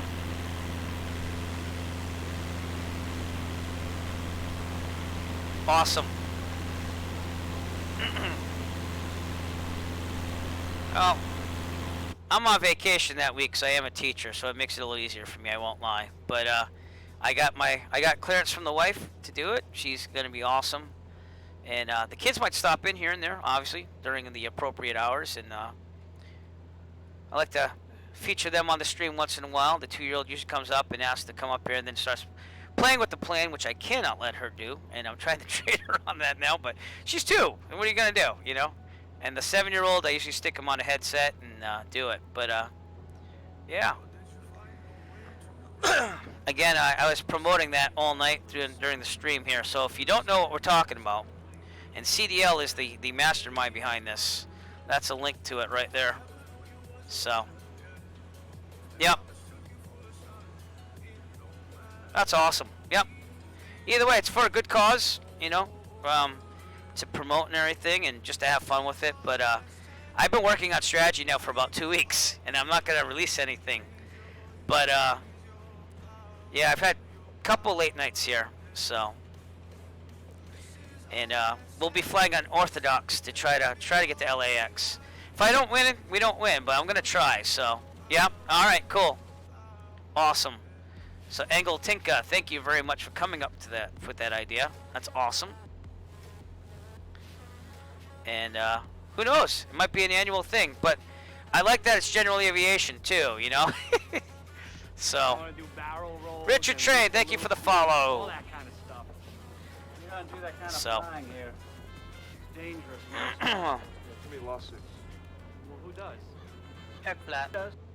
Florida, huh? Well, with COVID and everything, it makes it a little difficult to go anywhere right now. Even real world flying, like I'll fly to an airport, and you know, I got my pilot certificate, my private pilot certificate in October, so I had a couple months without COVID, and even then I was striking out. I'd like land there and like, you know, one of the first flights I went for lunch was Block Island, Rhode Island, which is an island in the middle of Rhode Island Sound.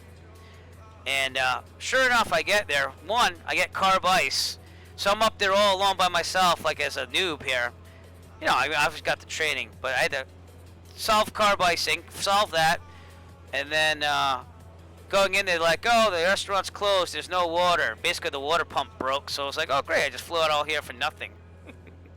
So that seemed to be a theme of my early private pilot videos. I was like, oh, I'm 1 for 3 on breakfast, but nowadays you can't even really do that and be safe, so it's much just like go somewhere, land, look around a little bit, get back in the plane, go back. So, you know, the adventure is the flying.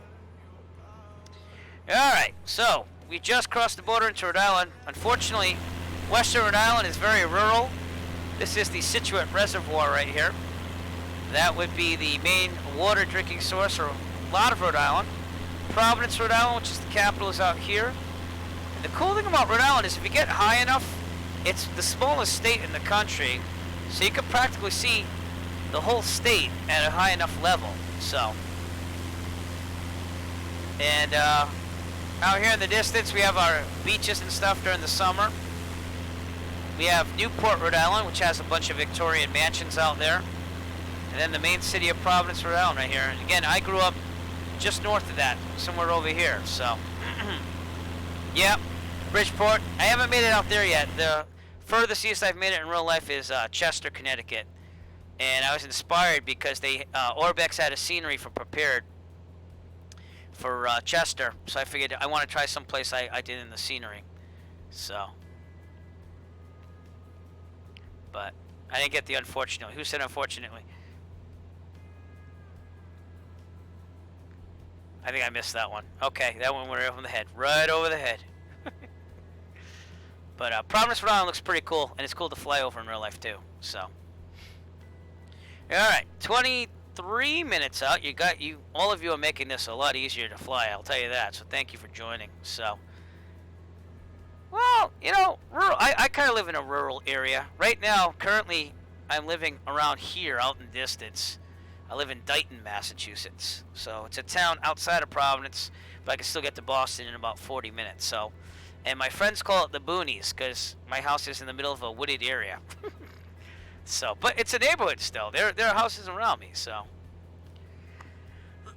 I-395 we would have just passed near Danielson out there. Out here, probably the most popular things for work is actually in the southern part of Rhode Island. Towards the south. Warwick's about here because you have TF Green, which is the main airport in the area. So Warwick's out there. In fact, even though it's called like Providence Airport, Warwick makes a big stink and says, you just lived in Warwick, not Providence. But it is what it is. Again, we're over the Scituate Reservoir.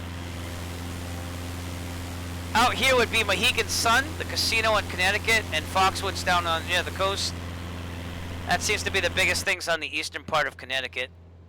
But yeah, other than that, you're seeing most of Rhode Island here from 5,500 feet. So that's how small the state is. You could cross the state in about an hour in a car, that is.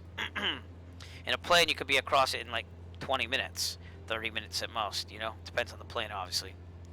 So, but we're over Class Charlie for Providence here. We are above it, though, because the ceiling's at 4,100. So we have no problem, and I'm not really being realistic today. I just stayed on Microsoft Flight Simulator the whole way.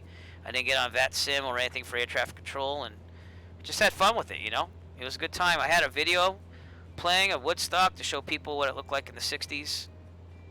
So, you know, take it like it was. That was from 1969. It was pretty cool to compare that. But all these flights are archived, so if you really want to watch what went on, including the skimming of the Hudson, it will be available on the Eric Flight YouTube channel after it processes. But 1969, yep. And I pointed out the stage area. I actually paused the flight over the area, sent the drone down, and I had some real-world pictures from the internet, and we kind of took the drone and put it away there. Yes, from the process. We showed them the pond where everyone got naked and bathed. You know, it was good. It was a good time. So I would recommend it for a flight seeing flight. So it's very intricate. But I hope to do that in real life post-COVID. It's going to cost me around probably $450 round trip, but it's something I want to do. Counts for cross-country time, and it just I'll take my e-bike and put it in the back. And we'll bike out of there from Sullivan County, so take about 30 minutes. So, cool. Yeah, Women and Infants Hospital. I have a cousin that works there. I'm not going to drop a name on stream, but she works, last thing I knew, she worked with the infant intensive care unit, so. Yep. And my mother actually worked for Lying In, which was what Women and Infants was before. It was called Lying In or something like that. So she worked there. Yeah, I think that's what they call it. So,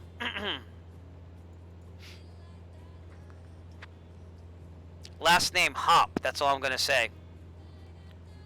Don't know if you know anyone with the last name of Hop, H-O-P-P. So, but yeah, it was a good flight, and again, I just decided to come back because that's usually what I do on my flights. I try to be realistic, but it does get a little bit dry without people. So thank you. So, yep. I don't know if she's in that unit anymore because I only talked to her here and there.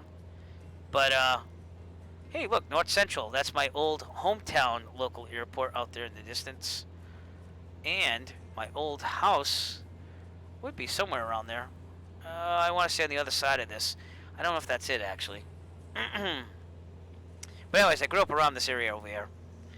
And it was a good place to... Oh, so yeah, you might cross paths at least. So I don't know.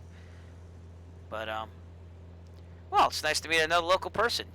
So I'm not that far out from there. I grew up in Lincoln, Rhode Island. So that's north of Providence. There's TF Green out there. We'll get a shot of that. Providence, Rhode Island, by the way. Really nice to fly over. See all this here. It looks very real life right here. And TF Green is the local airport. It's not international. They wanted to make it international, but they're having problems with people who live around the airport not wanting to extend. But that would be the big commercial airport around here, other than Boston Logan, which would be that way in the distance. So, these are my old stomping grounds. As a gigging musician, I used to gig here heavily. Here's Providence Place Mall, the downtown area. East Providence over there. Again, if you ever want to come as a tourist, you probably want to hit Newport, Rhode Island, with the Victorian mansions, beaches out here and stuff. It's a nice area to do that. That was Woodstock from 1969. It's just some glimpses of it, because that's where we flew out to tonight, from Plymouth, Mass. to Monticello, New York, where the Woodstock Festival site is. So I had that video going on to show people what it was like back in 1969. So, yeah, well, that's a good university. I used to date a girl way back in the day from Brown. Wicked smart. So, good university. So, that was my high school stomping grounds, because they had Thayer Street. Back then it was a very artsy, cultural street, much like Newbury Street in Boston. So, but here's Providence, Rhode Island. Again, we'll take a look outside. And yeah, used to work down here. There used to be a bar called Reraw. I was the world's shortest bouncer, everybody. Yep, that's right. I carded people and occasionally tackled people trying to break the law getting out of the bar. Much younger days. Here's the State House, which has a tree in it. I don't know why, but that's the State House of Rhode Island. The Post Office of Providence. And this is my old neighborhood back in the day. That's where I grew up, right there. It's amazing that you could see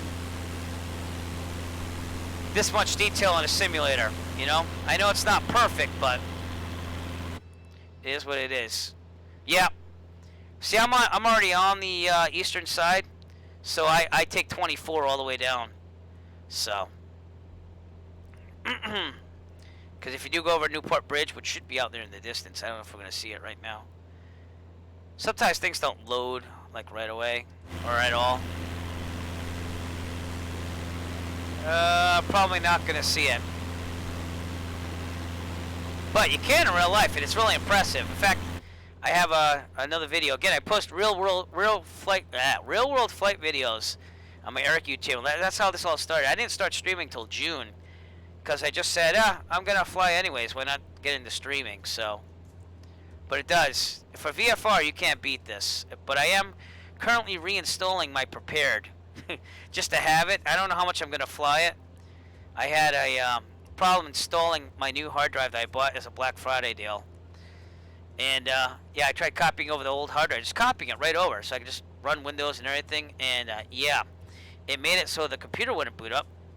And I had to reinstall Windows and everything. So I'm not saying I lost everything, but I've had to reinstall everything. And I use this for work during the week. I teach remotely from home as a band teacher. So I just had to get it up for work first and now I'm slowly reinstalling stuff. But I gotta be honest with you, Flight Simulator, I'll give it props. It installed a lot easier than Prepared ever did in FSX to reinstall everything. So, I mean, I was up in a matter of like 2 hours.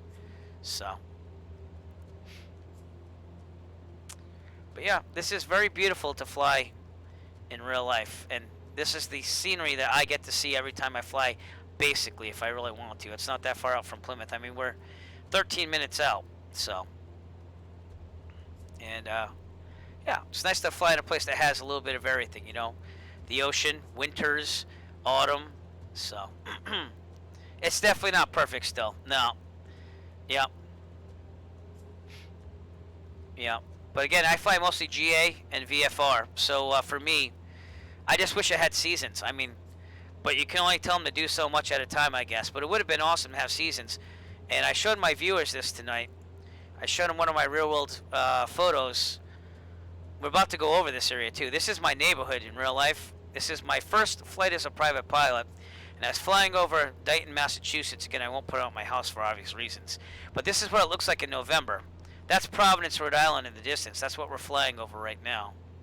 And you can see that it looks a lot different than the summer satellite imagery that's here, you know. So it would have been nice to see some New England foliage and stuff like that. And obviously, this is after peak. But when you get in the early October, this thing's just like blown up with like oranges and browns and reds. And so, yeah, definitely a few more different.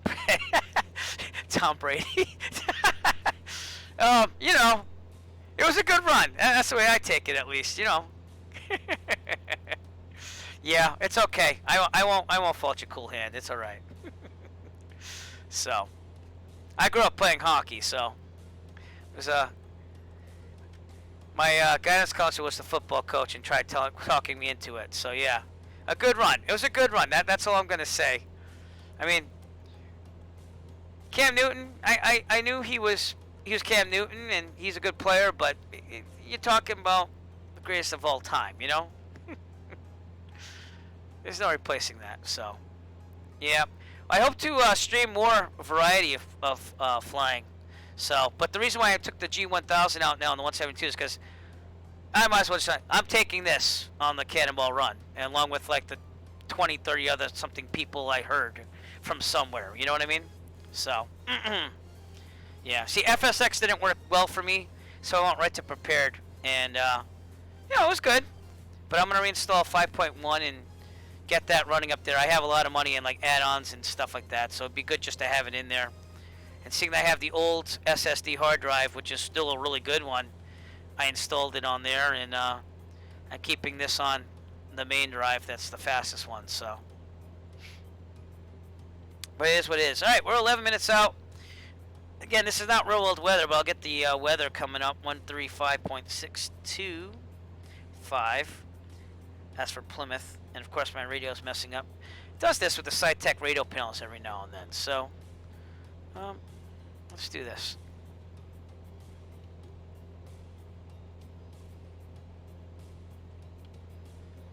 Kilo Golf Hotel Golf automated weather observation 1700 Zulu. Wind 014 at 20. And for some reason, when I use Rex Weather Force, it sometimes messes up the weather stations. I'm only using dynamic weather presets right now to force VFR. Here we go.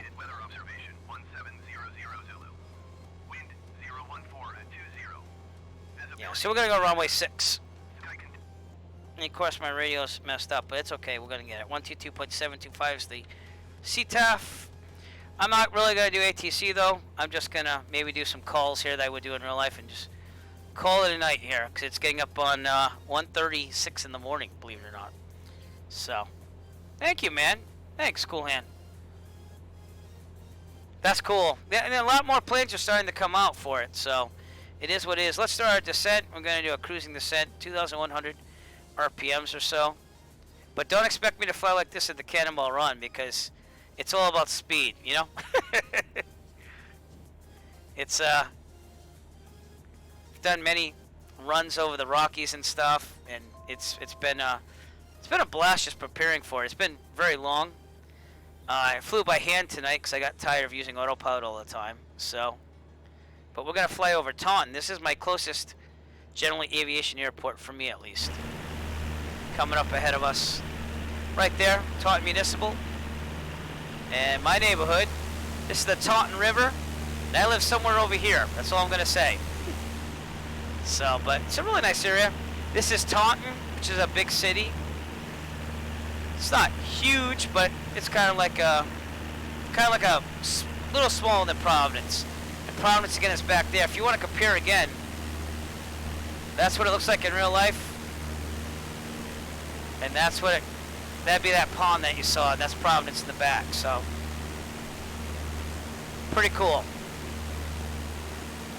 I am taking this 172 with the G1000. I like having the synthetic vision for when we go over the Rockies. And I'm not going to explain why. I'm just going to say that's why I kind of like that. So, all right, we're going to head for an extended final here at runway 6 at Plymouth, just to make this flight end a little quicker. This is my favorite visual of the area right here. Assawamsett Pond, huge pond. So, I don't know how that's going to work with the Xbox. I got to be honest, I've never been a console guy. I mean, the last video game system I ever owned was a Sega Genesis. Does that make me old? I just never got into it. I got into PC gaming and I stuck with it, so. But, we'll see. The aircraft are starting to come out. I know I was trying to dabble in repainting aircraft, and it got a lot more intricate than it did for prepared. But, it is what it is. Well, thank you. So, Taunton Municipal, right there. If I ever own a plane, I might fly out of there, or I might not, because I've heard that the airport manager is pretty terrible there. But they have a historic runway right here. This was used to be like a dairy farm, and it used to be owned by the Kings, and they used to give lessons there. It's just the old historic airfield right there, and then they built this as part of the city when it was turned over in the 60s. So. Oh, okay. See, I did Grand Theft Auto on PC, because I played the original on PC too, way back in college, so it is what it is. Alright, so I'll do some fictitious radio calls just to stay on top of my skills here. But we're about 12 miles out. That was Taunton Municipal Airport, Kilo Tango Alpha November. That's the closest general aviation port to my house, my current house where I live. And it's a nice airport. Again, I've heard terrible things about the airport manager. But he's kind of dragged things down to where there's not lots of traffic there and everything. But Lake Rico's over here and stuff. This is like a campground right here. It's Mattapoisett, I think. No, it's not Mattapoisett. It's Massasoit State Forest or something like that. They have campgrounds and stuff there. But I used to live 5 minutes away from there. Then I moved to Dighton, where I am now. This is Assawamsett Pond, so we have Middleborough, Massachusetts here. We're getting to the territory where the Pilgrims landed. That's Plymouth, you know. And then basically these are all like English territories and stuff. And the Wampanoag used to live here. But Assawamsett's a big pond. There's a New Bedford in the distance too. Has a very good restaurant there called the Airport Grill. Again, I won't be going to any restaurants anytime soon with COVID spiking over here. We're in the red for COVID, but it's a really nice airport to land into. It's Class D, so you get to practice your air traffic control skills there with tower, and really nice controllers there too. You know, I followed a Warbird in there last time I went there for lunch, and I did some night flying there. I came back to Plymouth, did my currency for nighttime flight for taking passengers, so that was a little hairy. The clouds are coming in towards the end of it. But Plymouth's out here in the distance. I'm just lining it up so I can get direct into runway 6. And I'll be calling myself out about 7 nautical miles out. Plymouth is Kilo Papa Yankee Mike. It's my real life home base. So I basically drive all the way out here to rent from my flight school where I got my private certificate. And they have a good variety of aircraft and everything, which is what makes them attractive too. Taunton doesn't have a flight school. So even if I wanted to go there, I couldn't. But I do try landing there here and there, just to make sure I stay on top of it should I ever buy a plane, because I am saving up slowly for a plane. Not sure if my wife approves of that, but either way, I save money, right? And then we'll decide what to do with it when I get closer to a figure that I can buy one. So, but I'm looking into probably a 172N or a 172P, I think, for models. So, but if it's a tricked out like 172M or earlier, maybe, you never know, you know. Want something a little modern and with a little bit of electronics in it, you know. So, excuse me, got bad allergies here. All right, Plymouth traffic, Cessna Foxtrot. We're about 8 miles to the southwest, and we're on extended final for runway 6, Plymouth. Again, Plymouth will be out here. In fact, CDL, again, excuse me, CDL actually did a little tour around here, and I joined you on that one, just visually. I love watching your streams, so. But they were looking for the Pilgrim Monument around Thanksgiving, and of course I'm way below pattern altitude, so let me fix that, because I was talking way too much. But they went to the Pilgrim Monument out in Provincetown. That's a great place to fly, too. Took my e-bike. I can't even talk anymore. My e-bike, I took it out there on the plane. I actually fit into a 152, surprisingly. I don't know how I did it. And pattern altitude is 1,150. But it was a good time to bike down to the Pilgrim Monument and back, so it was kind of cool to watch that stream. But this is what we fly into every time we go flying, so. A little slow, not that bad. And should be lined up with 6. I'm using my electronic flight bag, by the way, to line this up with GPS, so. Yep, Taunton, yep. It's a nice little airport. It's, again, I don't know if it's factual, but I'm taking people at their word that I know that it's not run right, you know? Like, they don't even have people go to the open town, city meetings and stuff about it. Like, they trick people and tell them not about it, or say it's closed, or, so. Does it? Are you talking about Bridgewater State and stuff like that? Because they're at Bridgewater State's at New Bedford now. No one's really at Taunton. I think they even moved out the Civil Air Patrol out of Taunton and made them go to Bridgewater. So,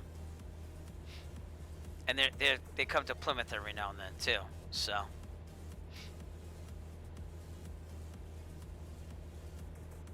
yeah. But you know, it is what it is. Okay, we're gonna turn towards the airport at this time. Again, pattern altitude's 1,150, and we should be seeing this out in the distance. There's runway 6. I'm a little off, but we'll get there. Plymouth traffic, Cessna Foxtrot, 5 miles out on the final for runway 6, Plymouth.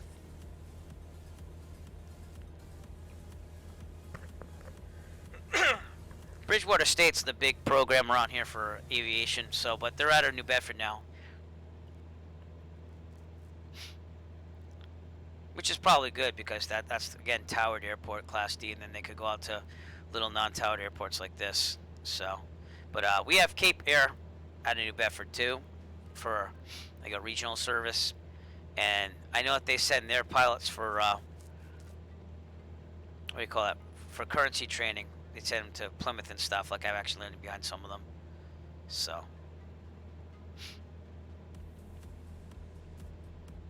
That's runway 6 at Plymouth. My flight school is on the left here, so that's what I'll be trying to pull into after. And, yeah. Long stream tonight, and I appreciate you being here. And again, thanks to CDL for rating the stream. Really appreciate that. But it's been one heck of a stream tonight. It's probably been the most people I've had and following and this and that. So thank you so much. I got some tips tonight. I never asked for tips, but like, it's amazing. Oh, cool. Yeah. The last airport I need for the Cape, actually there's 2 of them, is Hyannis and Falmouth, I believe. And then I could say I've flown to all the Cape airports. So that's another thing on my real world list of things to do. All right, we're about 110, 10 degrees of flaps. Now we'll go down to, we should be at 1700 for that, but that's okay. Now we'll go to 1500. Level out a little bit so we can get down to flap extension speed here. 20 degrees, angle down. We're gonna be high, I'm gonna pull the throttle out. Coming in a little fast, we should be about 65.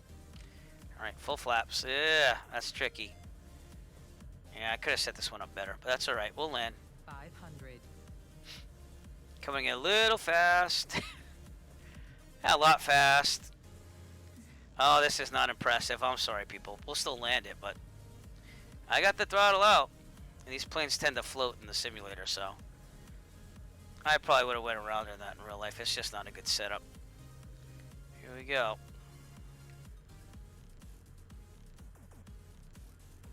See how much that floats, though? Yeah, I could slip that. Yeah. All right, we're good. We're down. Flaps up. Aerodynamic braking slightly. And we'll try to take the next turn. Not on the runway. No, we won't. Or maybe we will. I think we'll make this one. We will. Took a little bit of toe brake there to do it, but we did. All right, checklist. Flaps are already up. Clear this. Plymouth traffic, Cessna, Echo Foxtrot, clear of runway 6, Plymouth. Flaps up, strobes off. Landing light off, I like to leave it on. Taxi, I like to leave it on. Mixture as required, trim set for takeoff. Clear this. There you go. Beautiful. Well, thank you. Thank you very much. That's my first like butter, if you believe it or not. So thank you to Dane Flats for that. The donuts are cool, too. I'm a big fan of Sim Caesar, so. And my flight school would be right down here. See that green building? I think that's what it looks like in the simulator. So, kind of looks like a really fat H, basically. But they have maintenance and stuff there. So, we don't park this way, though, at Plymouth. We park the other way. But we'll just go with it, you know? There you go. Plymouth, Massachusetts. My home base. And that's not there in real life either. We have a fuel truck come out for this far. The fuel's down there. So, you know. I was working on it. See this building right here? That's the flight school. So, we're going to pull in off over here. And we'll just follow the general flow of parking in real life. So, the maintenance hangar would be here. The flight school is here. And then there's another hangar here. So, that's how it is. Alright, with that, securing ELT, verify silent. It is. It's also armed and good. Alright. Electrical off. Alright. I'm going to leave the battery armed. Okay, all lights except for beacon. Avionics off. Mixture, we're going to go full lean. And it's going to give me that screen saying I flew for almost 4 hours, so it's been a good night. And we'll wait till that dies. Alright, mags off, master off, lights off.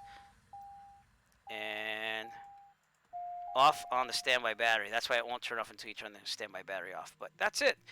If you want to take a little tour of the area, I'll send you on a little tour here with the drone. But this is Plymouth, Massachusetts. So this is a little further out from it, but that's the runway we landed on, runway 6.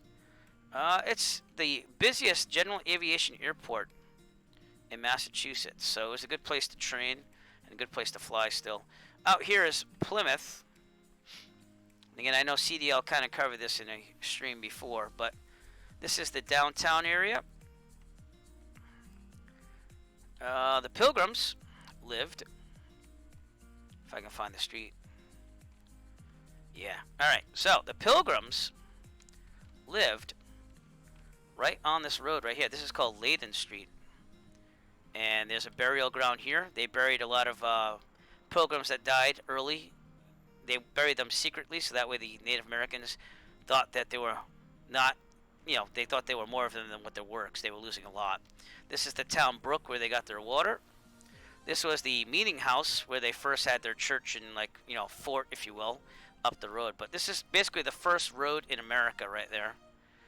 Over here is the burial ground for later on. There's a lot of pilgrims buried there, including William Bradford and stuff. Over here, they don't really have it modeled. But this thing right here is... Oh, they did put a building there. Well, doesn't look like it, though. This is called Plymouth Rock, and that is the supposed rock that the Pilgrims first stepped on when they came to America. But they really landed, and... Oh, this is cool. This is where I trained. It turns around a point out here. They have a lighthouse right here on the point here. So I did my turns around point. But if you go across the way to... God, why can't I remember names? Provincetown, thank you. This is where the Pilgrims landed first when they came over from Europe. And they signed the Mayflower Compact out here. And they were really trying to go to New York, believe it or not. So they kind of ended up in Cape Cod Bay. And from what I read in history books, at least, because I kind of got interested in the stuff, is that they sent like a military expedition out here just to explore. And they found some corn from the Native Americans, and they obviously took some because they were, wanted food. And they basically were attacked by the natives all the way back, and that was part of the reason why they decided to leave Provincetown.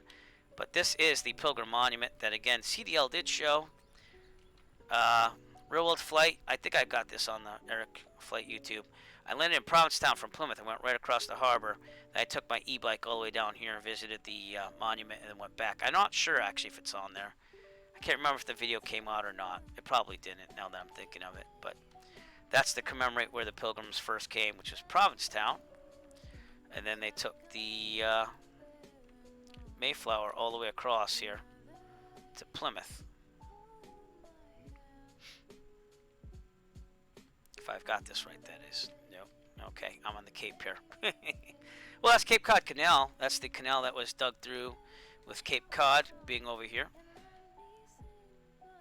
And again, you got Plymouth over here. So they landed the Mayflower here, sent the boat in somewhere around where that Plymouth Rock was, which was over here, right there. That was the place where they met the Wampanoags for the first time. The Wampanoags came from this side, and they lived over here, and as we say, that is history. That's basically what happened. If you go here in the summer, non-COVID times, you can actually, a lot of tourists come here. And they have a lot of parks over here. They don't have it in the simulator, but they actually have a Mayflower 2, which is a mock-up of the original Mayflower. And it does sail once in a while. So I'm not sure if they let people on it when it sails, but they send out for repairs and stuff. So, but it's a really scenic and nice area. So if you ever get the chance, come to Plymouth, Massachusetts. It's a pretty nice place. So, and that's the airport, the distance from downtown. But with that, we're pretty much going to call it a night here. It's been about 4 hours of flying, so it's about time for me to go to bed. It's almost 2 a.m. But I do appreciate all of you rating. CDL, thank you so much. I love your stream. I will continue to watch it, obviously. Yeah, just thanks a lot for the support. It's been a great night on streaming, and I hope to see you again really soon. I do try to post on my schedule whenever I can. Having kids is a little tougher. I can't just have a steady schedule. And I do post whenever I try to stream, which is at least once a week, if not twice a week. So that's what I'm averaging right now. So, but I hope to see you in the future. Thank you, and have a great night.